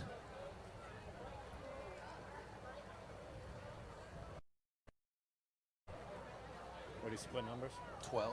Bow number 12 is the Minneapolis Rowing Club. And bow number 8 is St. Joe's alumni out of Philadelphia. My wife's dad went to St. Joe's. He was a basketball player there. Wow. He couldn't make St. Joe's. He couldn't make the crew team? No, he was too tall, I think. 6'9". I mean, they could have squeezed him in. I've seen some 6'9"ers in there. Yeah, who do you want us to shout out? CRI Club 4, but it's a con alum. Okay. In the CRI 4? CRI, yeah, the men's club 4. Men's club? It's like a couple minutes away, but I think they launch at 12:24. All right, men. All right, hold on a second here. You announce it. Here's the book. I don't know, women's. No, this is the men's Masters 8 here. Men's Masters 8. So, sorry, Club 4, CRI. Yep. So we got bow 13 coming through.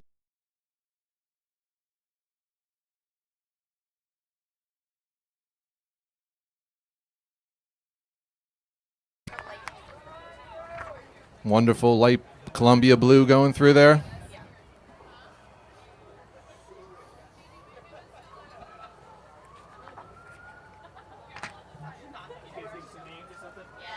I just like to embarrass.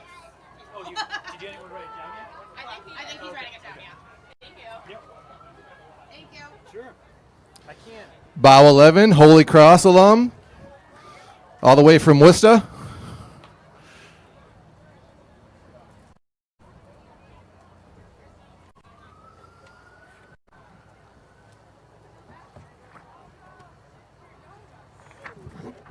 I love the different pronunciations of the city of Worcester.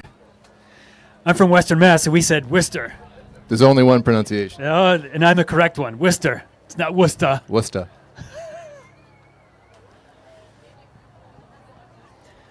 That's your Dorchester accent.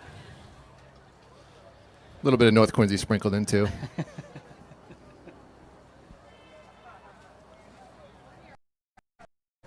some kind of confusion about where we are in the book. Yeah, well, they were looking to shout out. I couldn't find. I mean, I think when we get there. Con College? No, that was CRI. Con College. Just another race. Women. Yeah, must be Women's Masters 8. All right, we got bow 2 jumping out in front here. Capital Rowing Club from Washington, D.C. And they have moved through bow number 1, which is Pocock out of Washington. So, pretty impressive. Yeah. like a lot of racing left, and they're way out front here. They're way out. They're way out in front, and it's tough to see those boats coming at you and then passing you. But here's bow number 3, Texas Rowing. And why? Anybody want to guess why they look so good? There's a coach there that might be helping out. The coach there went to, remind me what school the coach went to? Pretty close. Upriver, I think. College? Boston College. That's right. That's right. So, yeah, Two-time national champion, University of Texas, coached by none other than Dave O'Neill, Boston College alumni. They actually and are very good. I believe they won national championships just last year. Bout number 4 is Chinook out of Millington, Maryland. Chinook is the official dog of the state of New Hampshire. Often a little known fact. Look, you think I'm joking? You can look it up. Bred from none other than Tamworth. Greatest dog breed in the world. Scientific. Mr. Pinkerton with the New Hampshire facts here. Hamilton, Massachusetts has one of the highest per capita collections of Chinook dogs.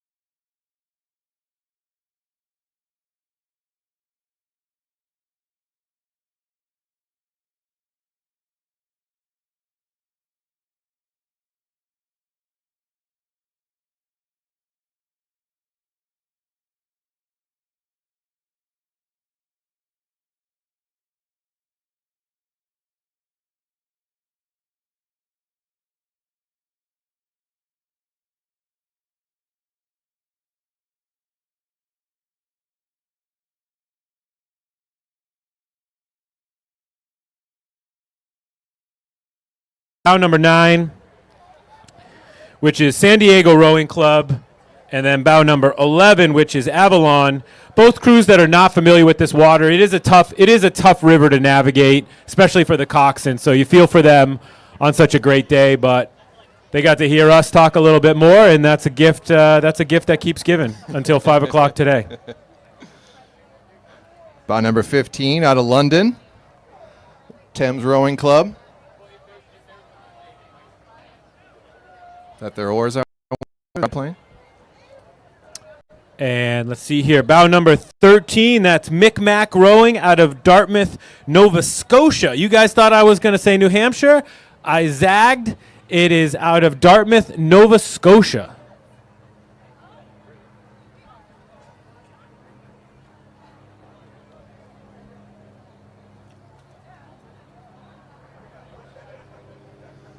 So we may have a couple folks still coming, but I'll announce the next race. That's the men's club fours. There are 50 in this race. This will be a very this is a very meaningful. Not that any of the races aren't meaningful, folks, but club fours. These are going to be collegiate fours. Oftentimes, maybe a crew can't field an 8, or they've got a lot of boats. But this will be a very, very like. These folks will be pulling hard. This is what they've come for. I think you'll see some great racing here. You'll see some really top crews in the club events as well. That might not be varsity sports at their schools, but should be a lot of racing. Should be 50 boats, and I'm sure you've all got friends or family in them. So let's make sure we hear some cheering as. One will be Harvard. Do they have a crew program now? They do. It's an up and coming program. Nice.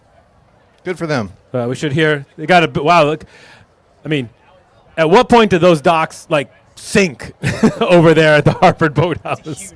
That's a big crowd. It could be the biggest crowd I've ever seen. But this, I think we've been announcing here. We think for 20 years. This is the nicest day we've ever had, Mitch. Oh yeah, I think there's one other day like this, but usually we're kind of shivering a little bit. Yeah, this is absolutely. I mean, standing room only on the bridge. You know, huge crowd here at Reunion Village. They came here to hear us, and there's also a rowing race going on at the same time. Some beer, over here. Sam Adams, one of the sponsors. And still early. Got some Temple fans, which are great with their cowbells. A little bit quiet crowd, I would say, compared to years past. What time is it, though? It's only 12:30. It's only 12:30, so it will start to get a little bit more vocal as the day goes on. And maybe I'll do a Sam Adams read just to help things go along. And you came back from your emergency phone call with a Sam Adams, so maybe that was just a guise as, I need to take a break. It was not a ruse. It was not a ruse, but I just found myself right by the Sam Adams tent, and I said, why not? But I'll definitely give a big welcome to Sam Adams, the new official beer sponsor at the head of the Charles Regatta. You can find Sam Adams at the Reunion Village or at the Falls Bar next to the award tent. What are you drinking specifically here, Mitch? I have the Wicked Hazy, which is their take on the New England IPA. It's kind of got that like citrusy, hazy kind of mouthfeel and taste to it. So it's actually very good. It's a great example of that style of beer. And Dan, you seem to also have the same beer. Now, guys, both of you went to Boston College. This is the first. How does beer taste now that you guys are first being introduced to beer after leaving Boston College? Well, my first beer was a Schaefer, and that was bad. Bad. And that was, again, after Boston College. That was before. Oh, before. But then you didn't drink at all when you were at Boston College. Oh, no, I didn't break the law when I was there. No. We all do take a vow when we go to Boston College. There's no drinking. The worst beers were the any beer that we had at Mary Ann's. At Mary Ann's, it was warm. It was stale. Made the floor sticky. You know what there was a lot of at Boston College, Mitch? Teddy bear peanut butter? Sperry. Oh, Sperry. Yeah. There were a lot of Sperry topsiders at Boston College. And welcome back, Sperry. You can shop a great selection of footwear at the Rowing and Fitness Expo directly across from the main award stage, but there was, I will admit, there was a lot of Sam Adams, and there were a lot of Sperry topsiders at Boston College when I was there. Oh, and I would like to thank Virginia Tech, who brought over some more Sam Adams. The Hokies. Hokies. So right now, Virginia Tech is number 1 in our hearts. Yep. Temple second. It's an easy way to jump to the top.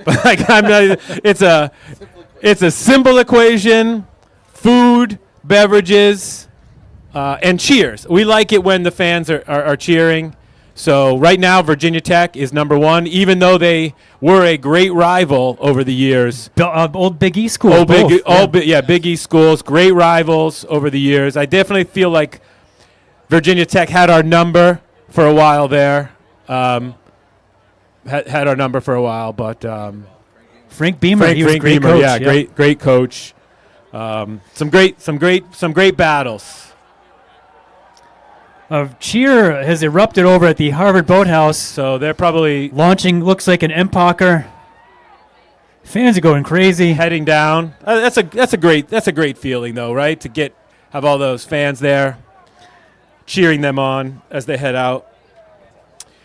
You know what we didn't have at Boston College, Mitch, and I wish we did? Teddy Peanut Butter. Yep. Teddy Peanut Butter. The Heather Charles is pleased to once again have Teddy Peanut Butter as the proud supporter of this year's regatta. Teddy Peanut Butter is all natural, perfect fuel for rower and elite athletes. And have you had your Teddy today? I haven't had it today. I am a loyal Teddy Peanut Butter fan. They also don't have any palm oil in Teddy Peanut Butter, which is kind of interesting, a little bit side. So my only issue, and I've brought it up many times, and I've tried to get to the executives at Teddy, is that there is absolutely no reason to make chunky peanut butter. I totally agree. Chunky peanut butter should not be allowed. Nope. It should not be made. It should not be offered. Smooth is the way to go. Yeah, I mean, I sort of hit like if there was a Boston Tea Party for peanut butter, I would throw the chunky peanut butter off the boat. It's like when you're making chunky peanut. It's like you quit before it's finished. You quit before you finish. Yeah. So I think I would like to start a petition. A hashtag, perhaps? I will be the first one to sign it. Is hashtag still a thing? But there should absolutely not be any. No chunky. No chunky. There should not be chunky peanut butter. If you think chunky peanut butter is a good, you're wrong. And I don't think there should be any debate about it. Not from this guy. Is there anybody here that's willing to say chunky peanut butter is their favorite over smooth peanut butter? Well, wait. I don't hear anybody. See? Nobody has raised their hand. Nobody has commented. Who's all for smooth peanut butter? Overwhelming decision. Final decision. My final verdict is chunky bad, smooth peanut butter good. I agree. But always from Teddy's. I thought I saw a chunky vote, but he had a Holy Cross hat on, so I don't put any stock in that. So here we go. Men's Club 4s. That's bow number 2. Riverfront recapture out of Hartford has moved through bow number 1, which is Harvard University. And they will hear that as they pass by their boathouse with hopefully some kind of weight limit on the docks over at the Harvard boathouse. Wow, look at that. There's not like a space available over there. Those Riverfront recapture guys, they were really hauling on it. Did you see that? Yeah, they were moving. I said, those of you watching at home can't see it yet, but there's an interesting costumed boat coming through in a couple seconds. But first, we have bow number 5. Bow number 5 is Riverside. You all know it, blue and white stripes. Riverside Boat Club looking absolutely fantastic. Beautiful rowing out of Riverside. Is bow number 4 from Harvard with the Gladiator helmets? It does appear to be a Gladiator helmet, not known for their aerodynamics, but should get a good cheer from the crowd as they go by. Not sure the symbolism there. There were no notes. Bow number 6, another Riverside boat. That's Jesse, Nick, Joseph, Simon, and Robert out of the Riverside Boat Club. Seen a couple buckets, but again, like bucket with a port stroke. Unusual. Yeah. Bow number 7, University of Virginia. Club 4 coming through, looking good.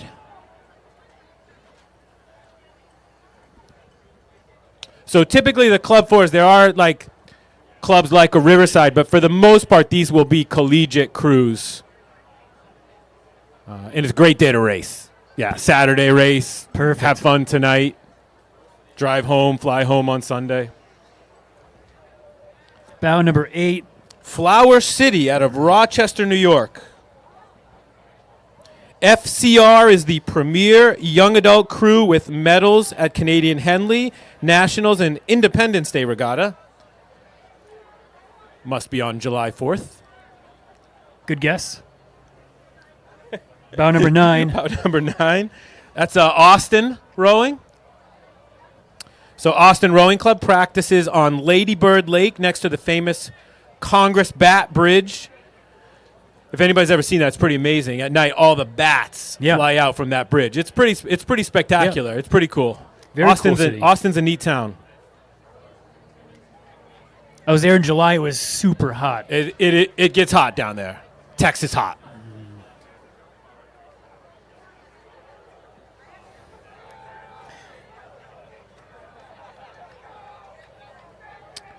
So again, I was going to say that this bow number 10, just fantastic rowing. I looked down, and to my surprise, it's a bunch of lightweight rowers that look great, or were once lightweight rowers. Bow number 14, that's Fairfield, looking to continue the run of automatic entries. And building towards the Dadvales and IRAs, as usual. I don't think there was a weigh-in for this event. Yeah, I don't think so. They were former. The notes here should say former lightweights in that boat. Bow number 13 is Union out of Boston. And their notes say work in progress, but I think they look pretty good. Bow number 11. That's CPWRC. Very catchy name. Everybody knows what that stands for. I don't even have to say it, right? Rolls off the tongue. It rolls right off the tongue. If you're going to give us that name, I am not going to provide any context. But bow number 12 is Bowdoin. That's easy to say. Easy to say. Easy to mispronounce if you don't know it, though, right? If you're not from New England, you say Bowdoin. Bowdoin. Yeah. Worcester. Bow number 16. West Point. Love it. Way to go, guys. West Point, there's one of our military academies. Let's go, Army. Let's go, Army. Great job, guys. Incredible. I just always am amazed at all the things that they're doing just to be out there. And really, I always appreciate the military academies as they go by. So, About 18. New York AC. Nyack. In the understated minimalist white blades. Dan, did you row at Nyack? Bow 17. East Bay from Oakland, California. In the blue and green striped unis. What if that's another Texas crew based on the color of their uniforms? What's that? What do they call that color? Aubergine or something? Burnt sienna. Burnt sienna. Burnt sienna. Bow number 20. That is, in fact, a Texas crew. That's the club rowing team from the University of Texas. And hopefully a little bit of that Boston College coaching from Dave O'Neill on the women's side is rubbing off. And I think it is because they look fantastic. Washes over.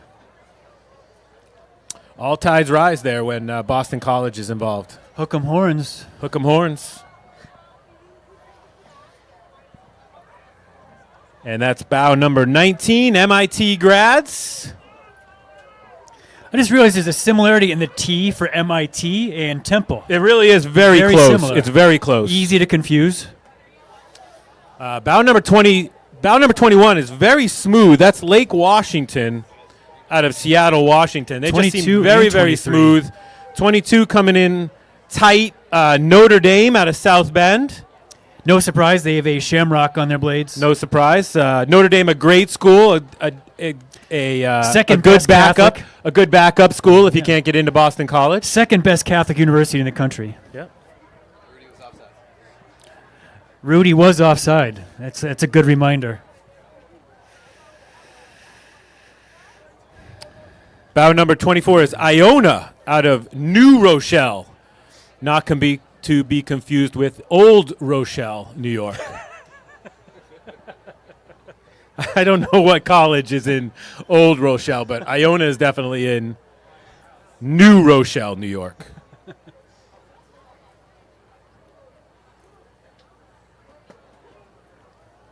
And we're only halfway through, so buckle up.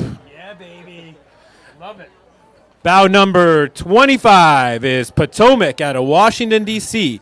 That rowing club was founded in 1869. Wow. That's got to be the oldest, right? One of the oldest. I mean, for certainly sure. has to be. I love their simple red with the white star logo. Yeah. I would love to, I would love to row down. That's a great. That's a great. Potomac is a cool place to row. It's a cool place to row, surrounded by all the buildings and the monuments. Nice boathouse, Thompson Boathouse. Yeah, really nice. About 29 is a rowing club out of NC State in Raleigh, North Carolina. And this is the first boat they've had here in 4 years. And USD alumni, bound number 30, that's University of San Diego, a Jesuit university. And bound number 27 is Wilmington, out of Wilmington, Delaware. This is a Concord High School alumni. 4 of them rowed collegiately, and their 3-seat holds the fastest 2K time in team history at Concord High School. 32. Bow number 28 is RISD. Oh, RISD. Look at that, RISD. I don't remember RISD entry before. Number 1 art school rowing program in the country. It might be the only art school It rowing is still the number 1 art school rowing program in the country, without a doubt.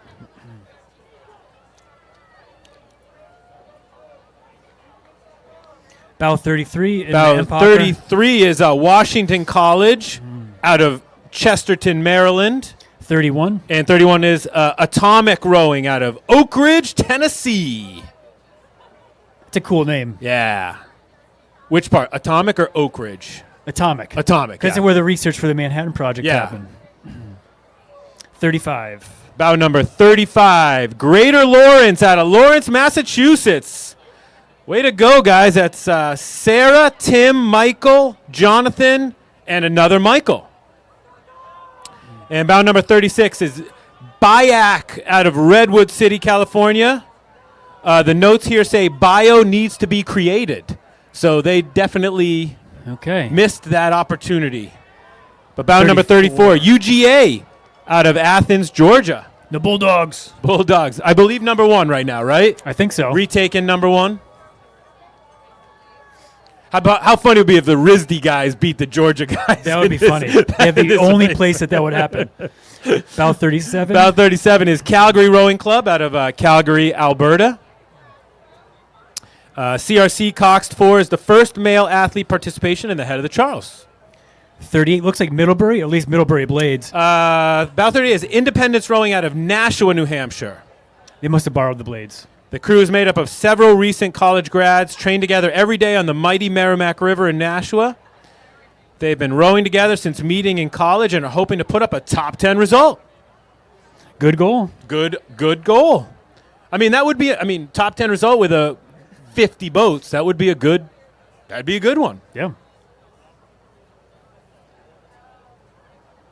Pamplemousse LaCroix is delicious. It's delicious. I'm definitely going to pick this up next time I go to the Market Basket. All right. Got some crews coming through, neck and neck.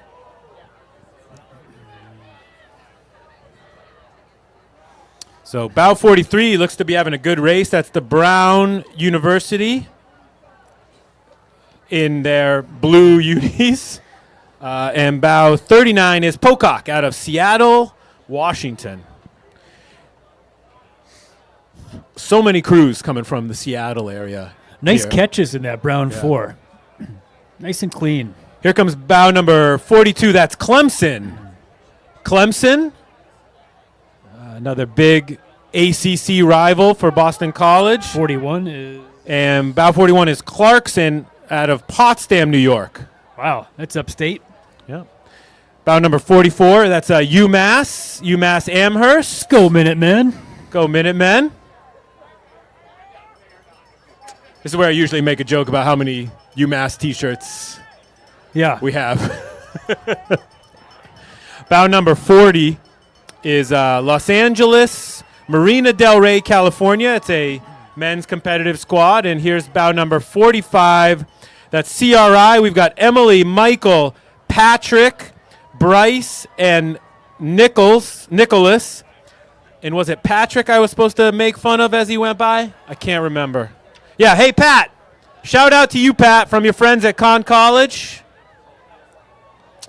They say you're incredibly handsome. 47. Bout number 47, that's Lake Union. 48. And bout 48 from Wesleyan is coming up on them. 46. Move through bout 46, that's Minneapolis Rowing Club. It's just too hot here in Boston for them. That's the beauty, and they row on the, again, wouldn't believe it if I didn't read it, but the Minneapolis Rowing Club rows on the beautiful Mississippi River Gorge. Wow. So, kind of cool. How about that? Goes right through the Twin Cities. About 50. About 50 is Greater Columbus out of Columbus, Ohio, wearing throwback unis, which was a design made by Rival Kit, and I believe Rival Kit is a sponsor. I think you're right. I think we walked by their tent. I think we did, yeah. So, way to kind of slide in a sponsor into their bio. Very clever. I think Minneapolis Rowing Club missed an opportunity to be like Purple Rain Rowing Club or something. You know, Something the like the that, whole right? Prince Yeah, I connection, think you so. know? And bow 49 is Argonaut out of Toronto. And thank you, Argonaut, for not doing another red and blue color scheme out of Canada. So you look great. That's Katie, Dean, Sonny, Shane, and Peter out of Argonaut, Toronto, Ontario, which is a bustling city. You know, it's not often, I don't think a lot of people visit there from a tourist perspective. I think there's a Hockey Hall of Fame, right, is in Toronto? I think so, yeah. I think the Hockey Hall of Fame, but I've been tempted to take in a Red Sox game up there, but I haven't done it. It's an indoors. Well, right? they have that roof that can close. There's the roof. Okay, yep. Now, the Red Sox finished last in the division this year. Is the MLB similar where they get more higher likelihood of a high draft pick based on finishing last, or are they just? I don't think that's the way it works. It just sucks they finished last. Yeah. Okay, yeah.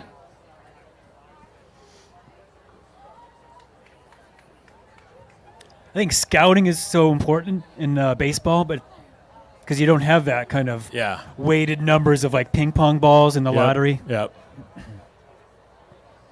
It's like the next event here is already coming through. Wow, these women are flying here. This is the women's club fours coming through. It must be Radcliffe, right? And Radcliffe is bow number 1.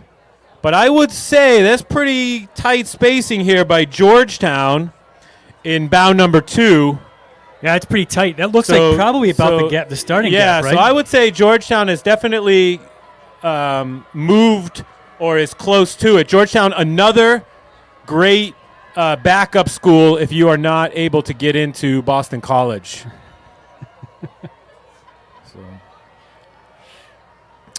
And number 4 is BU. A Boston College joke is too easy to make here for those guys that weren't able to get into Boston College. BU is a excellent option. Bow number 3. And bow number 3 is University of Texas, coached by none other than Dave O'Neill, a Boston College alumni. And they look spectacular. Former last year national champions. And Arlington native. Dave O'Neill is an Arlington, Texas native? No, Arlington, Massachusetts. Arlington, Massachusetts. Oh, so okay. Coincidentally, Arlington, Texas.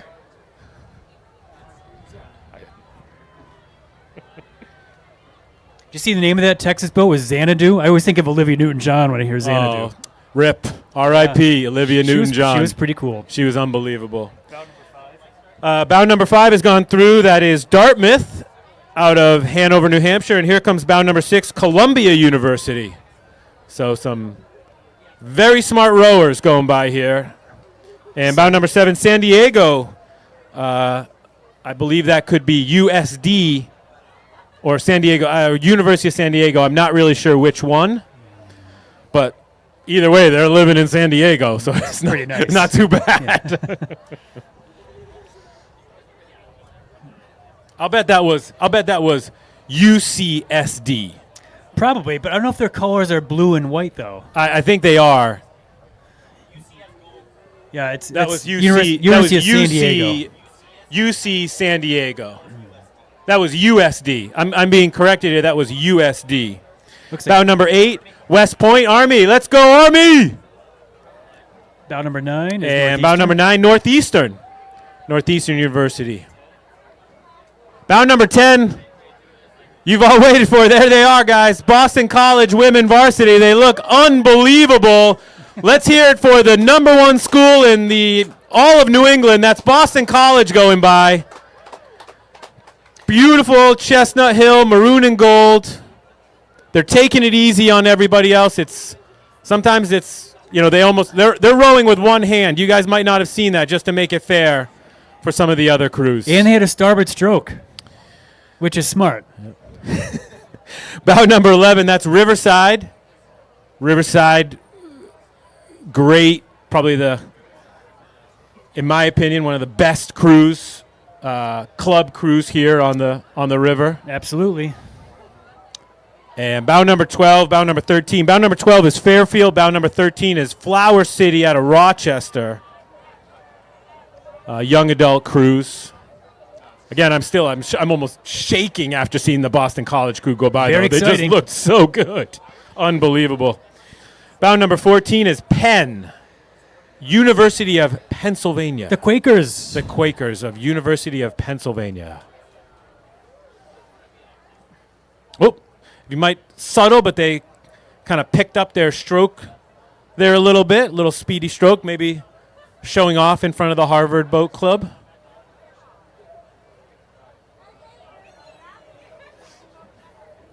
And bow number 16, that's going to say, is that Yukon? Looks like Yukon. That looks like Yukon out of Storrs, Connecticut.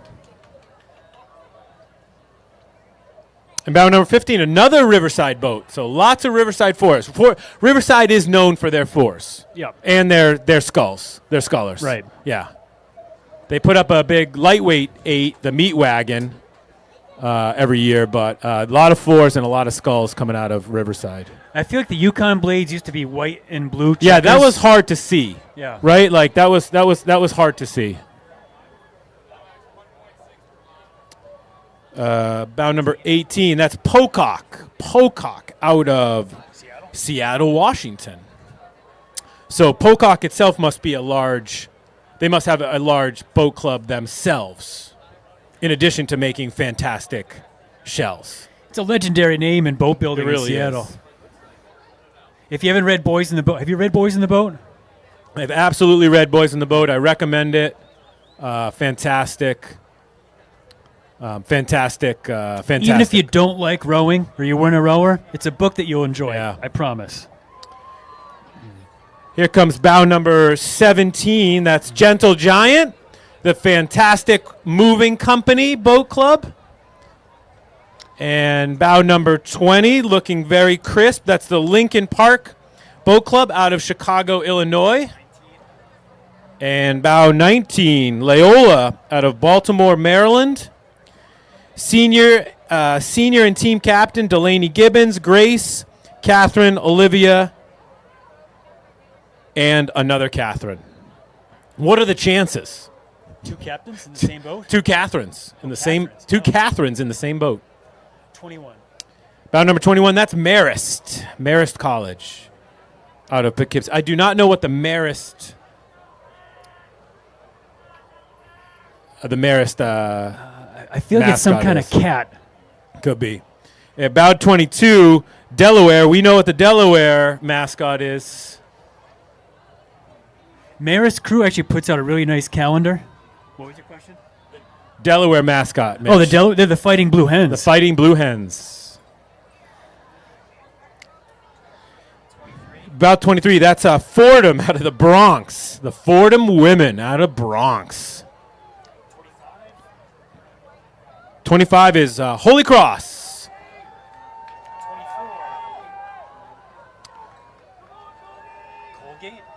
So There's some Colgate fans cheering. Colgate fans are here. I see pom-poms. I see cheers. Lots of iPhones. But yeah, a big Colgate contingent here at Reunion Village. Probably not a lot of rowing time left for Colgate because I think stuff freezes super early up there in New York. But today's a beautiful day, so they're making the most of it. Bow 26. That's Sacred Heart out of Fairfield, Connecticut. These girls row with heart. That's those are the notes. 28. Bow 28. Got a Rhode Island. yeah. Bow 28 is College Club Seattle. Allen's. Okay.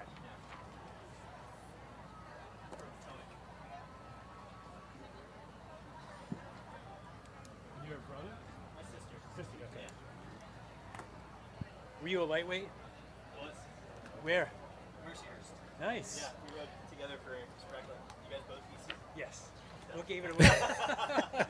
There's no agenda over here. Mercyhurst is like a big rival for us, like early in the 90s. Yeah, and then Here comes bow number 31.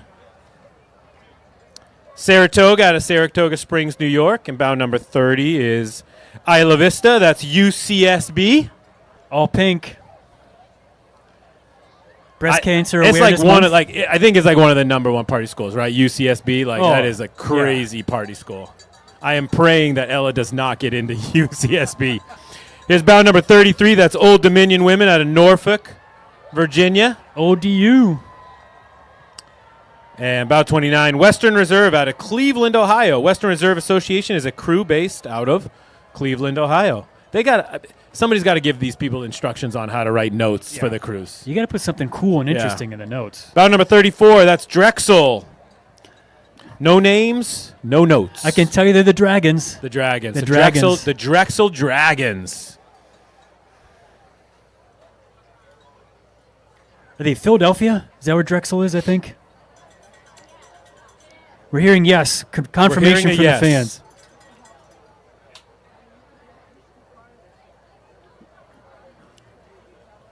They're part like college basketball in Philadelphia was huge. When they used to have all their competitions, like they had this big, kind of like the Bean Pot, but it was for basketball in Philadelphia. And Drexel was part of that, along with I think Temple. And bow number 37, that's LaSalle, another Philadelphia school, LaSalle. And bow number 32, that's Bowdoin. The Bowdoin Bears coming through. Their checkered blades. 36. 36 is Narragansett out of Providence, Rhode Island. All right, are you ready? Narragansett is the oldest rowing club in America, founded in 1850. 1838. No way. Unbelievable. Come on. Yeah. They rode behind the Mayflower.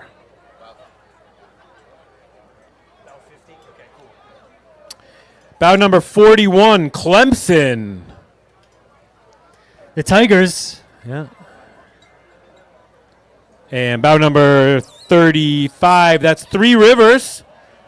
Must out be of from Pittsburgh. Must be out of Pittsburgh. Anybody want to name the Three Rivers? Allegheny, Ohio, and Monongahela. Oh, very good. Very good. Bow number 39, that's Nashville.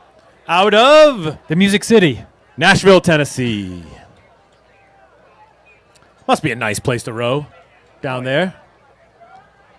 Bow 38, Avalon out of Virginia. I cannot pronounce the town. Chincoteague? Chincoteague. Bow number 40 came through. That's George Mason out of Fairfax, Virginia. 44. And bow number 44 is Vesta out of London. Established in 1870. Guess what's older? Narragansett. Narragansett. 1830 what? 38. That's crazy. That's crazy.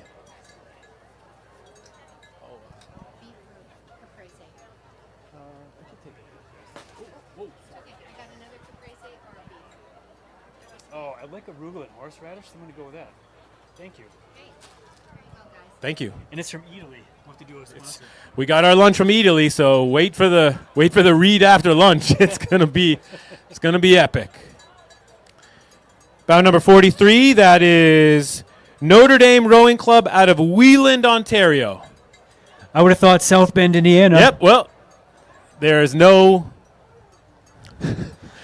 insult coming. That's why it's not the second tier school. Okay. Notre Dame out of South Bend, Indiana. This is a rowing club out of Ontario. Okay. Thanks for the clarification. Yeah. Notre Dame, Indiana, bad. Notre Dame Rowing Club, Ontario, good. At least not bad. Yeah. Tough name, but pretty common name, I guess. yeah. It's a women's youth rowing program coming from Wheeland, Ontario, Canada. Feels like there's an opportunity to change the name, is all I'm saying. Boston College North, perhaps? Perhaps. Okay.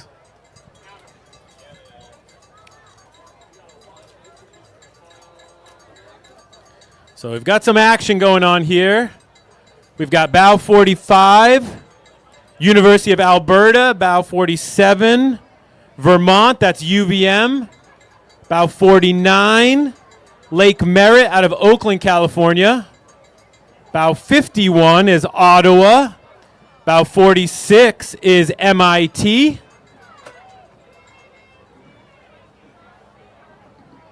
And we're waiting bow 48 out of Potomac. Here comes bow 48 out of Potomac. That is Ashley, Samantha, Naomi, Laura, and Alex. Alex, your brother said he's a better rower than you. I don't know if that's true. You look pretty good out there to me, Alex, but prove him wrong. Your brother definitely said he was a way better rower than you, so. And bow 52, Temple! There's Temple, everybody! All right, Temple. Oh, the excitement, the energy. It's electric here on the side of Reunion Village. The Fighting Owls. The Fighting Owls. And it's quiet again. Temple's come and gone. They've already started their vehicles. Bursts of energy. The cars are started. They're warming up. Bow 50, that's USD alumni out of San Diego, California. Some George Washington and University of San Diego alumni. Eric, we have a mother-daughter combo on bow 50. Are you kidding me? I am not. That is unbelievable. Let's see. We've got Fiona, Lily, Elizabeth, Ocean, and Sarah. They all have different last names, so I'm not really sure which is which, but pretty cool. I just know it's a mother-daughter. That's a pretty cool thing. Mother-daughter. Yeah. Ocean is also a cool name. That is very spelled Oshyn.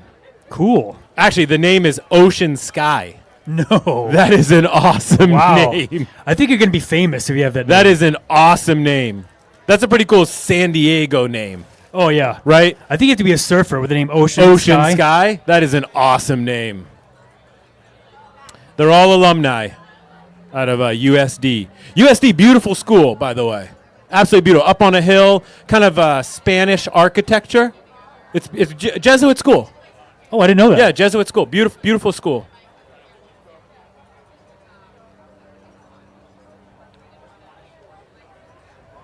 Bow number 8? For the previous event? I think. It's a women's 4. And we've got a women's 4 going by. That's bow number 8. Those are Bowden blades, but could be here, I think, potentially was. I'm not really sure. They put it in, but it's so hard to read all the names. We can do our best, though. Oh, whatever. I'll just circle it. I'll make sure. Right here. Riverside. Bow number 5, Riverside. Yeah? Anthony Del Greco, he goes by Tony. When he goes by, Tony, can you shout him out and say you say Tony go bananas? Is this the meat wagon? Yeah. This is the meat wagon. Oh, okay. The famous meat wagon. So give him a good beat, but if you can shout out Tony specifically, Go bananas. Go bananas. That would be Okay. You got it. Do you want to do the? Sure. Our next event is Event 33, the long-awaited Men's Club 8s. This is the Howard D. McIntyre Cup. And it's actually pretty cool. I've never seen it before. If you go to the finish line up at Adager Row, you can see a awards platform, and they have all the trophies on display. I'm sure the Howard D. McIntyre Cup is one of those on display. The course record was set by Brown University in 2013 with a time of 14:26, which is blistering fast. There are 40 entries in this event. It's a rematch from 2021. Last year's first place winner, Brown University, returns with bout number 1. Second and third place winners, Harvard and the U.S. Naval Academy, will be closely behind in bout 2 and 3. The Army is well represented in this event, along with the other military academies, with Coast Guard in bout 18, another Army boat bout 23, and there's a UK Armed Forces crew at bout number 27.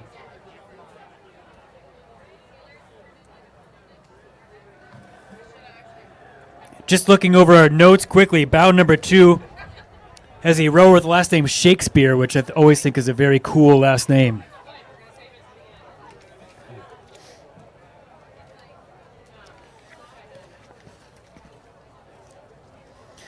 Just some words from our sponsors.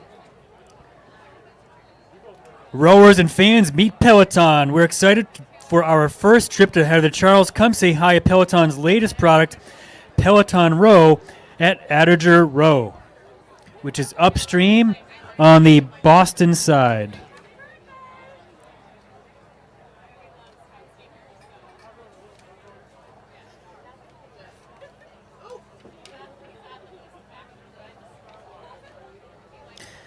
A big welcome to Samuel Adams, the new official beer sponsor ahead of the Charles Regatta.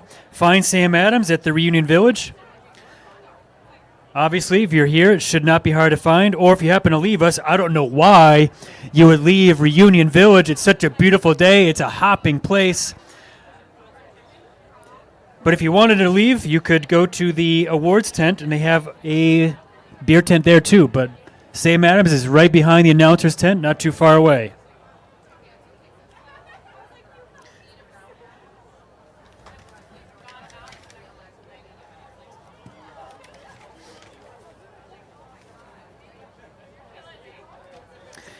I have to give a shout out to LaCroix.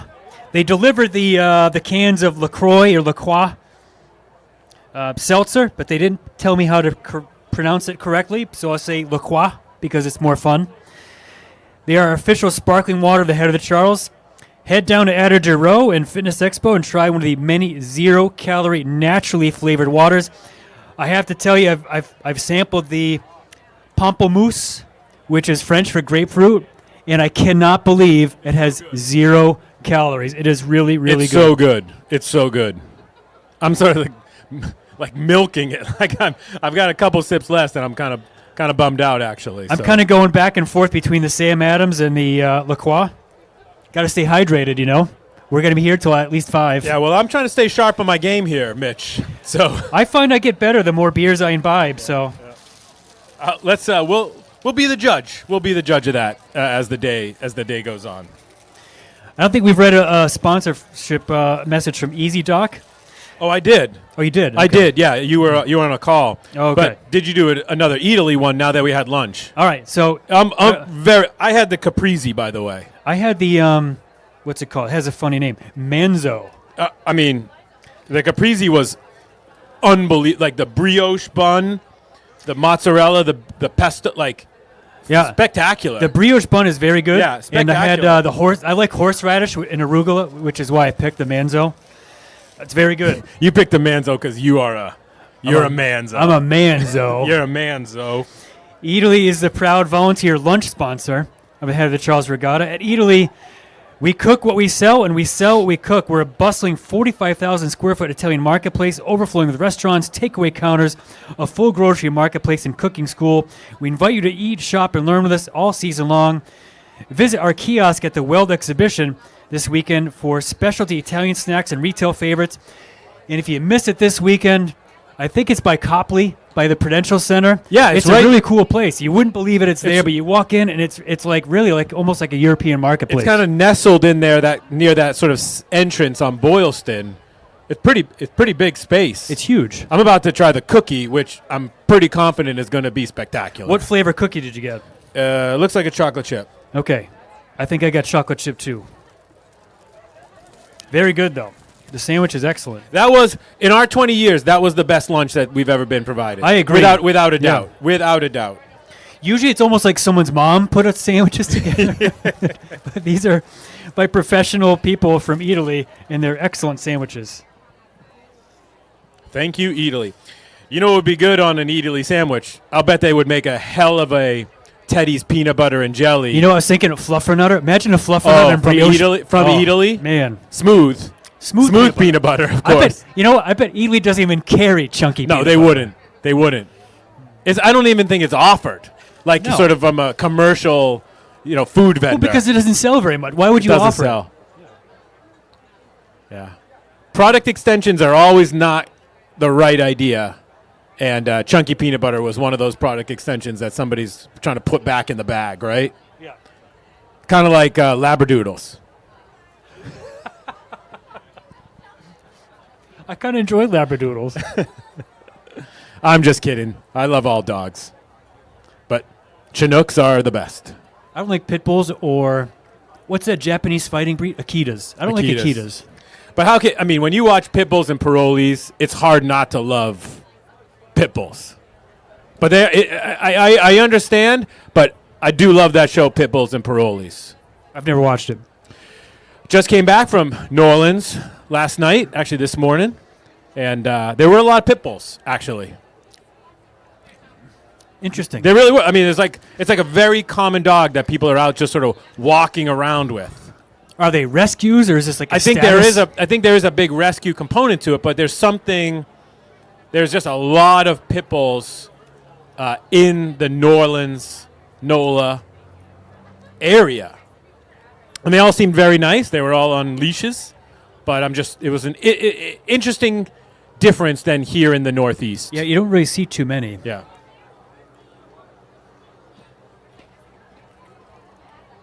Or at least I don't. The chocolate chip cookie is very good from our Italy lunch.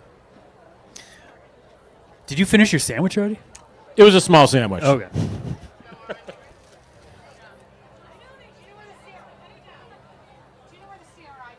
have no idea. Do you know CRI 10? I don't know where it is. I love you guys. I come and listen to you every year. Do you have any extra programs? I know there's a map. Like there's a big map, like right when you walked in, and that might have a diagram. I want to know who's racing.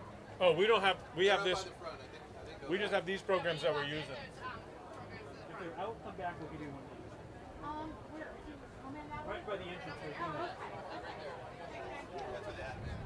Thank you.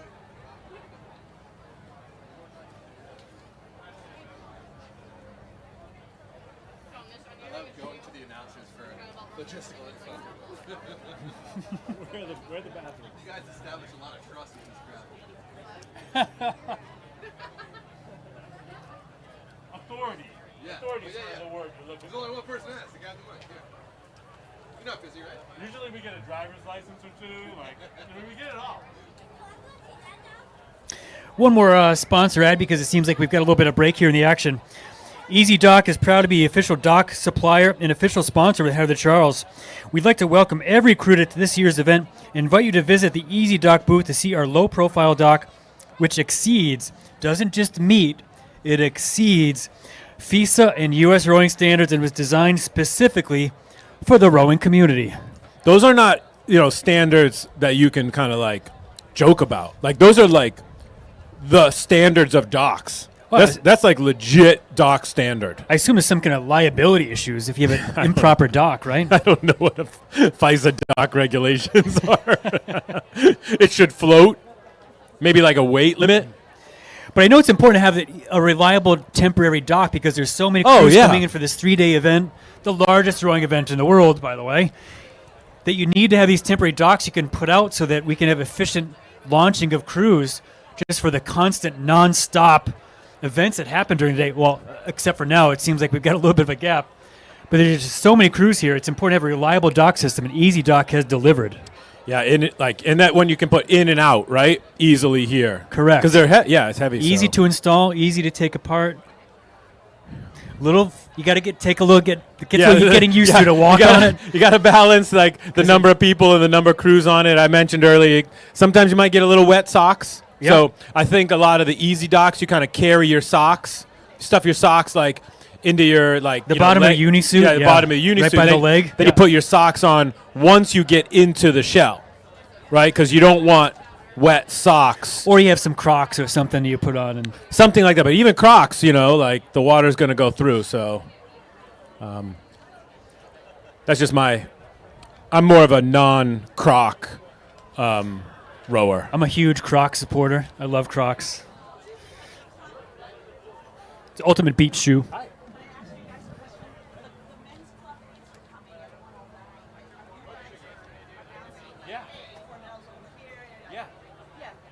like you guys doing that. So, and then somebody said, "Oh no, they're just marketing people or something." But you guys are like two announcers, right? Yeah. Where are they? I don't know. It's an odd gap. Right now. Really? They're the next race. Club mates, and you guys do it so well. Oh yeah, there's whatever coming by. Yeah, We do the best we can. And coming right next to them is over here, and come on. I miss you guys. It's an odd gap of time, but maybe those are some pretty fast boats, so they may create a gap so they don't. I missed you announcing in the morning. Then what did I miss? We didn't. Oh. And here we go, folks. Racing is underway, so grab your beers, grab your LaCroix, and get over to the river. And here bow comes number 1. Bow number 1. That's University. Brown University. They're looking really good. They got the brown and white blades, light blue unisuits. Very efficient. It looks like they've maintained the starting gap on bow number 2. I would agree. This seems to be what we sort of call even spacing here. We should definitely hear some large, loud cheers from the overloaded docks. Overloaded docks. They need some easy dock over there. But yeah, very, very, very good rowing. Very, very crisp rowing. And I would say here, folks, you can see now this is a gap, right? So these boats have definitely made up time on the boats behind them. So here comes bow number 3. That's Naval Academy. So Naval Academy having a good row here. They look very smooth. Bow number 4 appears to have made up some time on that boat, which is yet another Harvard boat. They're going to get a good boost when they row by their docks, their home docks over there. And here comes, folks, the meat wagon. That's bow number 5. That's Riverside. Let's go, Tony. Go bananas, Go Tony. bananas, Tony. Go bananas, Tony. That's the meat wagon, folks. That's the nickname for the Riverside Boat Club. He's in bow pair. He's a port side. Go, Tony. Go, Tony. Go bananas. Bow number 7 is on the next page, but we know what it is. It's Dartmouth and bow 6. Bow 6, BU. That's their top Club 8 with the red and white blades, of course, from BU. Yep. Those old school Henleys they're wearing, very sharp. Very sharp. Very sharp. I gotta give them. Generally BU kids don't have a lot of fashion sense, but they looked pretty good. They looked pretty good in that boat today. And bow number 8 and 9, that's Northeastern. And Dartmouth going toe to toe. Dartmouth moving on Northeastern at the moment. Northeastern hanging on. But Northeastern will get a boost as they go by their boathouse upriver a little bit. More of the old school Henleys for BU here, bow number 10 in the Empacher. They look new, like they got those out of the box today. Yeah, you can still see the creases almost. Yeah, they got those out of the box today. So bow number 11, that's Brown University.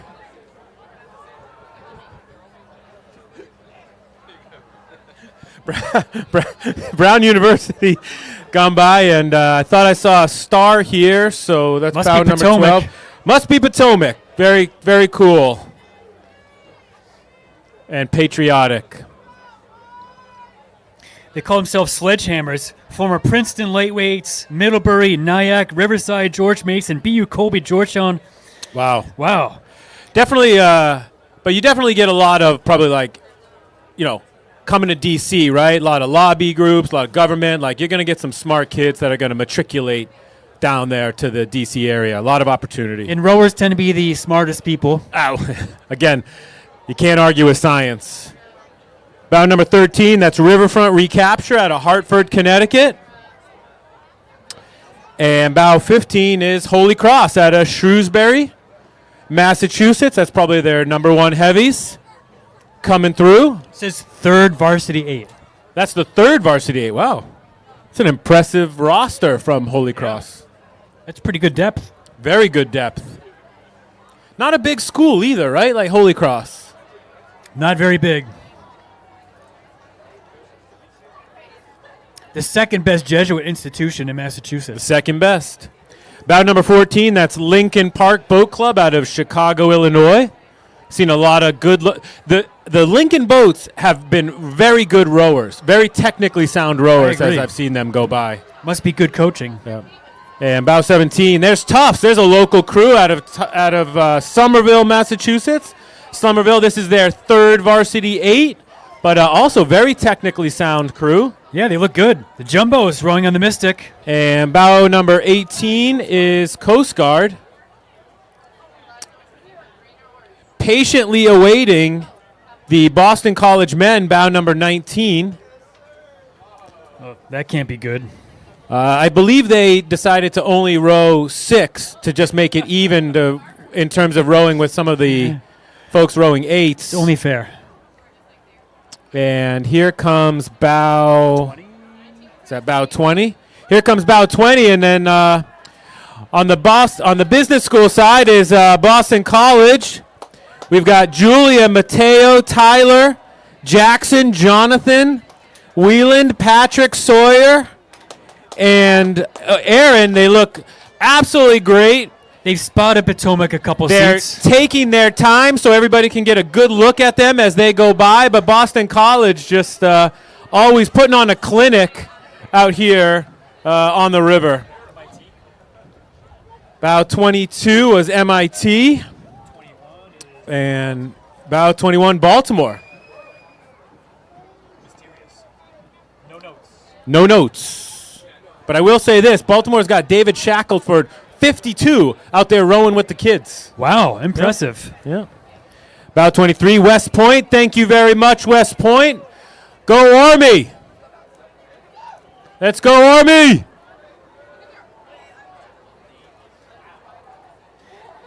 Very quick on the catch. You can see the emphasis on their drive is really putting a lot of jump off the front end of that catch for and Army. Bow 24, this is the third varsity boat for MIT Heavies.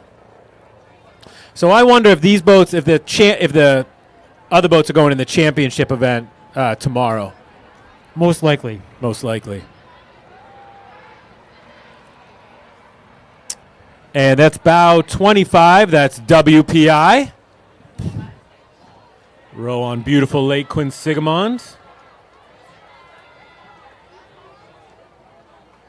And bow 26 is MITRC. So I guess that's MIT Rowing Club. Must be alumni, something different. Yeah, perhaps something different. Perhaps a master's program. Who knows? And I apologize. I missed the other boat that went by. I didn't see it.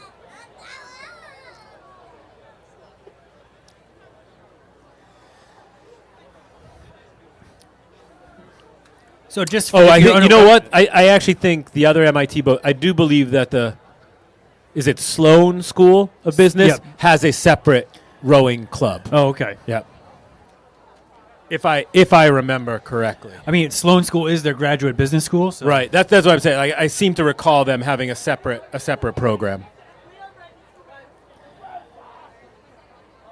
Just in case it's the first race you've been to, the slower boat, if they're being overtaken, has to yield to the boat that's faster. And if they do not yield in appropriate fashion, there could be a penalty assessed to them. Absolutely. By the judges.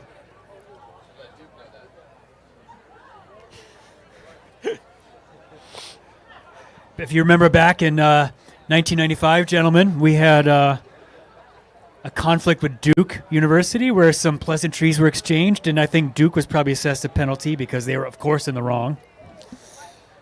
So here comes bow 29. Right now in the running for the best boat club name, which is Rocket Legs Rowing Club out of Jersey City, New Jersey. Mix of alumni from Rutgers, Miami Rowing Club. The term Rocket Legs is a nod to Andy Parrish, who coached with MRC and used the term. Bow 32, Los Angeles, Marina Del Rey.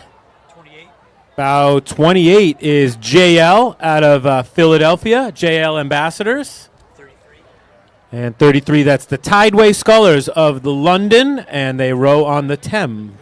Looks like the Tideway Scullers have borrowed CRI blades, and here we have a good example of bow 33 yielding to them because it looks like the Tideway Scullers are overtaking them, so they have to yield the other crew. I believe bow number 30 is the Argonaut Rowing Club with the horizontal green and blue stripes. They from Toronto? Argonauts are from Toronto, eh? And For Notre Dame. bow 36 is the Williams College Boat Club. And bow 34 is Tyrian out of London. And bow 31 is the HKS out of Cambridge, Massachusetts. They represent the students and faculty of the Harvard Kennedy School of Government. And they are eager to carry on the time-honored tradition of rowing in the Charles as future public servants, politicians, and more. Thank you for adding the notes. 37, Bucknell. 39, Northeastern University, formerly coached by none other than Boston College alumni, John Pojednik. No, he retired. What's he doing? I think he's working at Regis College in some capacity. And here comes bow number 40. That's Riverside Boat Club. That's Meat Wagon 2. Beautiful, iconic, horizontal white and blue stripes and the vertical white and blue blades.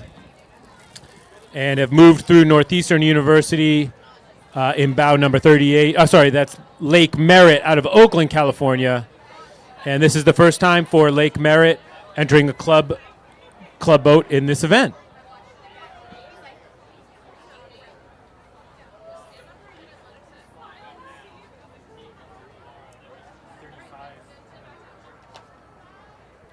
.35 are the Harvard Waves. Harvard Waves is a team of Chinese student, alumni, and scholars at Harvard University. The team has participated in the 54th and 55th Directors Challenge Mixed Eights in the past, and they are now coming back after pandemic with their first men's 8 crew. So, way to go, Harvard Waves. And 3 seats said, I don't care what you guys think. I'm not wearing your stupid hat.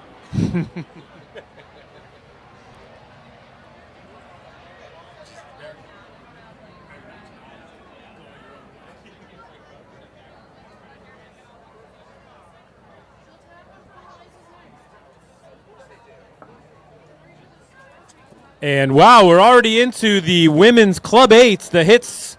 I mean, not even time to eat the cookie, but that is USC defending champions from last year. And we've got 40 boats in this race. I would say they've looked like they've made up a little bit of distance on bow number 2, which is Yale. And this is the Yale third varsity, but looking very clean, very strong. This looks to be even spacing to bow number 3, which is Georgetown. Returning to the head of the Charles, very excited.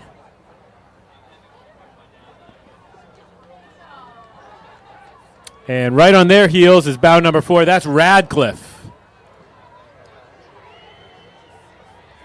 And you can see them approach. I'm sure they got a great boost from Weld as they went by, and another boost of energy from the Harvard Boathouse.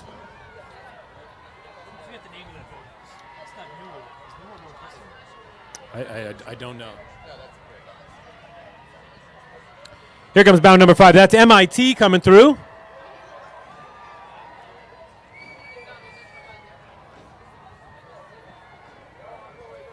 MIT, a not test optional school any longer.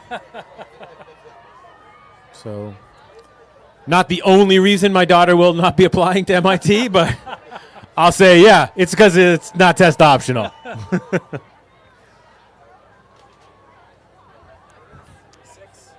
Riverside. Yep, Riverside.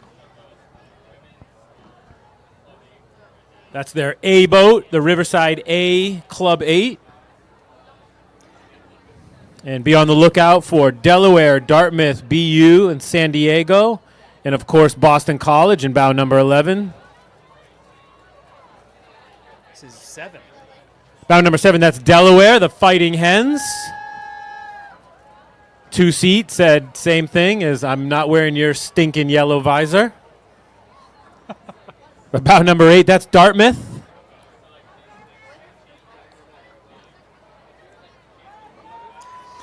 Dartmouth wisely went with a starboard stroke. What is the advantage there, Mitch, to a starboard stroke?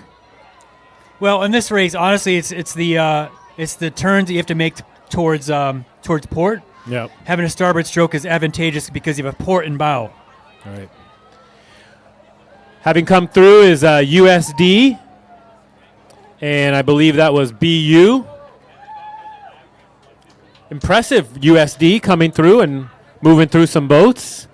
And there they are, folks. What you've been waiting for, bow number 11. That's the Boston College women. That's Amelia, Rachel, Lucy, Alexandra, Jenny, Carly, Peyton, Madeline, and Olivia, just looking fantastic. The Screaming Eagles of Boston College from Chestnut Hill. The end of the blue line, Heartbreak Hill. Green line.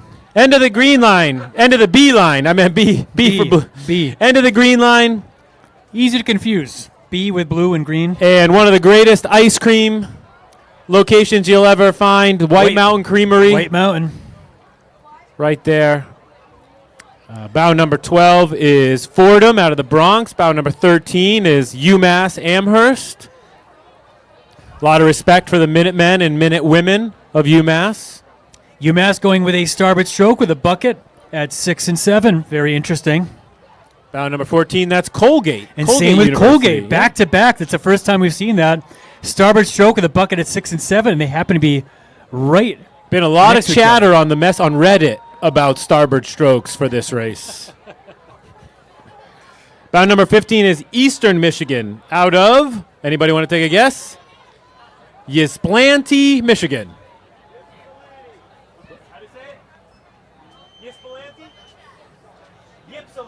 Ypsilanti. Eastern Michigan out of Ypsilanti. Known for Eastern Michigan. They've got a Starbucks these days, too, I heard. Ypsilanti. Bow number 18 is Marist out of Poughkeepsie. Not to be confused with Ypsilanti. And bow 17, MIT. Marist puts out really nice calendars. For what? For like guidance counselor departments. Oh, guide. I thought you meant like. I thought you said calendars. Like. Yeah, I like calendars. Like there's pictures of them rowing on the Hudson. They're very nice. Oh, okay. Yeah.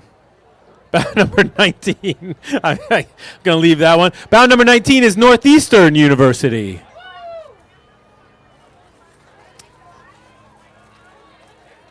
Like, is it a fundraiser? It must be a fundraiser, I think they right? send them free to like guidance departments. Oh, So, like, that's smart to get kids to go apply to Marist. go Right. to Marist College. Yeah. Here comes bow number 20. That's Potomac. Isn't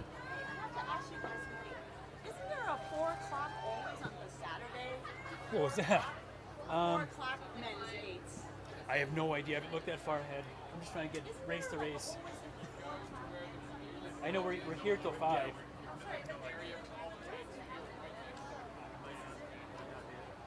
They raced yesterday, but it was only in the morning. Yeah.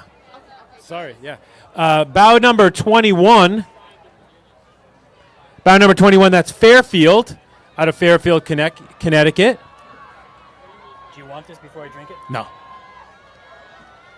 Mitch is moving on to his next beer, so Thanks for sharing that with our listening audience. Bow number 22, that's Tufts. Tufts University out of Somerville, Massachusetts. Must have been a misprint here. Somerville got voted one of the best places to live. Did you see that? By whole Somerville United States. residents? Somerville residents have voted Somerville the #1 place to live in the United States. I can't remember who rated it, but it was rated as the #1 place to live. No, I will give a nod to Somerville, like Davis Square. I mean, it really is just a awesome area. Bow number 24, Shannon.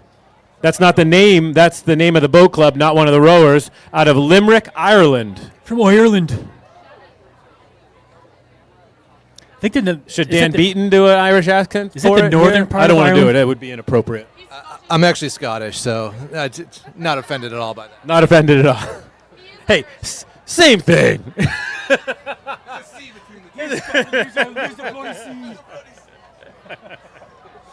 Bow number 30, that's Drexel. Trying to stay above out of the mayhem here, which is that bow 29, that's Kansas. Wow, the Jayhawks. The Jayhawks. Bow 25, that's Avalon of Chincoteague, Virginia. I apologize, I missed the boat on the far side. Was that an MIT boat or MIT Blades? But I'm not sure. But it's it's an unfortunate grouping. That's going to be a troublesome turns up ahead. The Jayhawks had a bucket at 5'6", which is unusual.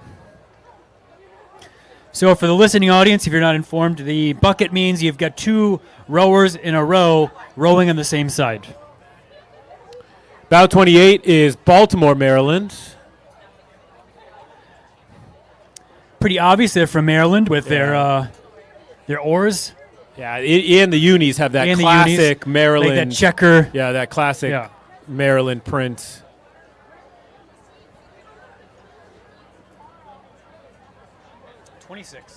And that's bow 26. That's Skidmore out of Saratoga Springs.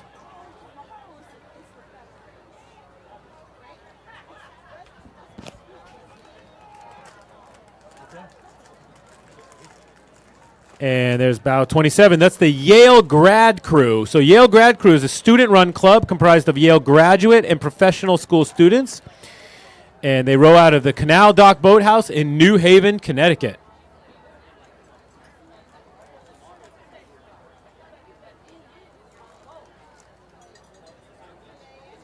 Kansas.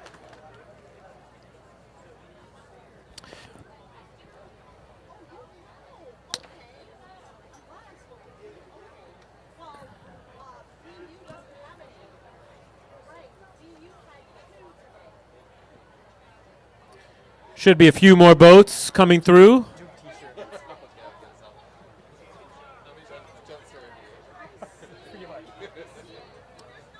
That's bow number 33. That's Rowing in Color out of Sarasota, Florida.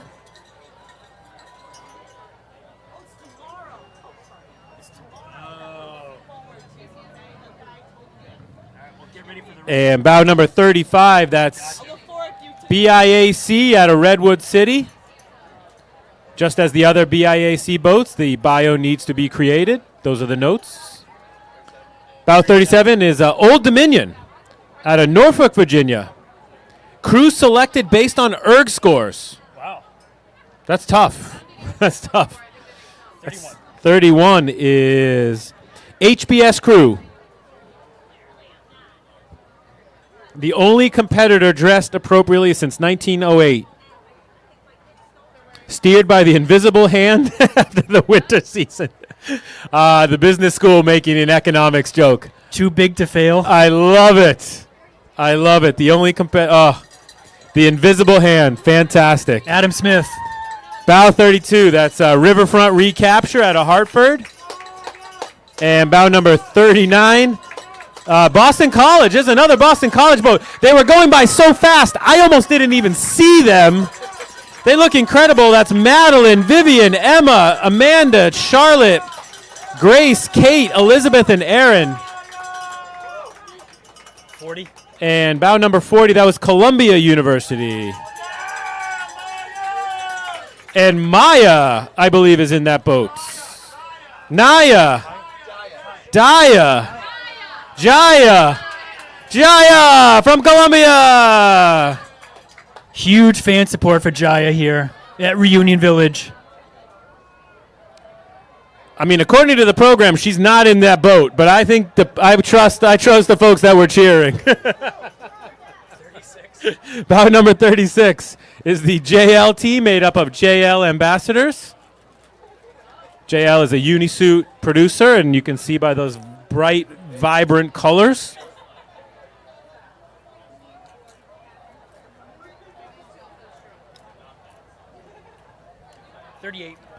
And bout 38 is Bryant University. And this is their first year as a D1 program. I was about to say, I don't remember a Bryant entry before. Well, Bryant has a D1 women's soccer team, so I think they must be transitioning some of the other teams to D1 sports. Or does all of the sports have to be D1 if you have some D1? Not necessarily. Yeah. But they probably had some Title IX issues they needed to resolve. Perhaps, yeah. Yeah. No, great athletic program building over there at Bryant. Great women's soccer program. Wow, I just got to say it. This is the nicest weather in the history of the head of the Charles. Amazing. Yeah.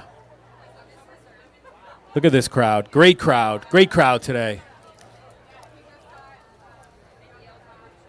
A little disappointed in the Wisconsin Badger fans, but there's still time. There's still a few hours left.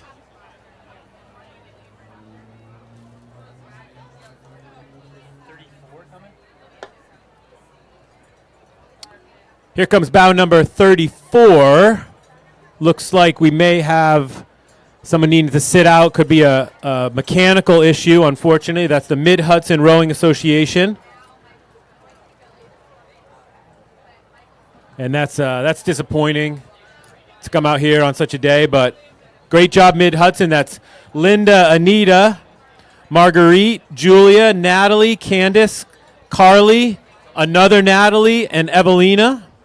Mid-Hudson Rowing Association is a recreational club in Poughkeepsie, rowing the same stretch of water where the IRAs are held. Where they used to be held, yeah. Where they used to be held. In Poughkeepsie, New York. Some of the hardcore folks in the audience might say, well, if 7 seat or whatever is broken, why don't they just jump out of the boat?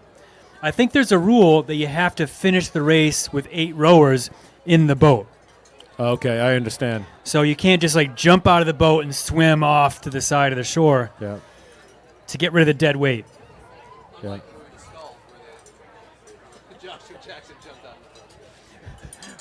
I was unaware there's a movie where this issue is addressed called The Skulls, you said? The name of the movie is Skulls, and Joshua Jackson from Dawson's Creek jumped out of the boat mid-race, which would have been illegal, and they would have been disqualified. Yale crew would have been disqualified in that race. Dan, with that reference, I think you have to turn in your Gen X card. I'm sorry. If you're watching Dawson's Creek, I can't turn the mic over to you anymore. Dawson's Creek is making my 17-year-old is watching Dawson's Creek, so I think it's making a comeback. Gilmore Girls. I think she's on. Well, Gilmore Girls I can see because the dialogue is so witty. Yeah. Dawson's Creek, not so much. Yeah. Well. Powerhouse cast. Dance's powerhouse cast. Absolutely powerhouse cast. Cast. What's your definition of powerhouse? What was that guy's name? He was like a... Vanderbeek. I don't know. James Vanderbeek is not a powerhouse. I'm sorry. Unless you're Dan, put your James Vanderbeek T-shirt away right now that you're wearing, please. Did he pay you off? Please. James Vanderbeek, who made some cameos in How I Met Your Mother later on.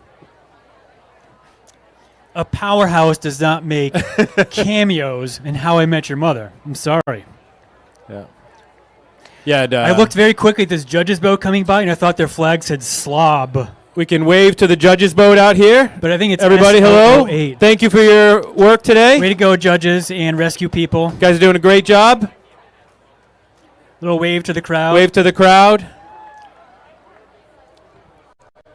Keeping law and order on the river. in case you're not familiar, they're riding in what's called a wakeless launch. Probably designed at MIT. I don't know. So there's not much of a wake. You can run it pretty much full speed, and it doesn't create much of a wake, which is very important if you're a scholar on the river. Absolutely brilliant.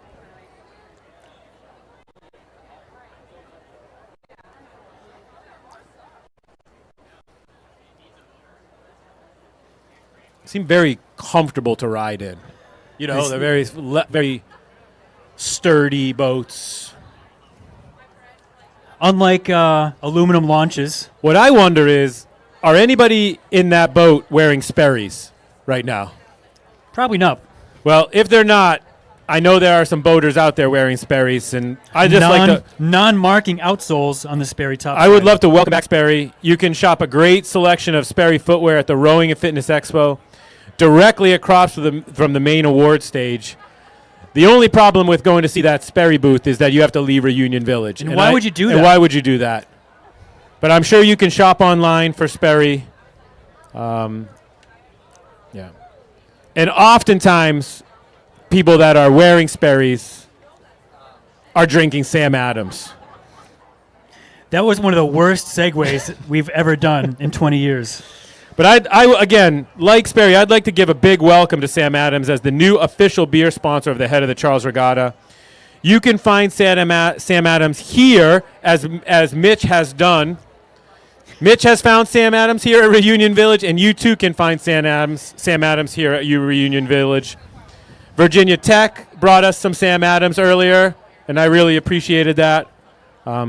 So a combination made in heaven is Sam Adams and Sperry Topsiders. Sam Adams, really, they don't make a bad beer. I feel like they must do a lot of product testing before they put something out for a full launch, because every beer they make is really good. This might be a better segue. You know what else is often paired with Sperry's? Teddy Bear peanut butter? Vineyard Vines. That's much Vineyard better. Vines. Get the good life. We're proud to announce that Vineyard Vines is the official style, not just the official, but they're the official style of the Head of the Charles Regatta. You can stop by their locations at Adager Rowing and Fitness Expo and the Weld Exhibition area. Check out their limited edition gear and enter to win the ultimate Vineyard Vines gift pack. Should we make any guesses what's in the Vineyard Vines gift pack? A lacrosse stick, maybe. A polo shirt. Some Sperry's.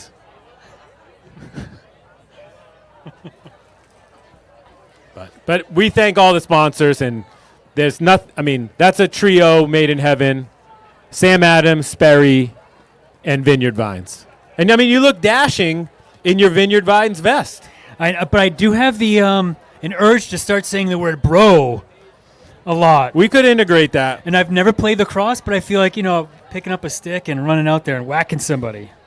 You carried an oar for many years, and I think that's pretty Vineyard Vines. Yeah. So, but we definitely need to make sure we're recognizing our premier sponsor, Mitch, and that is Blue Cross and Blue Shield of Massachusetts. I have Blue Cross Blue Shield. They are the presenting sponsor of the 2022 Director's Tent. I have no idea is that one of the posh tents with the hardwood floors upriver that we saw? No, what was that called? It was something enclosure. Yeah, that was very nice. But, hey, thank you very much to Blue Cross Blue Shield of Massachusetts for keeping us healthy. And I think it was the BNY Mellon tent up there. The BNY Elliott enclosure. Yeah, the BNY Mellon Investment Management is presenting sponsor of the world's. They are one of the world's leading investment management organizations, encompassing BNY Mellon's affiliated investment management firms and global distribution companies. Thank you to BNY Investment Management. And I do think all this, couldn't do any of this without these amazing sponsors. And as Mitch alluded to earlier, despite the DCR not being able to cut down this tree in our direct line of sight here at the announcing booth.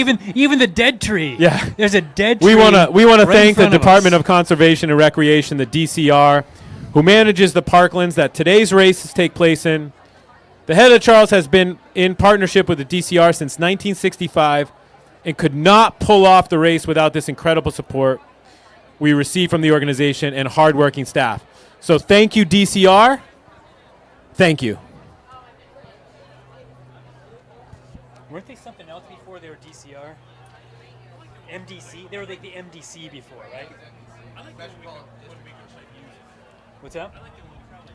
I know. Yeah, we used to be able to plug in like an iPod. I think we have some doubles event coming through here.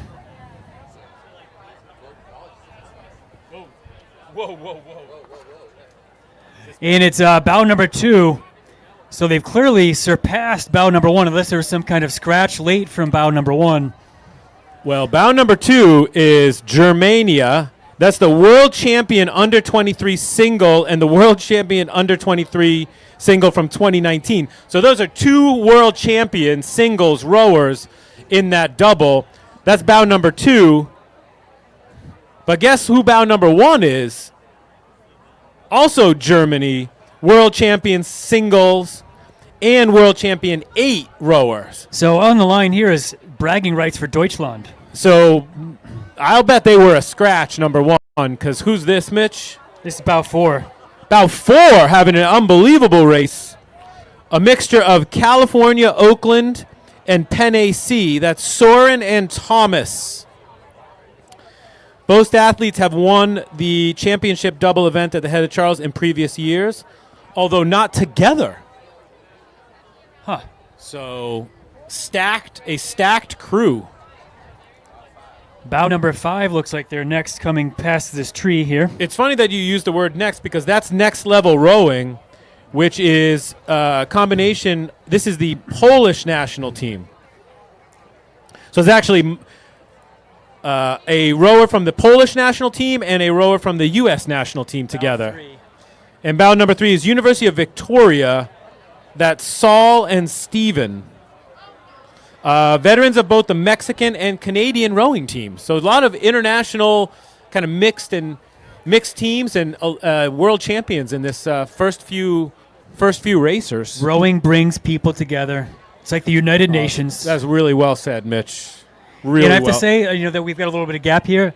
That was one of the best segues we've ever had. When I was talking about next, and you said, "Oh, absolutely, next level rowing, bringing together Poland and U.S." I'm not sure this. I think they're pretty good friends in general, right?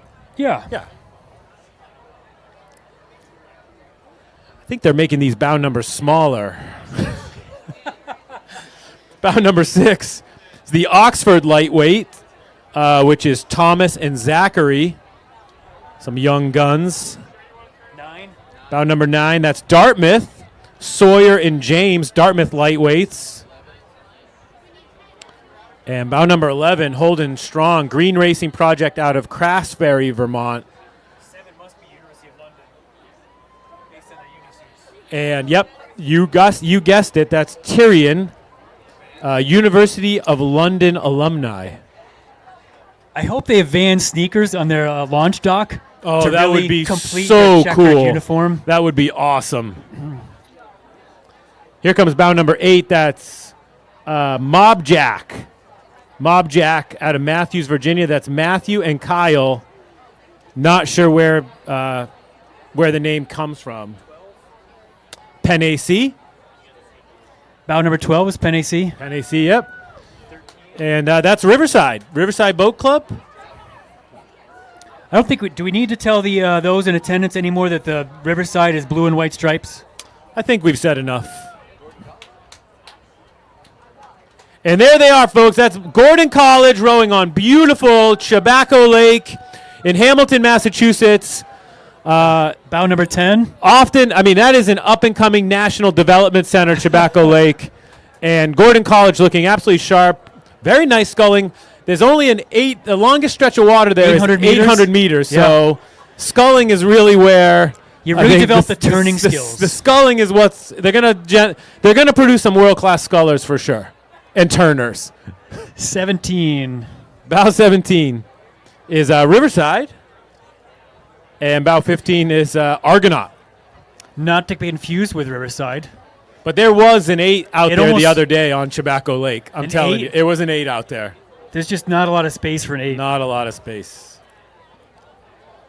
Was it Endicott? I don't know. A lot of breaks.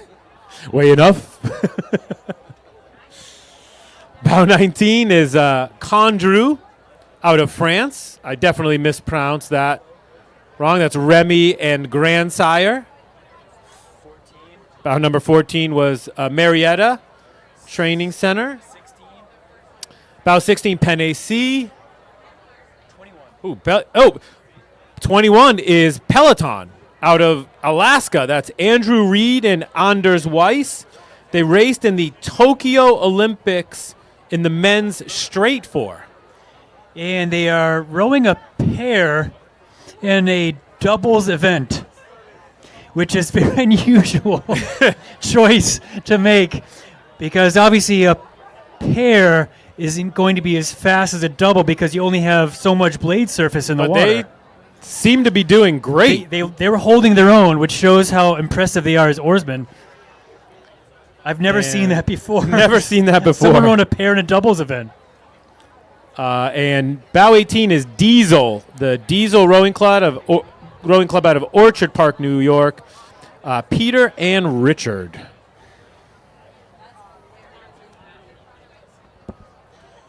That's crazy. Yeah. I'm still astounded we saw a pair in a doubles event. I don't think there's a penalty associated with that, but it's just strange.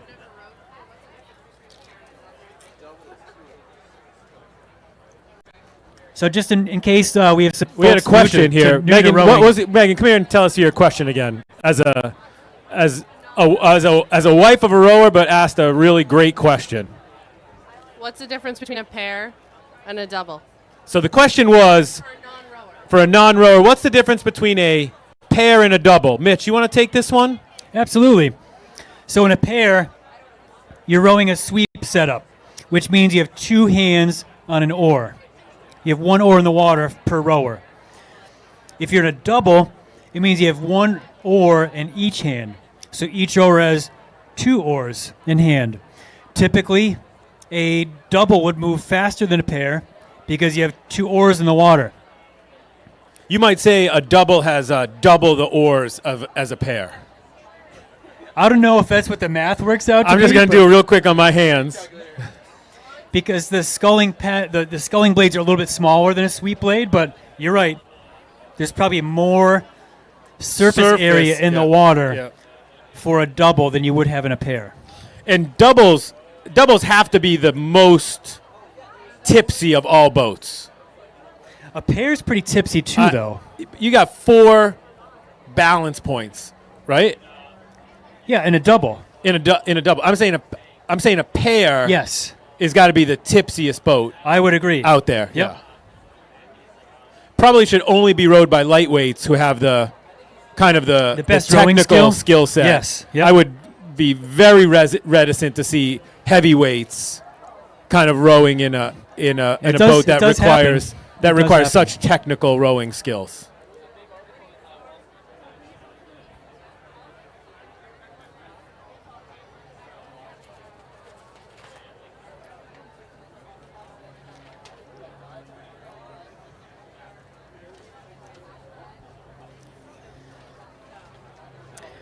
Thank you to one of our new premier sponsors, Moderna. Look for Regatta and Moderna trivia stickers all along the race course and bridges throughout the weekend. Scan the QR code for answers. We walked from Adager Row to here. I didn't see any QR codes for trivia. I didn't see them. And Mitch, I think if the fans don't know, you and I are former champions of the Hamilton Wenham High School trivia. Two-time champions. Trivia challenge. So we love trivia. We do. And I'm a bit disappointed that we didn't see those trivia options.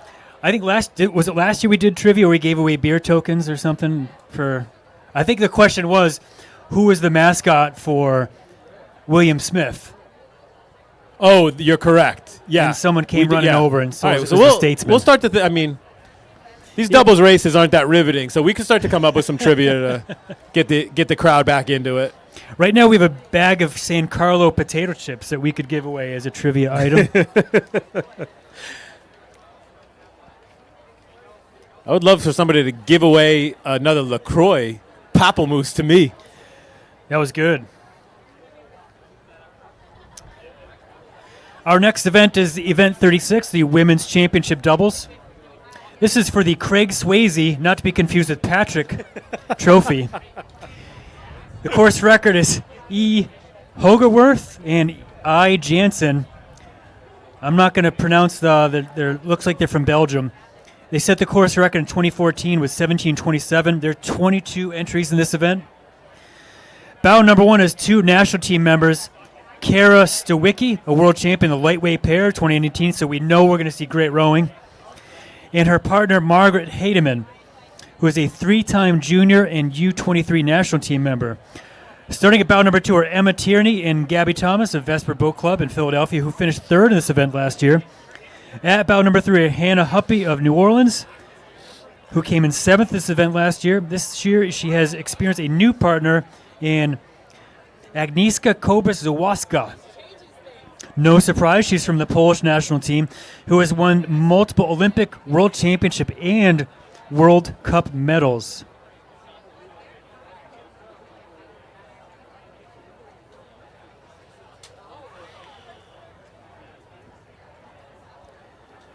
"22 entries in this event." And here we go, folks. Racing is back. And looks to be bow number 1. That is Kara and Margaret, who formerly competed at the World Championship, lightweight women's. Looks like fantastic, fantastic rowing, but have. It looks like they've widened the starting gap. I absolutely have put in some distance between their next closest competitors, but you never know. There could be boats behind that are moving faster. It's just impossible to. Oh, thank you very much. We've got a cold LaCroix delivered here. Is it the Pamplemousse? This is a beach plum, and I cannot wait to crack into this 0-calorie, delicious, sparkling drink. How many flavors does LaCroix have? I don't know. I mean, but hold on. Everybody listen to this. I don't know if you could hear that, but that was me opening a cold beach plum.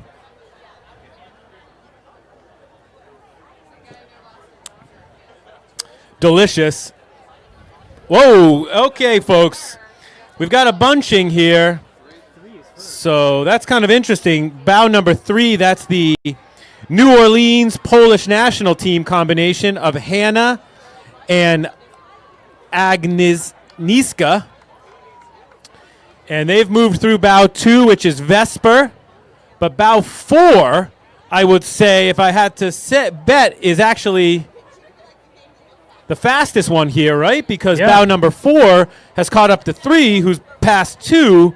And that's an MIT lightweight winner of 2021 lightweight double event at the head of the Charles. So Grace DiMartino and Josephine Williams. Yeah, so looking very strong there. Bow number 5 is a Radcliffe pair. The crowd just keeps growing on the Harvard Boathouse. Yeah. Should hear Aurora go up as the Radcliffe pair or Radcliffe double passes by in front of the Harvard Boathouse. Looks to be bow number 7. That's Riverside coming through.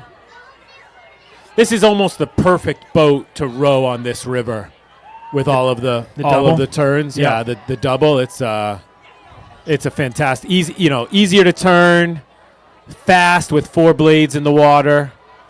It's a great boat if rowed well.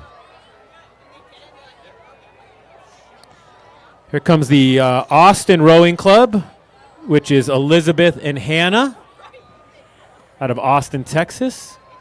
And bow number 9, another Radcliffe boat, seems to be moving very well. That is Sophia and Callist. They are lightweight varsity rowers. And that is bout number 8, Rhode Island women out of Kingston, Rhode Island. That's a URI women's team. Some URI women's rowers. The next Riverside boat that goes by should get a good roar of applause from the any Temple fans who still might be here. Bout number 12 coming into view here in the announcer's booth is Ottawa. Wow.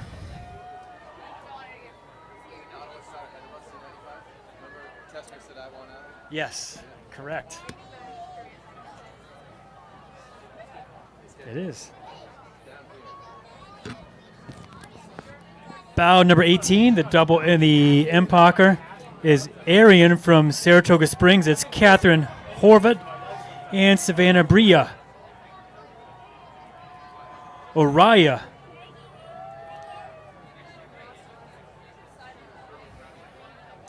Bow number 10 is Dallas Rowing. That's Lindsay Cusack and Madison Ostrich with the white blades. And bow number 11 with the blue blades, with blue stripe blades. Oh, that's Gordon College looking fantastic. Gordon rowing on the beautiful Chabaco Lake in scenic Hamilton, Massachusetts, home of the Generals. But Gordon College, just perfect form, and it must be that glassy water of Chabaco Lake. There were 6 at Dad Vales last year. Bow number, I think bow 16 went by. That was Capital. Here comes bow 19, Calgary, and bow 20, U.S. rowing entry by, they raced in the women's straight 4 at the 2022 World Rowing Championships. Again, we have another pair in this event. Those are U.S. national team members. Here comes another one. Another pair. And another pair. So this is obviously a thing happening. Is now. this like a brag thing? Yeah, this is a humble. You know, we're going to enter a pair in this doubles This event. is a humble brag. But bow 21 in a pair, U.S. rowing. Bow 22. So all of the U.S. rowing boats rowed pairs. Yeah. Which is good, right? Like you would hope the U.S. rowing team kind of level the playing field a bit, but seem to be moving through boats. So very, very impressive. And that looks to be bow 15, which is a Raleigh Rowing Center out of Raleigh, North Carolina. Morgan and Molly. Way to go, Morgan and Molly. You guys are looking great. All right, I can hit the porta potties. Yeah, go for it.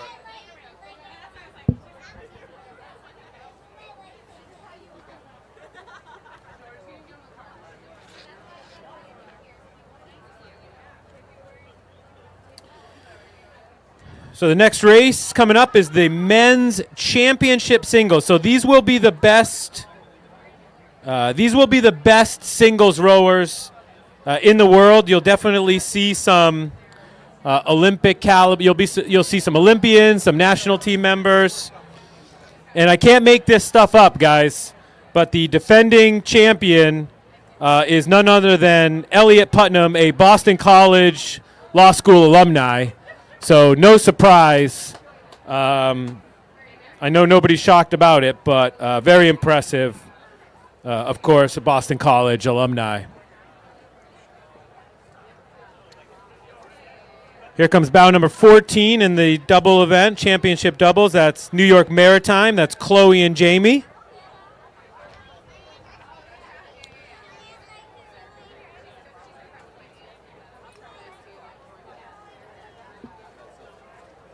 You guys out? It's great seeing you. What's that? Oh, you can leave the stuff here. They come in here. We're basically celebrities. I have to feel useful. You asked a great question. Because I know nothing.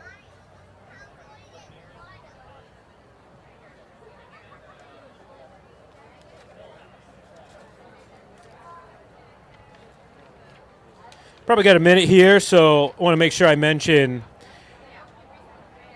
Teddy Peanut Butter. I actually got a call from the CEO earlier today who agreed with me and is discontinuing any chunky peanut butter production moving forward. So if you see chunky peanut butter at the store, I would buy it because it will no longer be produced after the overwhelming vote that we had here on the river. But Heather Charles, is pleased to once again have Teddy Peanut Butter as a proud supporter of this year's regatta.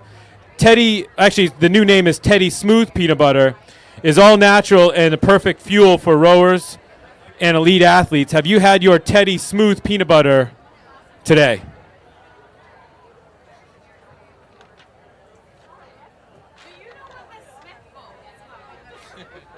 What race? Then I don't know. It won't be in the next race. Because this is a singles race. Oh, then And a lot of it'll the be single, collegiate- probably 7. A lot of the collegiate boats went 5. Already? Yeah. That's Most of them. chilly. Thank you. Kind of winding down the excitement.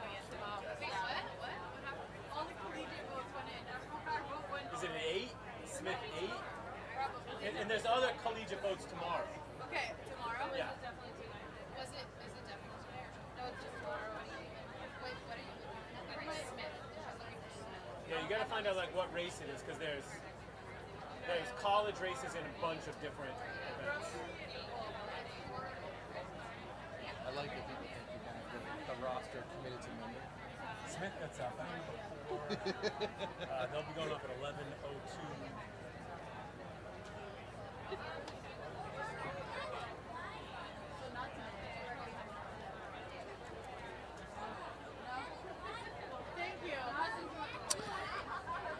Like to thank all the amazing volunteers and workers here for the Head of the Charles.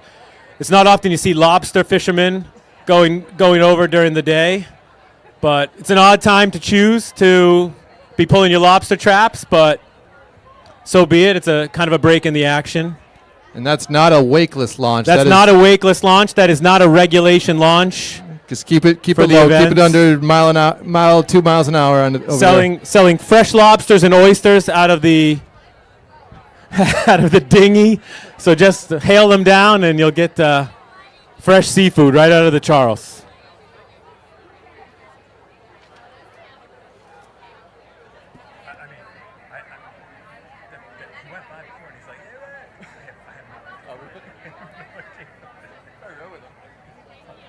Probably a Boston College. Yeah, or something, right? Yeah. What?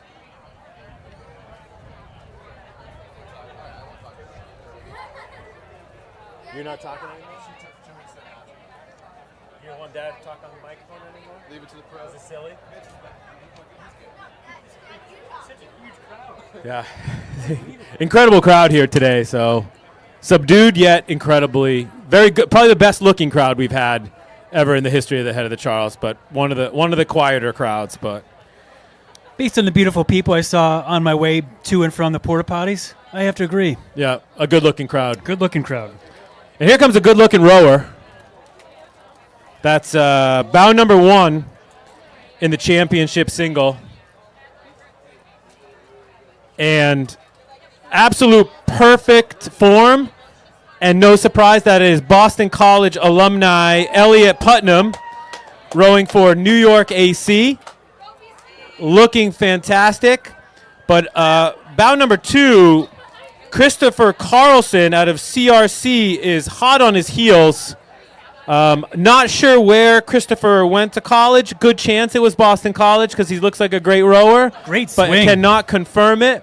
And bow number 3 also moving well. That's Ezra out of the Green Racing Project up in Craftsbury, Vermont. Ezra is actually a UW Husky. Husky alumni, so we'll probably get a good cheer from the Husky crowd as he goes by. The UW, not the Northeastern Huskies. Oh, you're correct. Correct. But Huskies like Huskies, right? At the Probably end of true. the day, Probably true. Huskies got to stick together. So that was bow number 4, Riverside. That was Kevin. Huskies are usually tied together. They are tied together. We need a third microphone for this guy. Yeah, that's not fair. Bow number 5 is Jack Reed from the Green Racing Project. And bout number 6, another Green Racing Project entry. That's Luke Ryan. Craftsbury, for those that don't realize, have a really impressive training center up in Craftsbury. A lot of national team. It's kind of a national team factory. So there's bout number 8. That's Michael out of California, Oakland, California. Didn't the Dreisigacker brothers establish Craftsbury? It could be, yeah.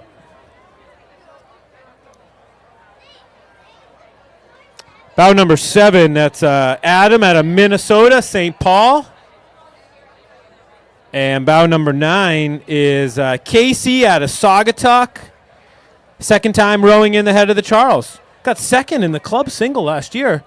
Moving up to the championship event. As well he should. As well he should. I wonder if you have to. You know what I mean? Like if you're certain. Yeah. You got to step up. Good question. A little battle here. A lot of boats kind of coming together. 12 is Jerry Harrison out of Penn AC. Dadvale gold medal winner. Whoa-ho-ho. And bow number 13 is Alvaro out of Miami, Florida.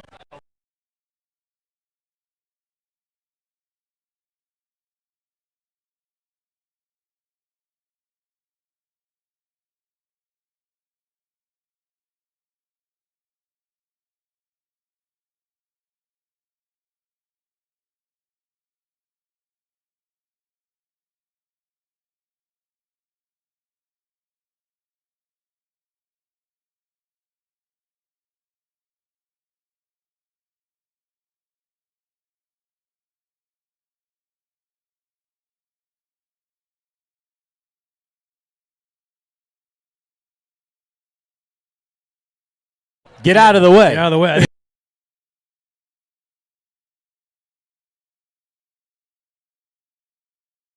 Go.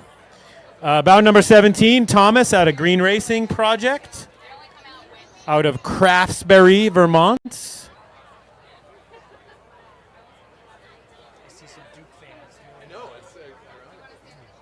Bout number 19, Andrew. Andrew out of California, U.S. men's senior national team. Not sure what age designation that is. See you later, Dan. Thank you. Ready to give a round of applause to Dan Beaton, our color commentator for the day. Boston College alumni, fantastic Thank you, Dan. rower. Thank you, Dan. Dan was feeding me funny lines for a while there. Bow 18, Tyrion. I missed a couple. Bow 20, Leander out of Great Britain. That's John Keating. Won the Prince of Wales quad at the Henley Regatta 2021. Doesn't mean much to me, but I'm sure it's impressive. Prince of Wales sounds fancy. Is the Prince of Wales no longer the Prince of Wales? Like, is he the king now? Was he the I think Prince someone of Wales? else became the Prince Somebody of else Wales when becomes he Prince moved of to Wales. king. Okay. I'm not sure. Bout 23 is Sam out of Nyack. He was the under 23 champion in 2019 in the He looks lightweight like a single. lightweight, Yeah, doesn't he's he? a lightweight. Yeah, were you just guessing because he's a great I rower? just guessed because he's such a skilled rower. Yeah. Bout number 16 is Dayron out of Nassau, Caribbean, which is pretty awesome. And bout 22 is Max von Frank out of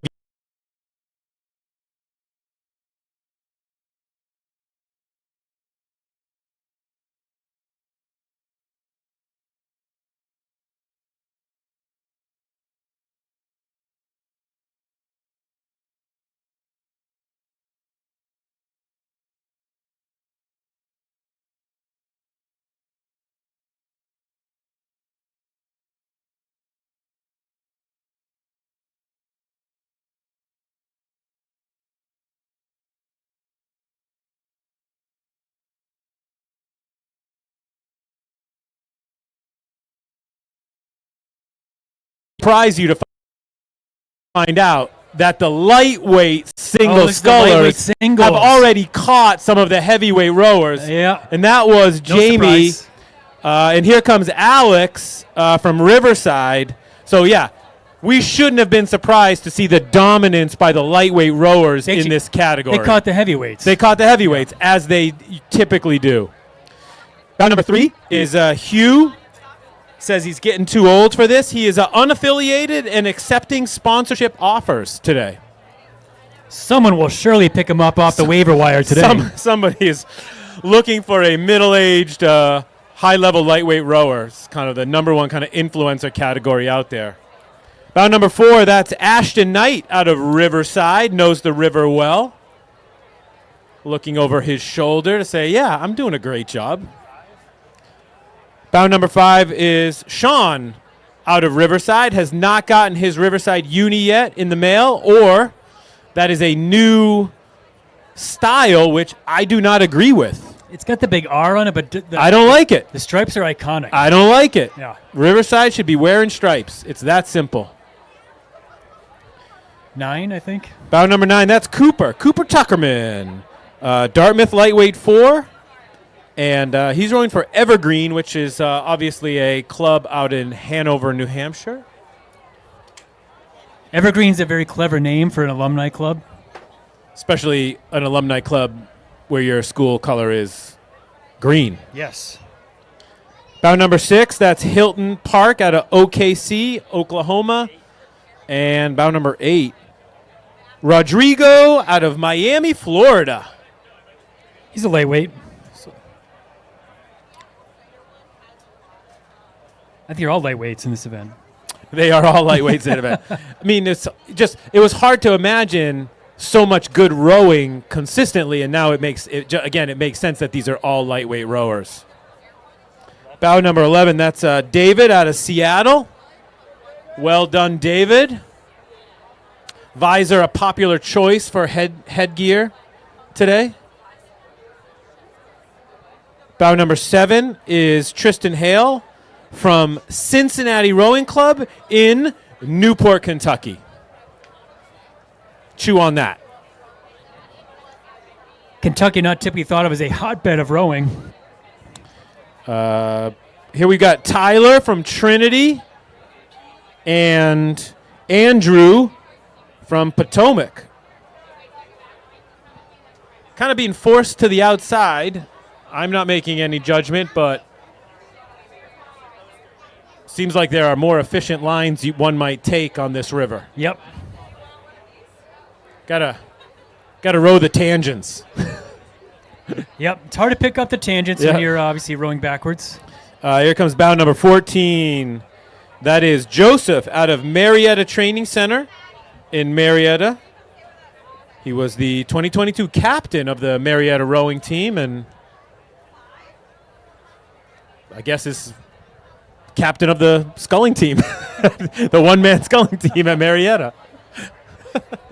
I'm the captain now. I was like, 2022. Isn't it 2022 now? Yeah. Yeah. So he is the captain, or he was the captain? The current captain. The current captain. Okay. Bout number 19 is Curtis. Curtis with a K, out of Guelph, Canada. Guelph. So I hope I pronounced that correctly. That's in Ontario. 17-18, battling. 17 is James from Potomac. 18 is Diego from Vesper. Diego getting the upper hand here, but there's a lot of rowing still to come. Here comes bow number 12. Sanjay out of Philadelphia, PA.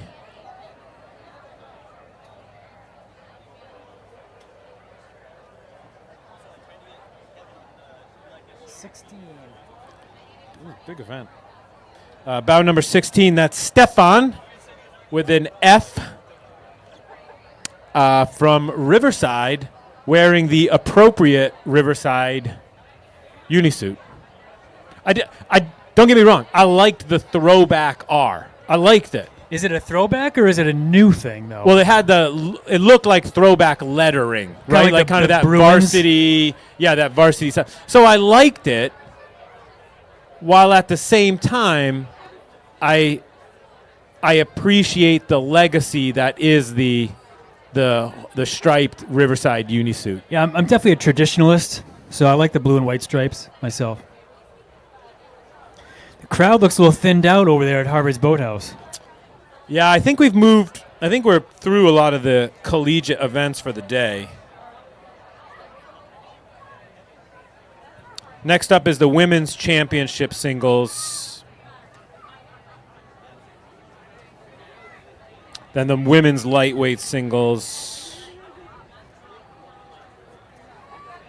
And some always exciting directors challenge mixed doubles.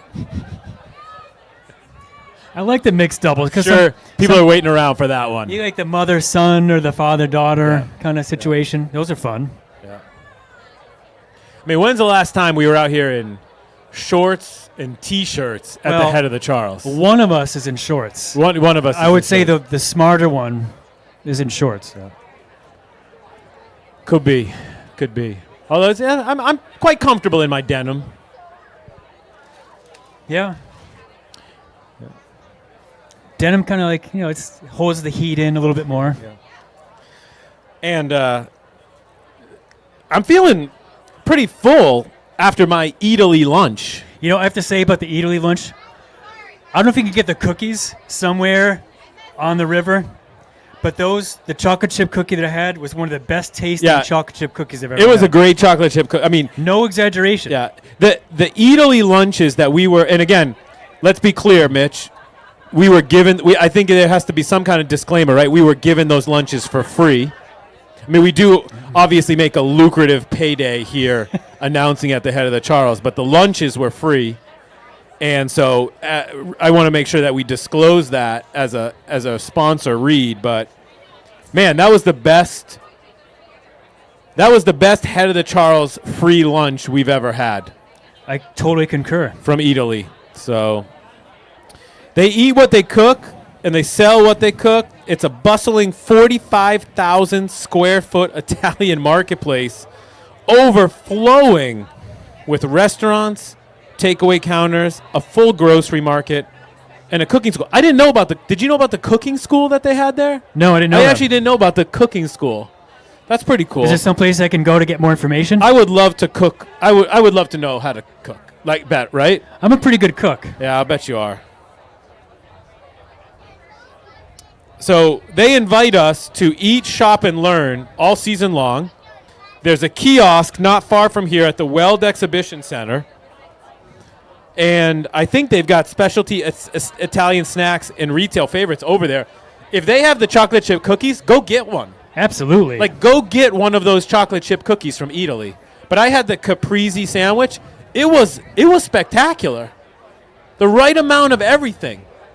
I did take the tomato off. I'm not a huge tomato fan. I like tomatoes. Yeah, left it on. I took the tomato off. I mean, you get a caprese, you have to expect that there's going to be tomatoes. No, in it. I didn't, I just picked it off. Oh, okay. And it was still So delicious. you're like a basil guy. The basil, the pesto, the mozzarella, the brioche bun. And what has helped me wash down that incredible lunch was the LaCroix sparkling water. So right now I am enjoying a beach plum, which I believe has a peach flavor to it. And there's also a peach, drawing on the can. That's not a plum? It must be a plum. Is that you think it's? I was thinking beach. Well, the name is peach. beach plum. It's got to be a plum. Yeah, but beach peach. It looked like. Oh, you think it's a plum? Yeah, I think it's a plum. Beach plum. Yeah, I mean, I know there's plum in it. Let me taste it. It's hard to say. It's a little hard to say. It's a little hard to say. Either way, it's delicious. And we had the pamplemousse earlier, which was definitely grapefruit. If I had to choose, I would say the pamplemousse is better. I liked the pamplemousse better, but I'm enjoying both. And between both cans of LaCroix, you know how many calories? Between both cans. 50. You're wrong. Too high. 10. It's still too high. 2. You are 200% too high. Don't tell me there's 0 calories. There is 0 calories. 0 calories. And I don't know how they do the flavor. I don't understand the science. It's witchcraft. But it's delicious. It's the right amount of bubbles. So, when you're maybe it's like one Sam Adams, one LaCroix. You know what I mean? Just so like it's really warm outside. People are kind of not acclimated to this Gotta warm stay weather hydrated. again. So maybe one LaCroix, one Sam Adams, switch back and forth. I think that's the smart. Alternating. That's the smart way. Alternating to do is always the way to go in life. That's the smart way to do it. And they're probably drinking LaCroix sparkling water at Hudson Boat Works when they're working on the boats. If they're smart, They're not drinking Sam Adams while they're working. And I'll get back to why Hudson Boat Works is so great in a minute. But now we've got a parade coming through here of incredible women scullers. That's Margaret in Boston Rowing Federation. She's on the U.S. national team, but I think bow number 3, Emma, is also going to be on she's on the New Zealand national team, having moved through bow number 2 and about to overtake bow number 1. Bow number 2 is Christina out of Arion, and she's from Saratoga Springs. And here's bow number 4. That's Grace out of Vermont. But the Kiwi out of New Zealand, Mitch. Yeah. She was flying. Yep. I'll be surprised if she's not holding some hardware at the end of this. Yeah, that was having moved through the 2 top racers. Pretty mind-blowing at this point in the race. Bow number 5, that's Allison from Cambridge. And bow 6 is Hannah from Orion. Orion.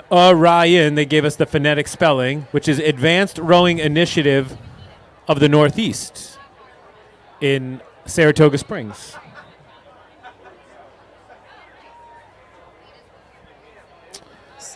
Bow number 7, that's Abigail Parker, a Charles River native, rowing out of Cambridge.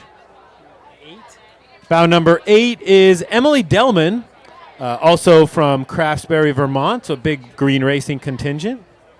Oh, Emily, otherwise known as Deli, makes the best brown butter cookies out there and learned to row in Mississippi. I think Italy should hire Deli to augment their chocolate cookie production. Do the brown butter cookies. Bow number 9 is Megan Goodman, also of Orion. Bow number 13, having a race. That's Lauren O'Connor. Also from Orion. Is Orion like the new? Orion is and she's a Wisconsin grad. Bow 10, Hannah Fitz from Green Racing Project. Bow number 12, Christina Preto of Unaffiliated. I'm sure she'll be affiliated after this. But she's at the actually at the U.S. Training Elite Center, probably kind of trying to keep her options open for those lucrative rowing sponsorships. Lucrative. Yeah, there's a lot of lucrative rowing sponsorships out there. Bow number 11, that's Jillian Z out of Riverside. And how lucky to be rowing sort of on a daily basis on river and have the greatest regatta in the world on your home turf. It's Right, pretty spectacular.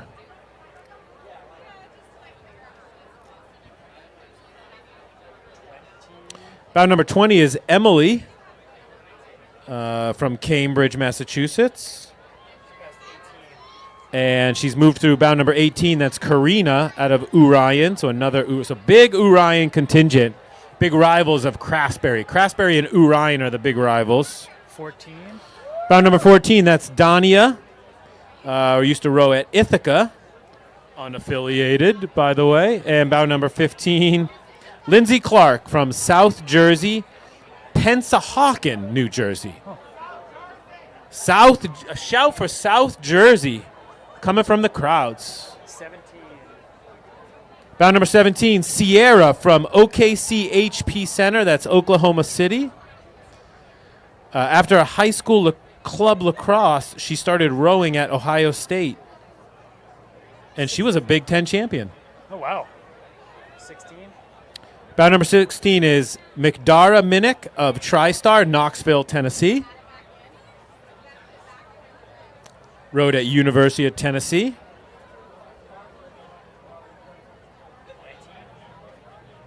And 19, Veronica Toro from Remo, Puerto Rico.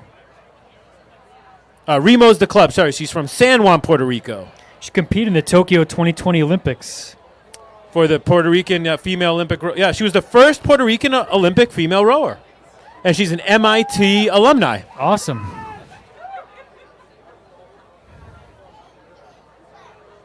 That's pretty cool.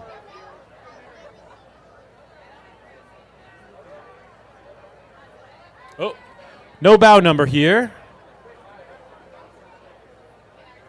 And the white blades don't belie any particular affiliation. So we apologize. Let's see here. Bow number 24, that's Veronica. And bow number 23 was Julianne from Germany.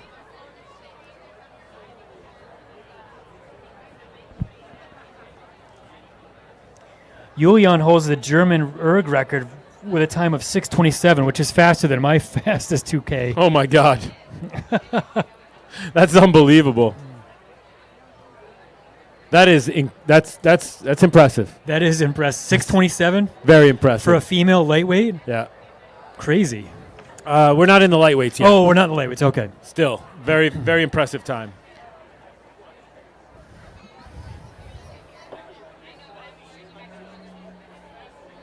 Right?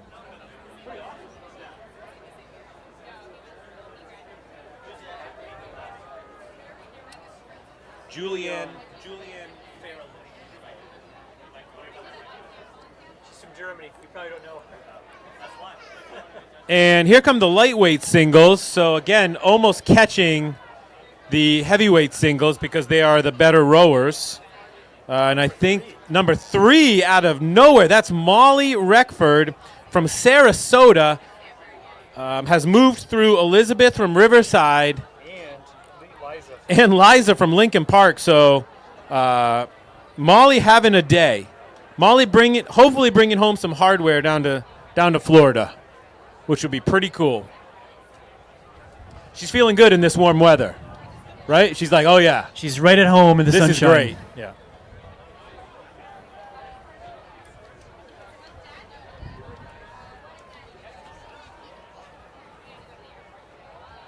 Looks like bow number 5. That's Grace out of Milwaukee, Wisconsin. Oh, it's hard with the sun here, huh? No, that's 5. Yeah. And 8. And bow number 8 is Bridget of Narragansett, Providence, Rhode Island, a 2022 lightweight boat champion from the University of Cambridge. Bow number 6 is Sarah, also from Sarasota Crew in Osprey, Florida. 9. And bow number 9 is Mary Wilson from Vesper, Philadelphia, PA. Quite a few Mary fans here from Philadelphia cheering her on. Bow number 9 in the yellow. So hall. she is a 2016 grad. Obviously was unable to get into Boston College, but did great for herself at Duke. And previously rowed for the Cleveland Foundry and Detroit Boat Club. Bow number 7 is Ruthie of Oklahoma City. So we unfortunately have some Duke fans nearby. If we remember from our race in Heather Charles, this very race back in 1995, we had a clash with Duke, and we came out victorious in that. And I believe they were in the wrong. They were certainly in the wrong. But we're past it. We're past it. We seem obviously okay with it. Bow number 10 is Bridget Bain from Riverside.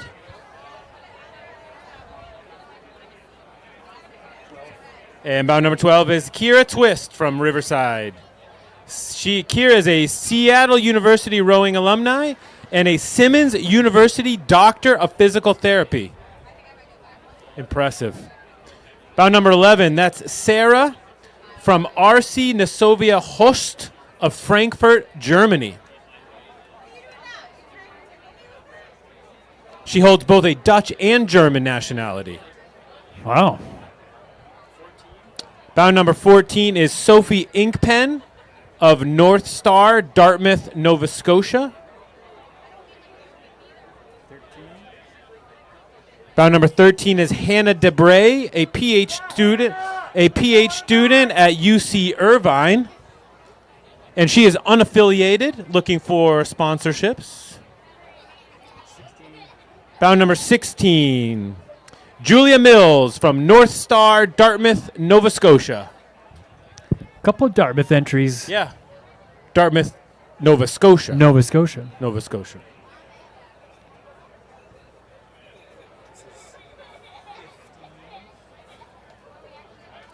'15, Anna. Anna, who comes from Cleveland, Ohio. She is a sophomore at Case Western University.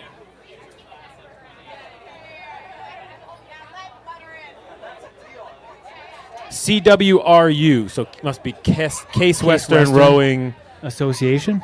Well, it's a U. Oh, U. I don't know. University, I guess. 18. 18? 18, that's Devin Ward from London.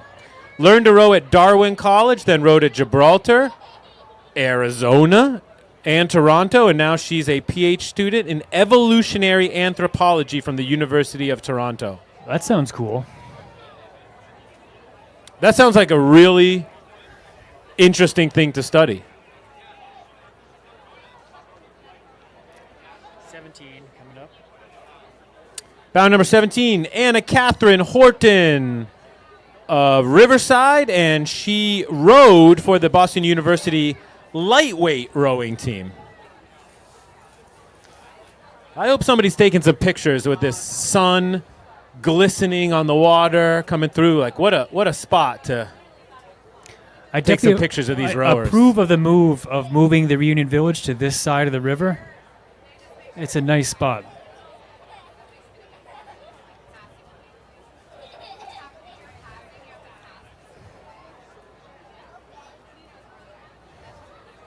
Got some officials parked in front of our announcing tent. The slow 8.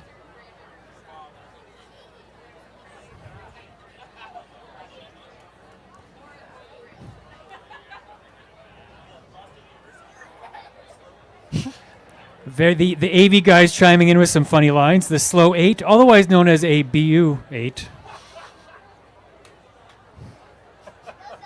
I mean, it is red and white. It is red and white.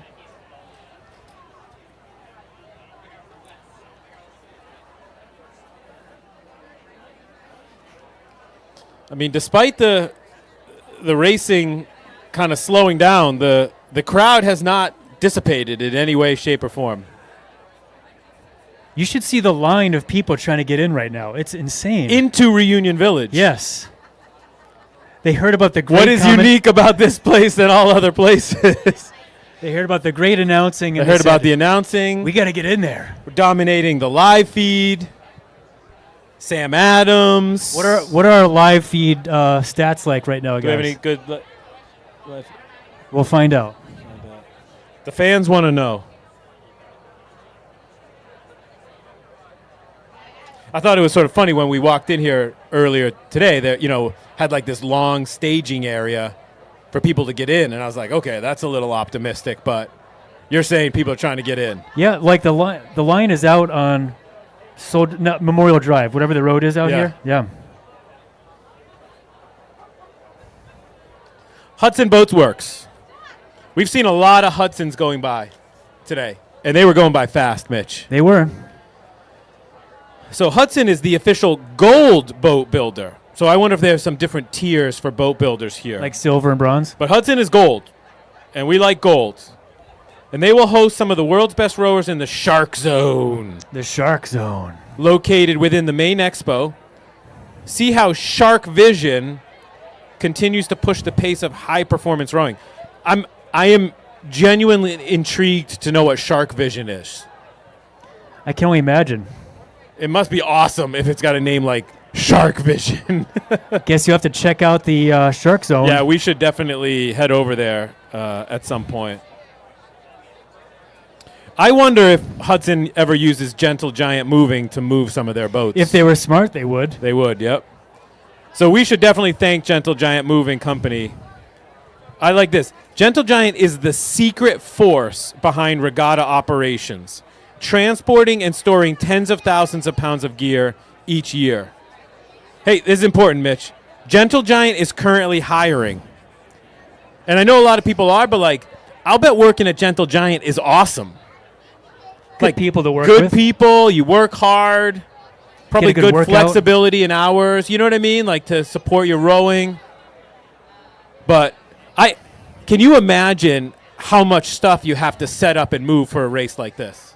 Crazy. Yeah. Tens of thousands of pounds. That's what the copy says. Well, that's why I said it. So if you're looking for a job, stop by the Gentle Giant booth at the Rowing and Fitness Expo. I don't know where that is. Is that at that's different than Adager, or it's at Adager Row? Well, the Weld is downriver. Yeah. The Adager is upstream. Yeah. I remember the lifeguards when we were rowing. They were like these old dudes, and these lifeguards are definitely not old dudes. These guys on the boat. They look very able-bodied and ready to jump in the river, absolutely. sacrifice themselves to save any rowers ejected from crabs. I will bet you, Mitch, that a lot of the people who work at Gentle Giant got the Moderna vaccine. And Moderna is a premier sponsor of the Head of the Charles. So one thing when I'm walking back to the car, I'm going to be looking for the Moderna trivia stickers all along the race course and bridge throughout the whole weekend. If you find one, let me know. All you got to do is scan it with a QR code for the answers. So so the stickers, Mitch, must have the questions, and then you can scan for the answers. Oh, okay. I thought you would scan and get the trivia questions. That's what I thought. Right.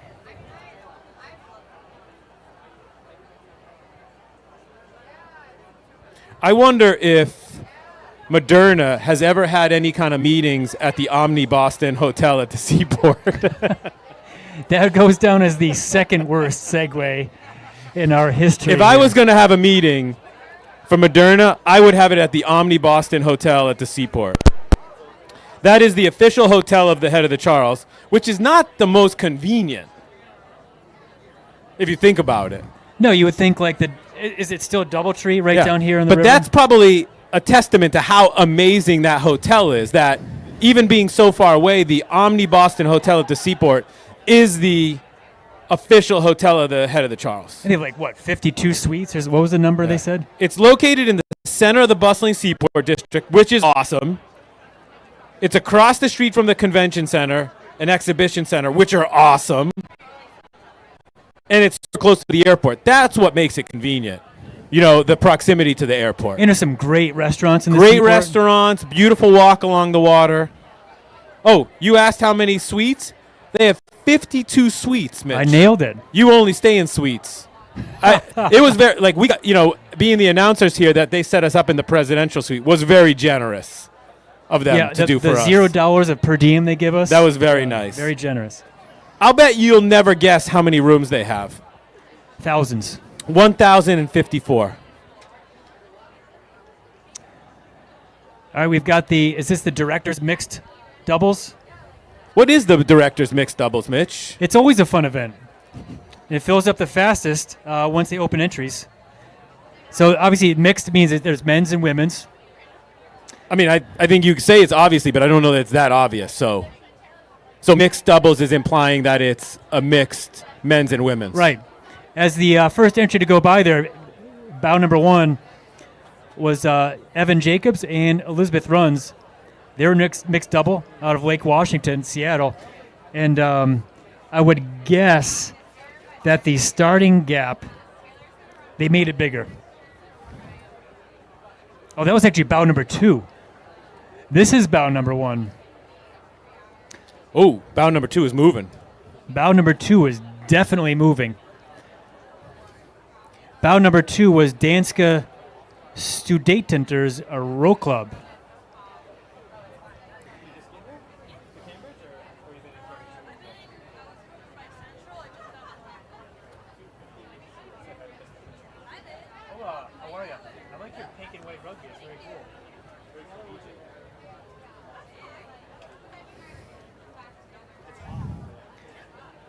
Bow number 3 is Riverside Boat Club, featuring Sean Wolf and Heather Moyne. Sean the Wolf, Wolfman.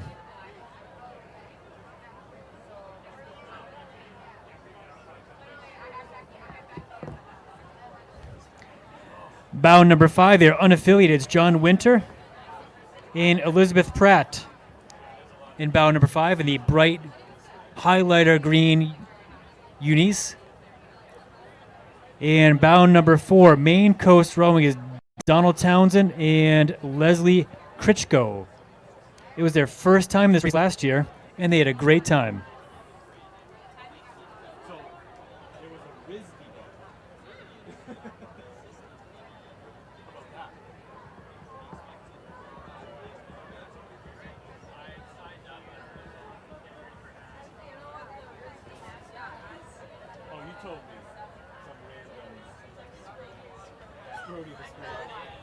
No.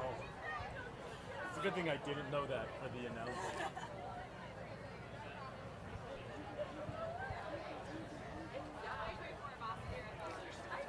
Now coming into view is bow number 8, Station L, Lars Ripley and Dorothy Atwood. They've been rowing together in a double since 2017. They have passed bow number 6 from Quinsigamond, Harry Santagrath and Blair Granum. You know what they say, if rowing in a mixed double is awesome for a marriage, you can imagine it's a great way to strengthen a relationship, because then there's never any kind of arguing in the boat in any way, never shape, or form. happen. Bow number 7, Chinook went by. That was Macaulay Nash and Terry Walters. I'm sorry, did you say Chinook? I did say Chinook. And just for those that are new to Reunion Village, Chinook is the official dog, official state dog of New Hampshire.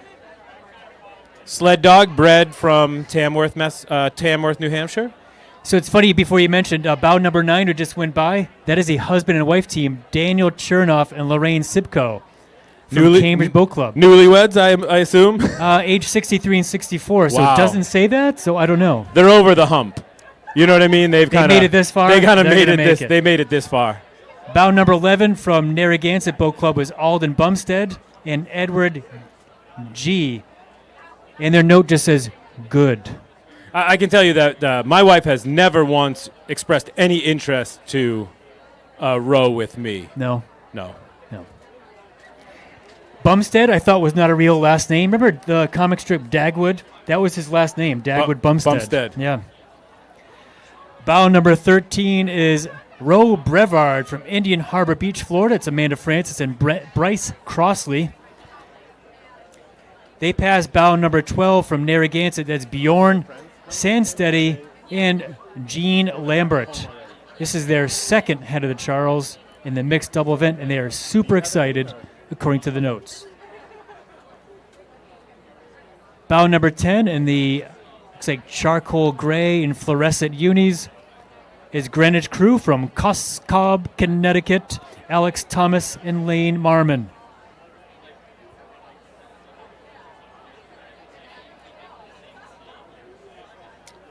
Bow number 16. Bow number 16 is another Station L double, Lori Jensen and Philip Volts. Bow 14. Bow 14 in the green unis is Minneapolis Rowing Club, Jill Cooper and Barry Gustafson. And bow number 17 is... Together for 30 years, Wow. bow 14. Amazing. Bow 17 is San Diego Rowing Club, Sean Durkin and Sarah Pickus. Comes 15. Bow number 15 in the highlighter yellow unis is Saugatuck from Westport. That's Andrea Schley and Daniel Schley. Many races now as a mixed double, and one of the few husband-wife teams which can survive rowing together is their notes. Bow number 19, Pioneer Valley Riverfront Club. That's John Moss and Alexa Buchan. John Moss. Wasn't John Moss in one of the World Championship fours with Tom Beetham? 1993, John Moss. I think he was bow. Could have been.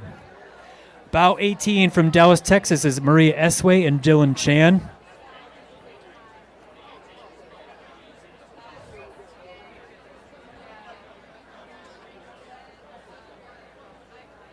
I brought a hat, gloves, a down jacket. You didn't bring shorts. The shorts are looking like the right call today to wear. The long sleeve T-shirt, not so much. Smart. That's that over 50 knowledge that you've kind of acquired. There's a wisdom that comes with experience. And I'm not over 50 yet. If you play in the 50-plus basketball league. They let me in because I'm a good guy. What can I say? If it quacks like a duck, Mitch. I'll quack you like a duck. Bout number 26, Sarasota Crew. That's Greg Simmons and Mauricio. They're champions, it just says. Didn't say champions of what, but they're in pink, so keep your eyes on them. Champions of the pink. Pink champions. Bout number 22 from Texas Rowing Center's Lauren McGee and Eric Cordnet. Go Texas. Bout number 20, GMS Rowing from New Milford, Connecticut. It's Karen Simmons and John Simmons. A team from Rogue Rowing in yellow. 29. Bow number 29 is College Club Seattle. It's Melissa Perlstein and Roy Colvin. They've rowed this race a combined total of 12 times, but this is their first time together in the mixed double. They might have been unaffiliated last year and kind of got picked up. Perhaps. Sponsorships rolled in. In the light blue, bout number 21, Otsego Rowing from Cooperstown, New York. Hall of Famers Andrea Thies and Langhorne Keith. Langhorne, 86 years old at stroke seat there. What? 86. What? Oh, that's amazing. In blue. Phenomenal. Bow number 30 was Lake Oswego, Janelle Prentice and Stephen Rice. Bow 35, closer to us in the black hull, is Station L, Leslie Spencer and Alex Nelson. Bow 25 was Quinsigamond, Fred Burke and Paula Bellin. 32 was Ridley Graduate and Ridley Graduate Sorrow from Canada. I didn't see what the green hull was. About 33 on the Boston side of the blue hull, Cambridge, that's Carlo Zezza and Margarita Zezza. And bow number 33, Delta Tideway Scullers Association, James Norris and Lisa Simpson.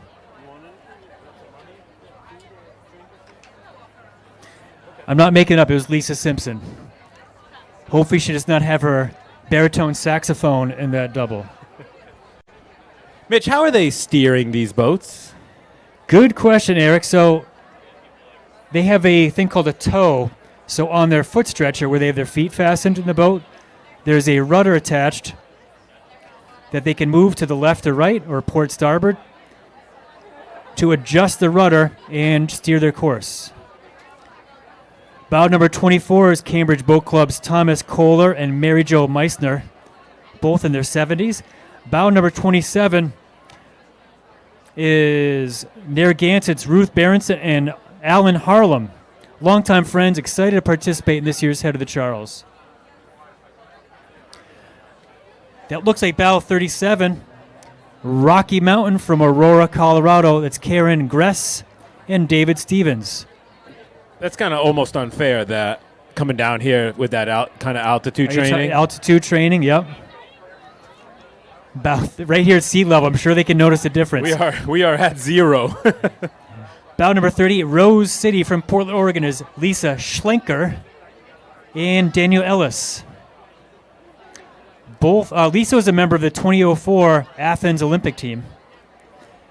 Bow 39 is Cambridge and Sunshine Coast combining. That's Ian Luxford and Catherine Boyd.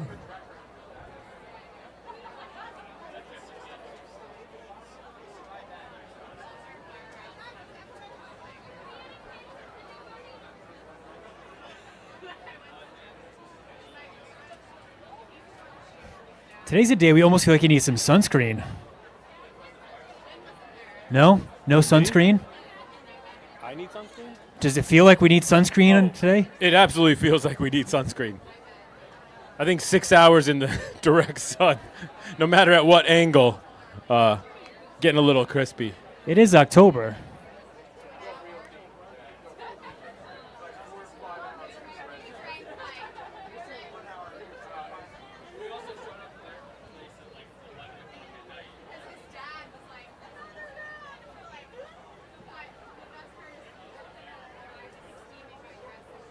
Here come a bunch of boats. About 36, we have a father-daughter team, Vanessa Moores and Brian Thorne. Brian's been in this race since 1975, while his daughter started in 1992. They first competed in the mixed adult pairs in 2009. Bow 45, closer to us on the Cambridge side, is Long Beach with Teresa Rocos and Ivan Rocos.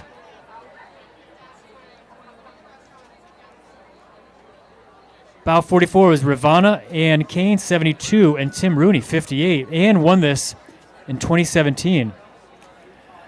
Bow 43 with the blue and white blades is Cambridge Boat Club's Mary Farrell and James McKay.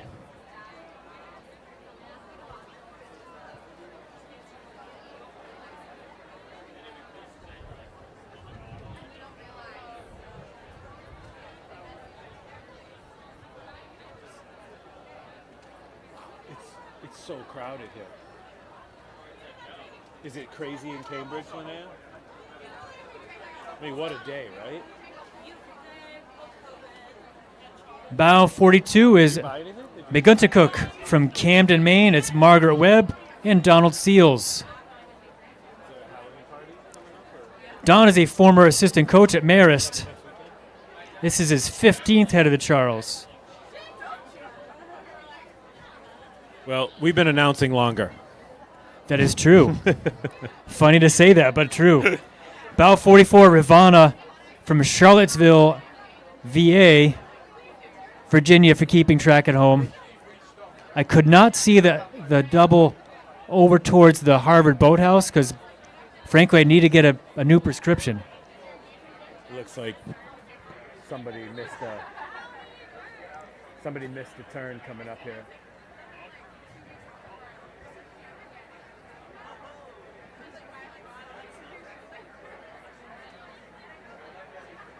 Looks like CRI blades, no?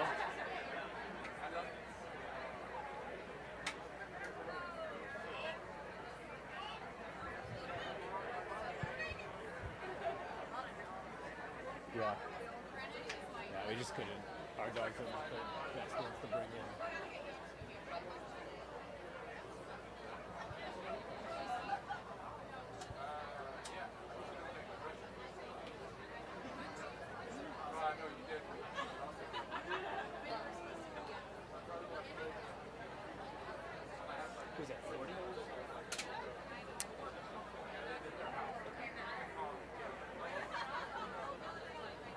About 40.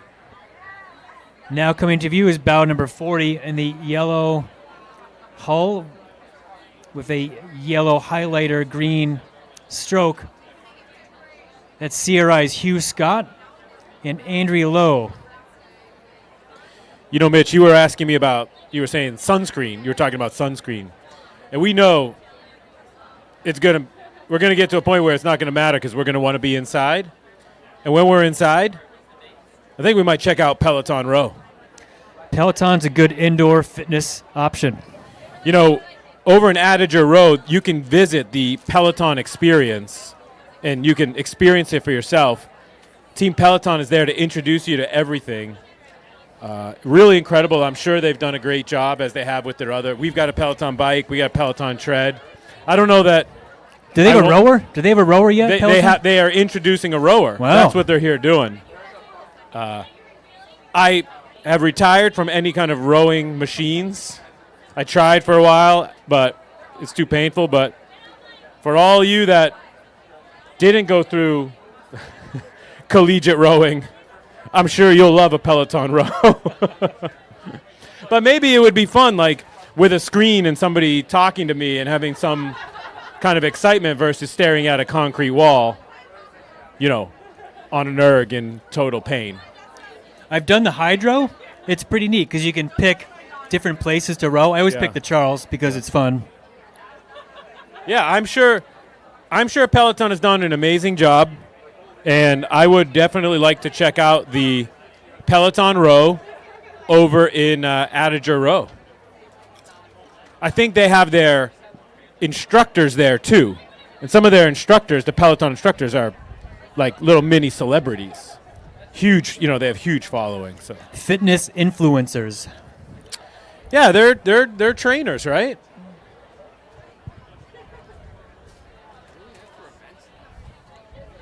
So Rival Kit USA is delighted to be the official kit partner of the Head of the Charles Regatta. Come visit the pop-up shop of technical garments and club kit. Have a chat about supplying your club's technical kit today, or visit Rival Kit USA. That's RIVALKIT.com to see the full range. I'm sure it's great. I am not familiar with Rival. Mitch, have you ever heard of Rival Kit? Not until today when we walked by their tent. Yeah, so I mean, this is the perfect place for them to be advertising. It looked like nice stuff. Yeah, it looked like really nice stuff. It's kind of a wide open market. You got a few players, and if they're going to do a good job, make nice kits, cool designs, I'm sure Rival Kit can be really successful. What I wouldn't recommend is wearing a Rival Kit uni and Sperry's at the same time. No. That is not a good look. No. You want to be wearing your Sperry's with your Vineyard Vines, but not with your Rival Kit. Totally agree. So there's a bunch of new Sperry's that you can check out at the Rowing and Fitness Expo, which is directly across from the main award stage. So I guess that is over by Adager Row, because that was where the award stage was. I didn't right? see Sperry over there, but it sounds like that's where where the it trophies is. were. Yeah. Unless there's a different stage. Did you say new Sperry's? Like a new, they I'm changed sure, the iconic Sperry style? I'm sure, like any great brand, Sperry has to innovate. You got your staples, right? You got your cores, your cash cows, right? But I'm sure Sperry's got some great new, innovative, cool shoes that look great with your Vineyard Vines. Or you're just going to wait for like the style trends to come full circle. Like a couple years ago, like LO Bean boots were crazy. Like you could not get those. Right. And they haven't changed those in decades. Well, maybe these advertisements are going to be what makes Sperry fly off the shelves again. So if we see Sperry become really popular, I think you and I should feel good that we helped contribute to that. Yeah, we would become influencers. I think we pretty much already are. All right. So I need a bigger social media presence, though. I think I have like 40 followers. I think that's all right. Yeah. I think you're very influential amongst those 40 followers. But if those followers saw you drinking a Sam Adams, they would also want to drink a Sam Adams. And I see you drinking a Sam Adams right now. Yeah, it's the original Boston Lager. Oh, what were you drinking earlier, though? It was the Wicked Hazy. The Wicked Hazy. So if you had to choose, you could only choose one, Wicked Hazy or the original Boston Lager. Which one would you choose? So it depends on the time of year. So like fall, winter, I'm going to Boston Lager. But spring, summer, I'm going Wicked Hazy. Is the Wicked Hazy, does it have like a kind of a fruity taste to it? It's like that citrusy. It's an Citrus. IPA. It's like a New England IPA. Well, very good. Either way, we're pretty excited to welcome Sam Adams as the new official beer sponsor of the Head of the Charles Regatta. It only makes sense. You can find Sam Adams right here in Reunion Village. If you make the wrong decision to leave Reunion Village, you could find Sam Adams at Falls Bar next to the awards tent. That's FALS bar. But if there's Sam Adams right here, and there's great announcing right here, why would you leave Reunion Village, Mitch? I can't think of a reason I can't why. think of a reason. Maybe one reason would be that you got to get over to the supermarket to buy some Teddy peanut butter. But not chunky peanut butter. Well, maybe you got to leave quickly to go get the last few jars of chunky peanut butter, since we have declared chunky peanut butter unworthy of the Teddy name. and only Teddy Peanut Butter will be selling smooth peanut butter from here on out. Do you go salted or unsalted smooth? Oh, salted. Yeah, me too. In the glass Yeah. jar. Oh, yeah. So I like smooth, salted in the glass jar. Yeah, you got to mix it up. Yeah. It's I like the feeling of the glass jar. It's risky, sure, if you drop it, but there's something to it. And it's from Everett, right? They make the teddy bear peanut butter in Everett, so it's a local company. You should feel good about supporting It's a it. local company. It's delicious. It doesn't use palm oil, which is controversial. And it's smooth and delicious. And I'll bet you these rowers fueled up with Teddy's peanut butter. Ellen is usually in one of these boats, right? I don't know. Oh, no. This is the pair boat, yeah. She coaches it. It's event 42, the mixed para fours, I believe. That was bout number 2. The U.S. para national team, they row out of Princeton, New Jersey.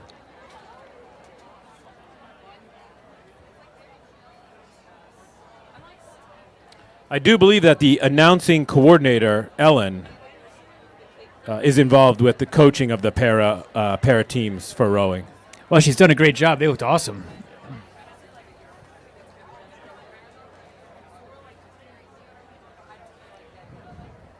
And we'd like to thank Ellen for, again, hiring us every year and the incredible, lucrative payday that we get for our hours of announcing here. We don't get as much as the video guys, but we get, it's pretty lucrative. I still tell that joke about when we were driving to Canadian Henley. So imagine, if you will, a huge parking lot filled with yellow box trucks. With Mitch, I think 99% of these people aren't going to know the company that you're referring to in the next comment. That's probably true, but I'll tell it anyway because I become like a boomer. A sea of yellow box trucks with black diagonal stripes going across them. And as we drove by that parking lot, you said in a total deadpan delivery, "Oh, those must be the Cliff Notes delivery trucks." I started laughing like a hyena. And Ellen, who is the coordinator of the announcers, later told, who is now the University of Texas coach, Dave O'Neill, that we were a bunch of dorks. I beg to differ, Ellen. I thought that was quite a clever joke. But if you don't know what Cliff Notes are, you will not be laughing like I did in 1994. Hey, Mitch, this is actually an important announcement. We have a small Norwich Terrier that slipped out of its leash. So if you see a super cute Norwich Terrier here at Reunion Village that slipped out of its leash, the owner is here at the announcing tent. So maybe you can get the dog and be super nice, but it's a small dog and little beautiful Norwich Terrier that escaped out of its leash. Brown and furry, right? Yeah, a little cute furry, and we are at the announcing tent, so hopefully somebody sees this beautiful, cute little dog and will pick it up and bring it over to the announcing tent. They look like little Ewoks. They're easy to carry. So if you see a Norwich Terrier running around... Yeah, we've got a distressed owner, and we love dogs, so if you see a cute little dog running by itself, a little Norwich Terrier, please bring it over. We're kind of stationed over right by, kind of closer to the bridge side of Reunion Village.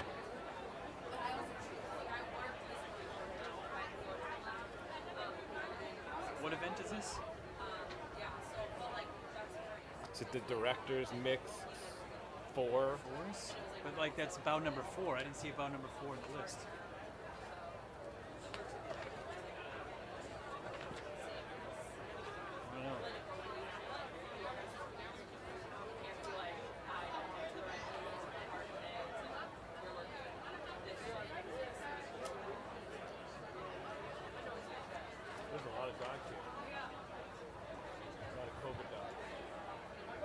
Oh, here it comes.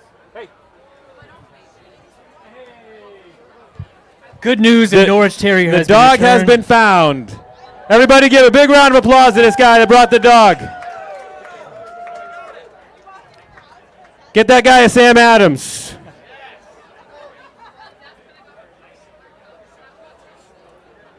He probably went to Boston College. He has a Harvard shirt on, so I doubt it. Well done. A good news story. Congratulations. Oh, adorable dog. What's his or her name? Akela is back. The dog's name is Akeda, which must be a different language for something. Leader of the pack is Akeda. Adorable. And a feel-good story. Feel-good story of the day. At the head of the Charles. We've, over the years, we've had children lost, driver's license lost, but I think the lost dog being found is it really pulls on the heartstrings. It kind of really tugs at the heartstrings. I just feel honored. She came to us, Mitch. She came to us. We're problem solvers. That's what we do. She didn't go to the police. She didn't go, she came to us. We're the influencers. We are the one thing we've established here is we do good. Unbelievable.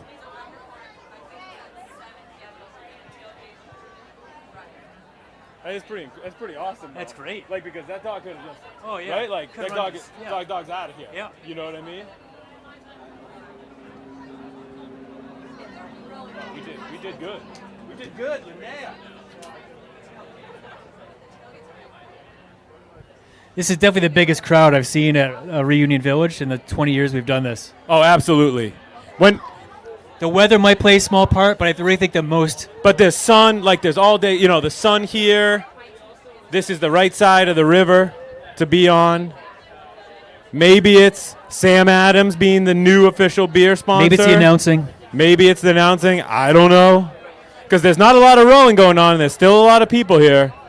So, you tell me. Announcing? Probably. It's probably the deciding factor. It's what everybody's saying. Can we get stats from these guys? They're tuned out. These guys are tuned out. They're like, I'm done. They don't have the endurance.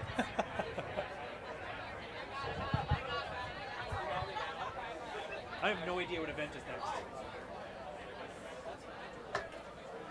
Is it the Director's Challenge or lightweight singles? Already went by. I mean, we got to be getting towards the end. I feel like these were slightly ahead of schedule. I don't know.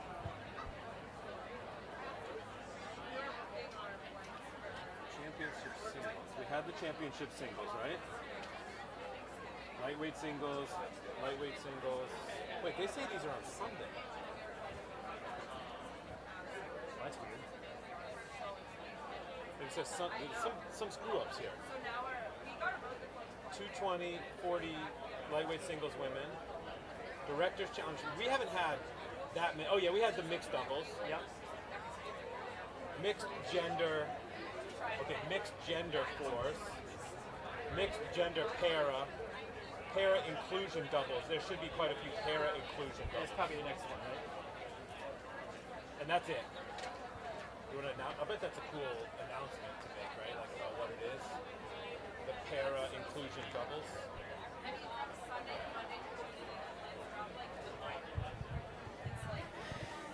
We think the next event is event 44, the para inclusion doubles. Mitch, what are the para inclusion doubles? Because this is a pretty amazing story. Yeah, it's over the years, it's been one of the most well subscribed of all the events since it was introduced a few years ago. There are 19 entries this year, along with a host of new medal divisions within the event. First, there's some definitions. So, inclusion entries are defined as having one athlete with a qualifying impairment teamed up with a rower without a qualifying impairment. Next, the para entries mean both rowers have a qualifying disability. Each are separate medals in this year's event. Further divisions include mixed inclusion, PR1, and mixed inclusion, PR2, two fixed seat categories, meaning the seat does not slide, as is traditional in rowing events. And they utilize only the upper body in their rowing stroke, which is a fairly grueling motion to make over and over again for a 3-mile race. Absolutely grueling. Very courageous. They must be jacked. Yeah, that is because rowing is so much legs. So to move that hull with just the upper body and the back and the arms, Yeah. really strong.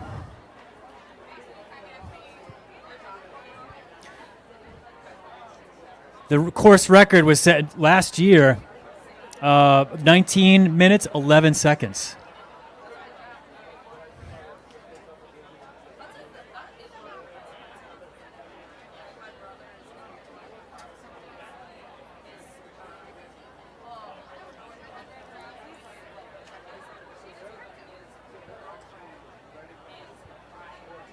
Either way, any boat coming next is a para boat, right? So It's some either para disability. or inclusion. So inclusion means one of the athletes is able-bodied.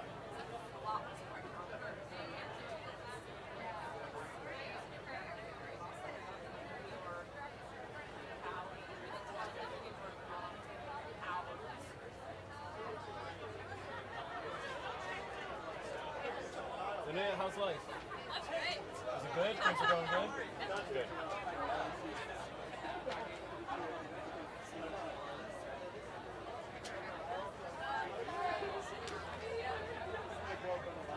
You would like New Orleans.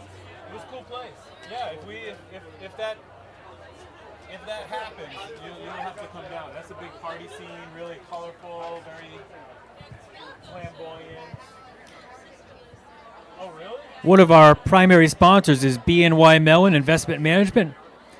One of the world's leading investment management organizations, encompassing BNY Mellon's affiliated investment management firms and global distribution companies. Thank you, BNY Investment Management, for your continued support of the Head of the Charles Regatta.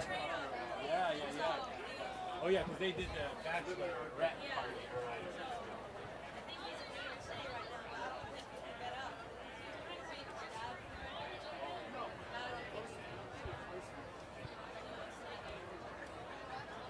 I'm sure it's busy with the wedding. But you're going there for spring break. Is he psyched or? Yeah. We're gonna try to see if like he comes up here for his spring break and then I go down for my spring break. Because they're different times. Yeah. But he studies from home, so it's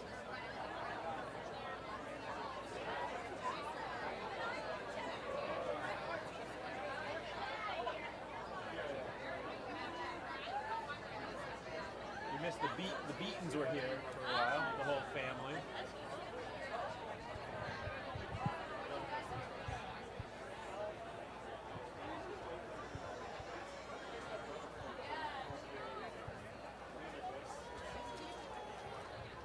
Wow, what a day. Like this is October. Totally nuts.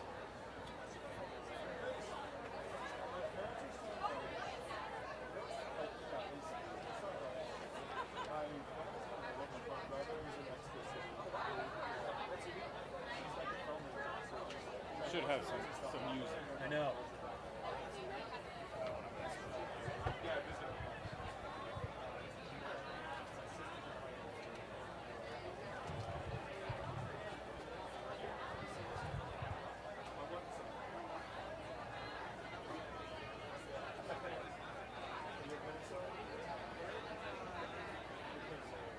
Up river, right by the next bridge.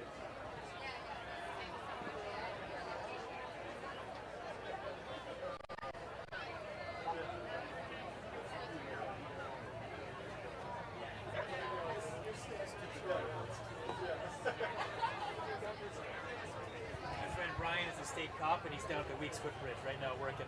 We got a couple of events left. I think we just have we're not sure what para boats have gone through, but for sure we haven't seen the para inclusion doubles, which has like 19 boats in it. And that could be That's the final event? I think that's the final event. Okay, let's check in. Yeah. This should start. What do the numbers look like for? I am trying to talk to them and get that for you. No worry. I mean, just if you had it at your fingertips, just out of curiosity. Yeah, no, I do. I just know this morning there was more people watching here than CBC, which is usually the popular one. Nice. I'm going to stand in here for a minute until these boats start coming. Oh, the sun's brutal, right? In the sun, it's crazy. We texted, we had our team get this. Our freaking team go to Target and get a sunscreen. Yeah. This morning. I texted him like 2 hours ago, like, hey, where's the sunscreen? Oh, it's in the recording studio. Oh. Great place for it. Yeah. Like, it's Not- amazing. Like, yeah, like, in- Not out for indoors. people on Yeah. the side. yeah. And the people sitting in the shade in the air conditioning. Like, We've never really had a sunburn. So the much maligned tree that's in front of our viewing area is now providing some nice shade for what looks like some Duke alumni to our left. Blue Devils.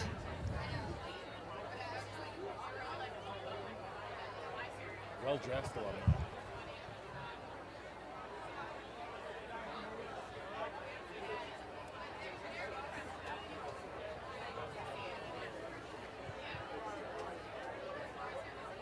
Craziness.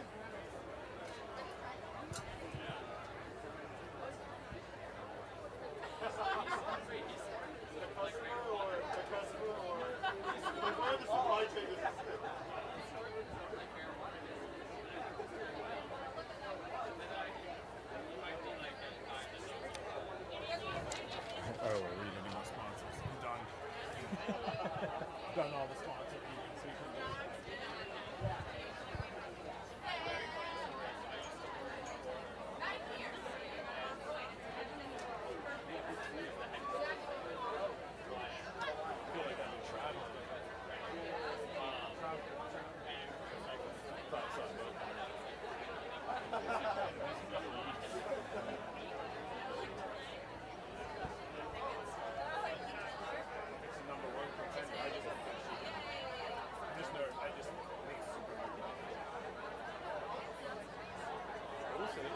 What are other choices? Tulane, Chapman, which is in Orange County.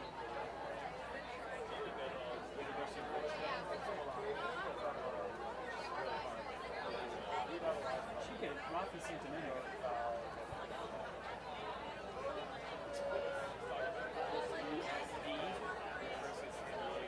She played like Pickard. No, we didn't like her. I mean, like, good job.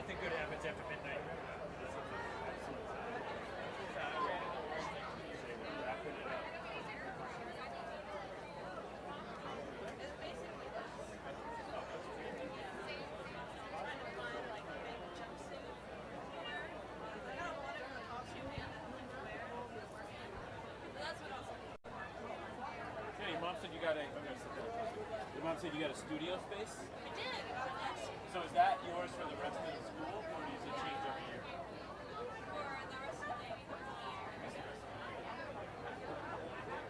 I wasn't sure if you got it. You get it now and you have it for free. It's nice. It's like, it's kind of like the thing that I want.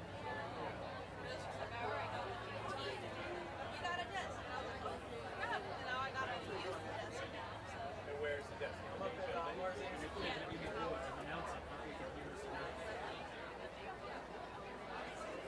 Yes, and I can work with it.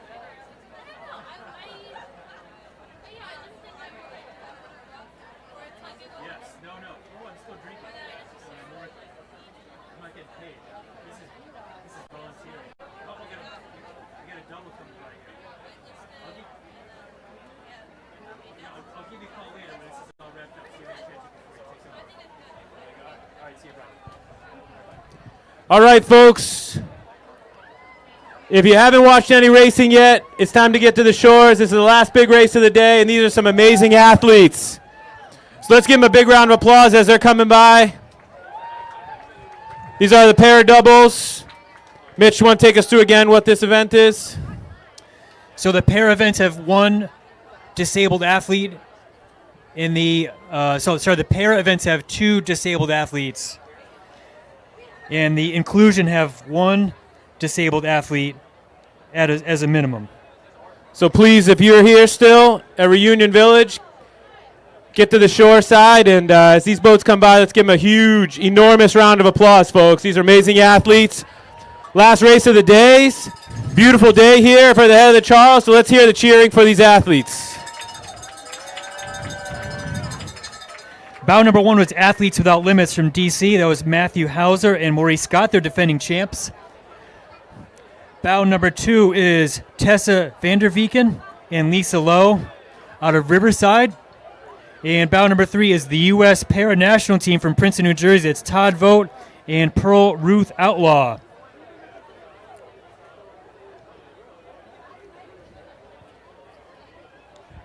All right, here comes some more athletes, folks. Seems pretty quiet.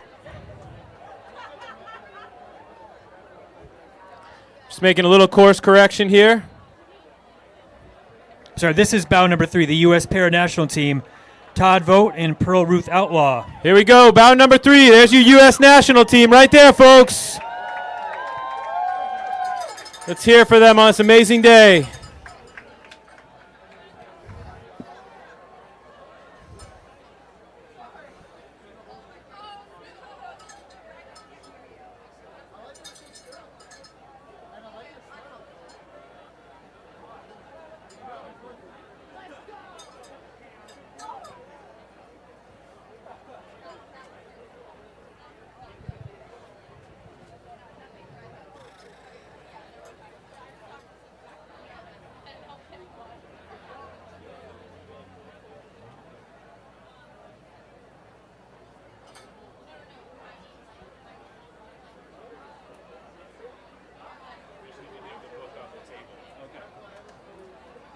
It's nice. They asked if we could, and I said we couldn't.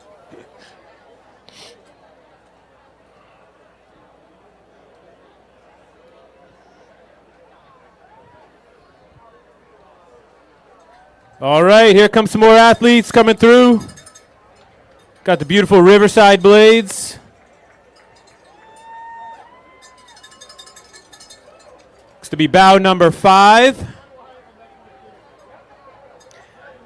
Bout number 5 says Three Rivers Rowing from Pittsburgh, Stephanie Sidlick and Aiden Porter, both 37 years of age.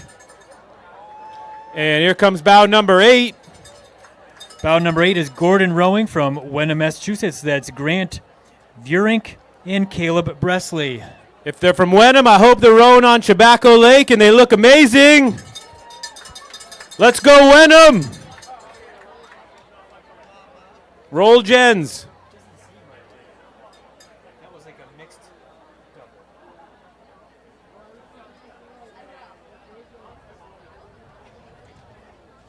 But why couldn't it be Why couldn't it be included? Like, It must be because there's no other events that have 8 without me.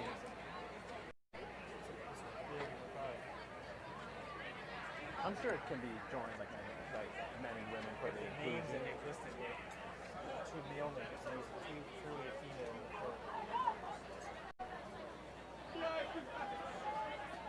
But they had the Gordon, like those were the Gordon colors. It's true. Yeah. It's true.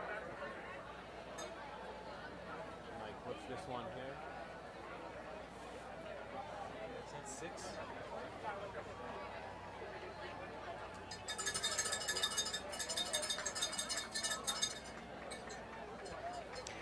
We have bout number 6, Athletes Without Limits from Virginia. It's Cole Hunlett and Brooke Yimer. Brooke rode for Washington College, and Cole rose for Virginia Commonwealth University. And here comes bout number 7, hot on their heels. Bout number 7 is Capital Rowing. It's Kisarali Douglas and Margaret Ranjnich.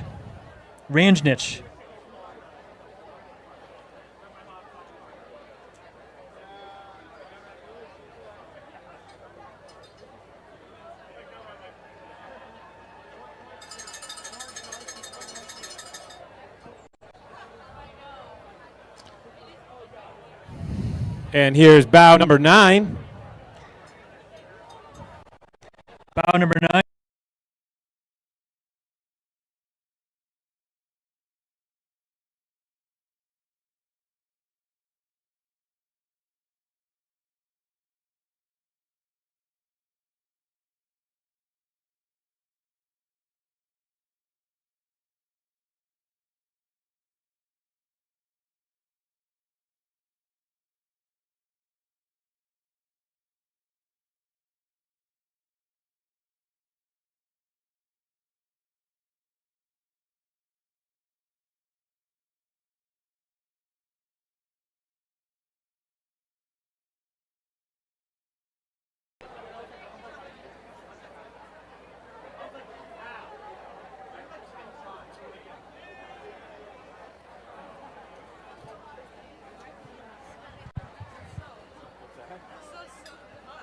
It's crazy to have something be so hot.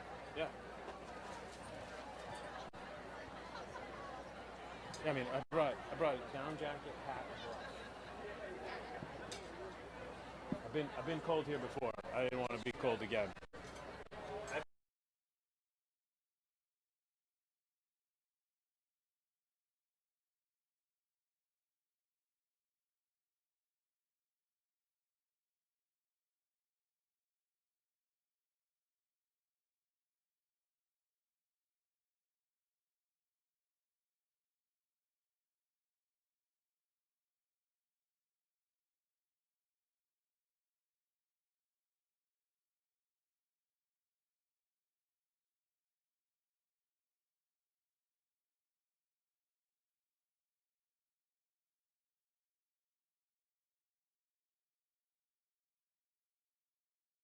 Number 14. Bout 14 in the book says Sudbury from Sudbury, England.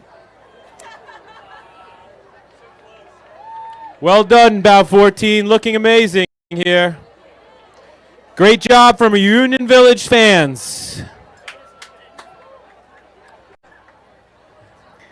Bout 16 is Westside Rowing Club's Andrew Manigan and Mary Mangan. Mangan and Mangan. Brother and sister, bow 16. Oh, fantastic. Bow 16. Well done. Bow number 10 is from Nashville. That's Jan Duckworth and Case White from Nashville, Tennessee. Getting tougher to see the bow numbers with the glare here. Bow number 12 is Holyoke Rose. That is Ada Stakel and Nancy Stakel.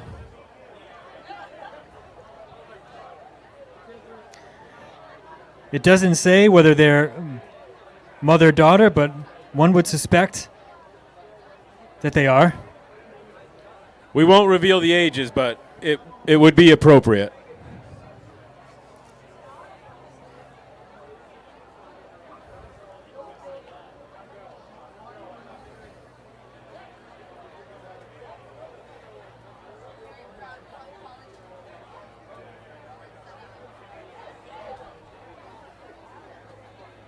feel like this side of my face has been burnt.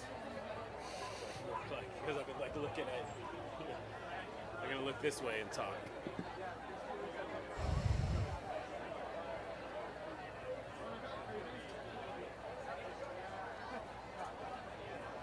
I mean, I guess we're gonna be done before Reunion Village closes, right? Yeah.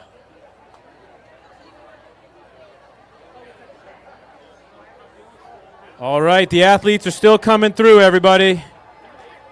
Let's make sure they hear it from Reunion Village.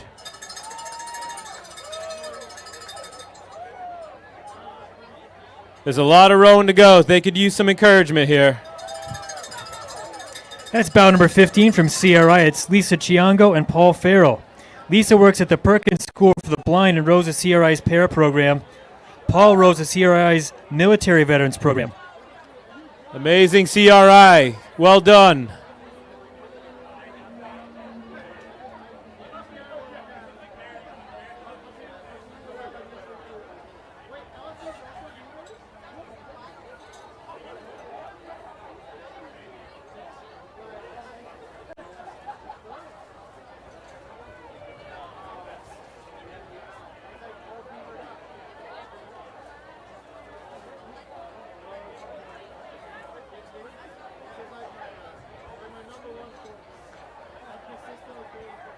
You don't want some Vineyard Vines swag on there?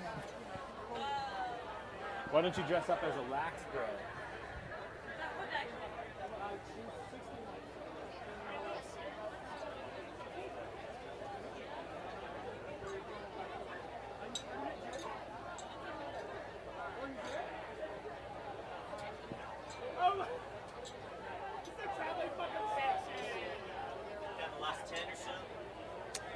Yeah, probably. We're not.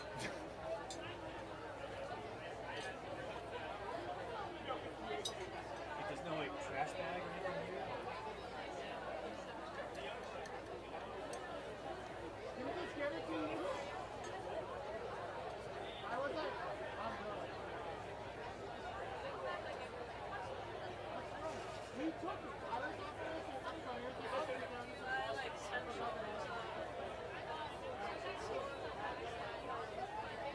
here? Sales, like market, or just like really just like cool vintage 80s, 70s stuff. All right, some more athletes are coming through now. Let's make sure they remember Reunion Village as part of their experience. Here comes bout number 17. Bout 17 is an inclusion entry from Rockland. It's Robert Norden and Ron Gold. All right, bout 17, looking amazing, doing fantastic.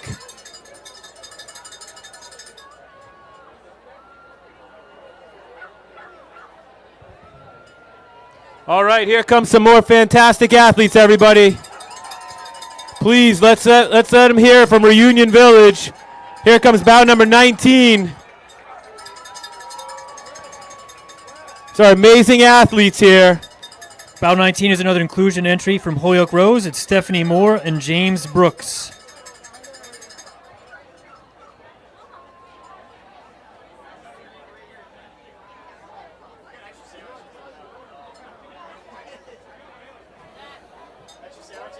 Oh, wow. You all hungry? Wow, what kind of sandwiches? This is veggie Milano. Veggie what? Veggie, the Milano sandwich. I don't know if y'all are hungry, but you've been doing an awesome job. I'll try it, thank you. Yeah, of course. Looks good. Oh, Enjoy. very good, thank you. Very tasty. Wow. Veggie.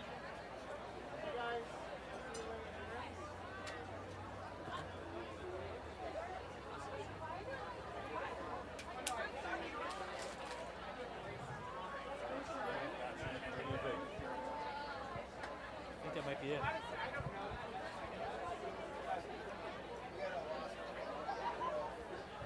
Somebody lost the phone or you found the phone? I lost an iPhone with a floral case. With a what? A Floral? floral case.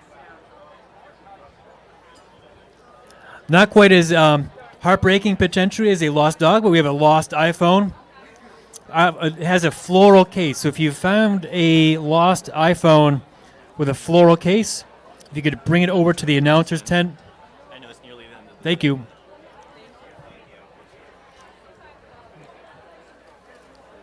And just for those on the bridge, or if anybody's in Reunion Village flying a drone, this is actually pretty serious. You cannot be flying the drone. You need to take the drone down. The police are called for it. So whoever's flying the drone, you got to take the drone down.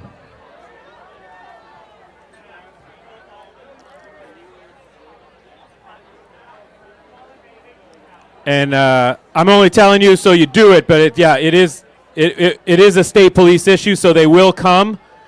So whoever's flying the drone, I would get it and take it and go.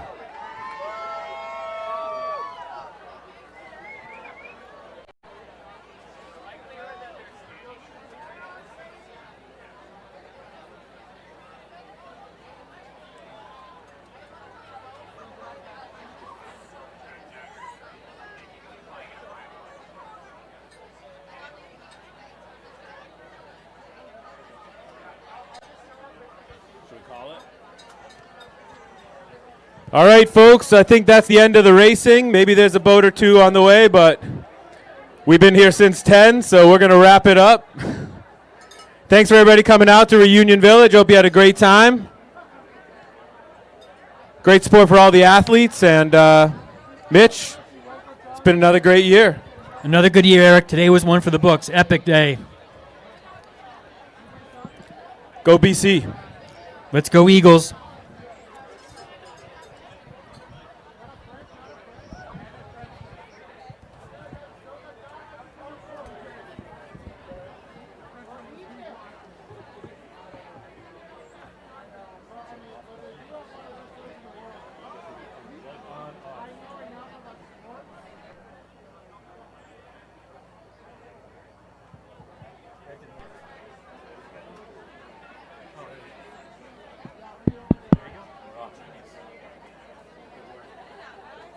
So we can try to clean up here a little bit.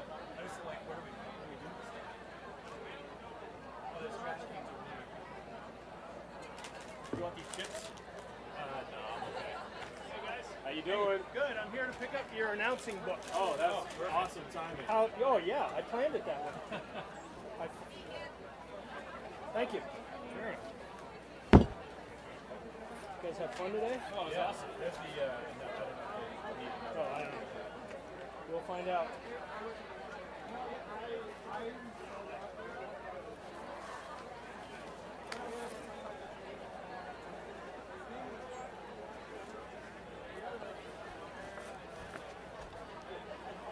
Sam Adams, how'd that get in here? Nice. See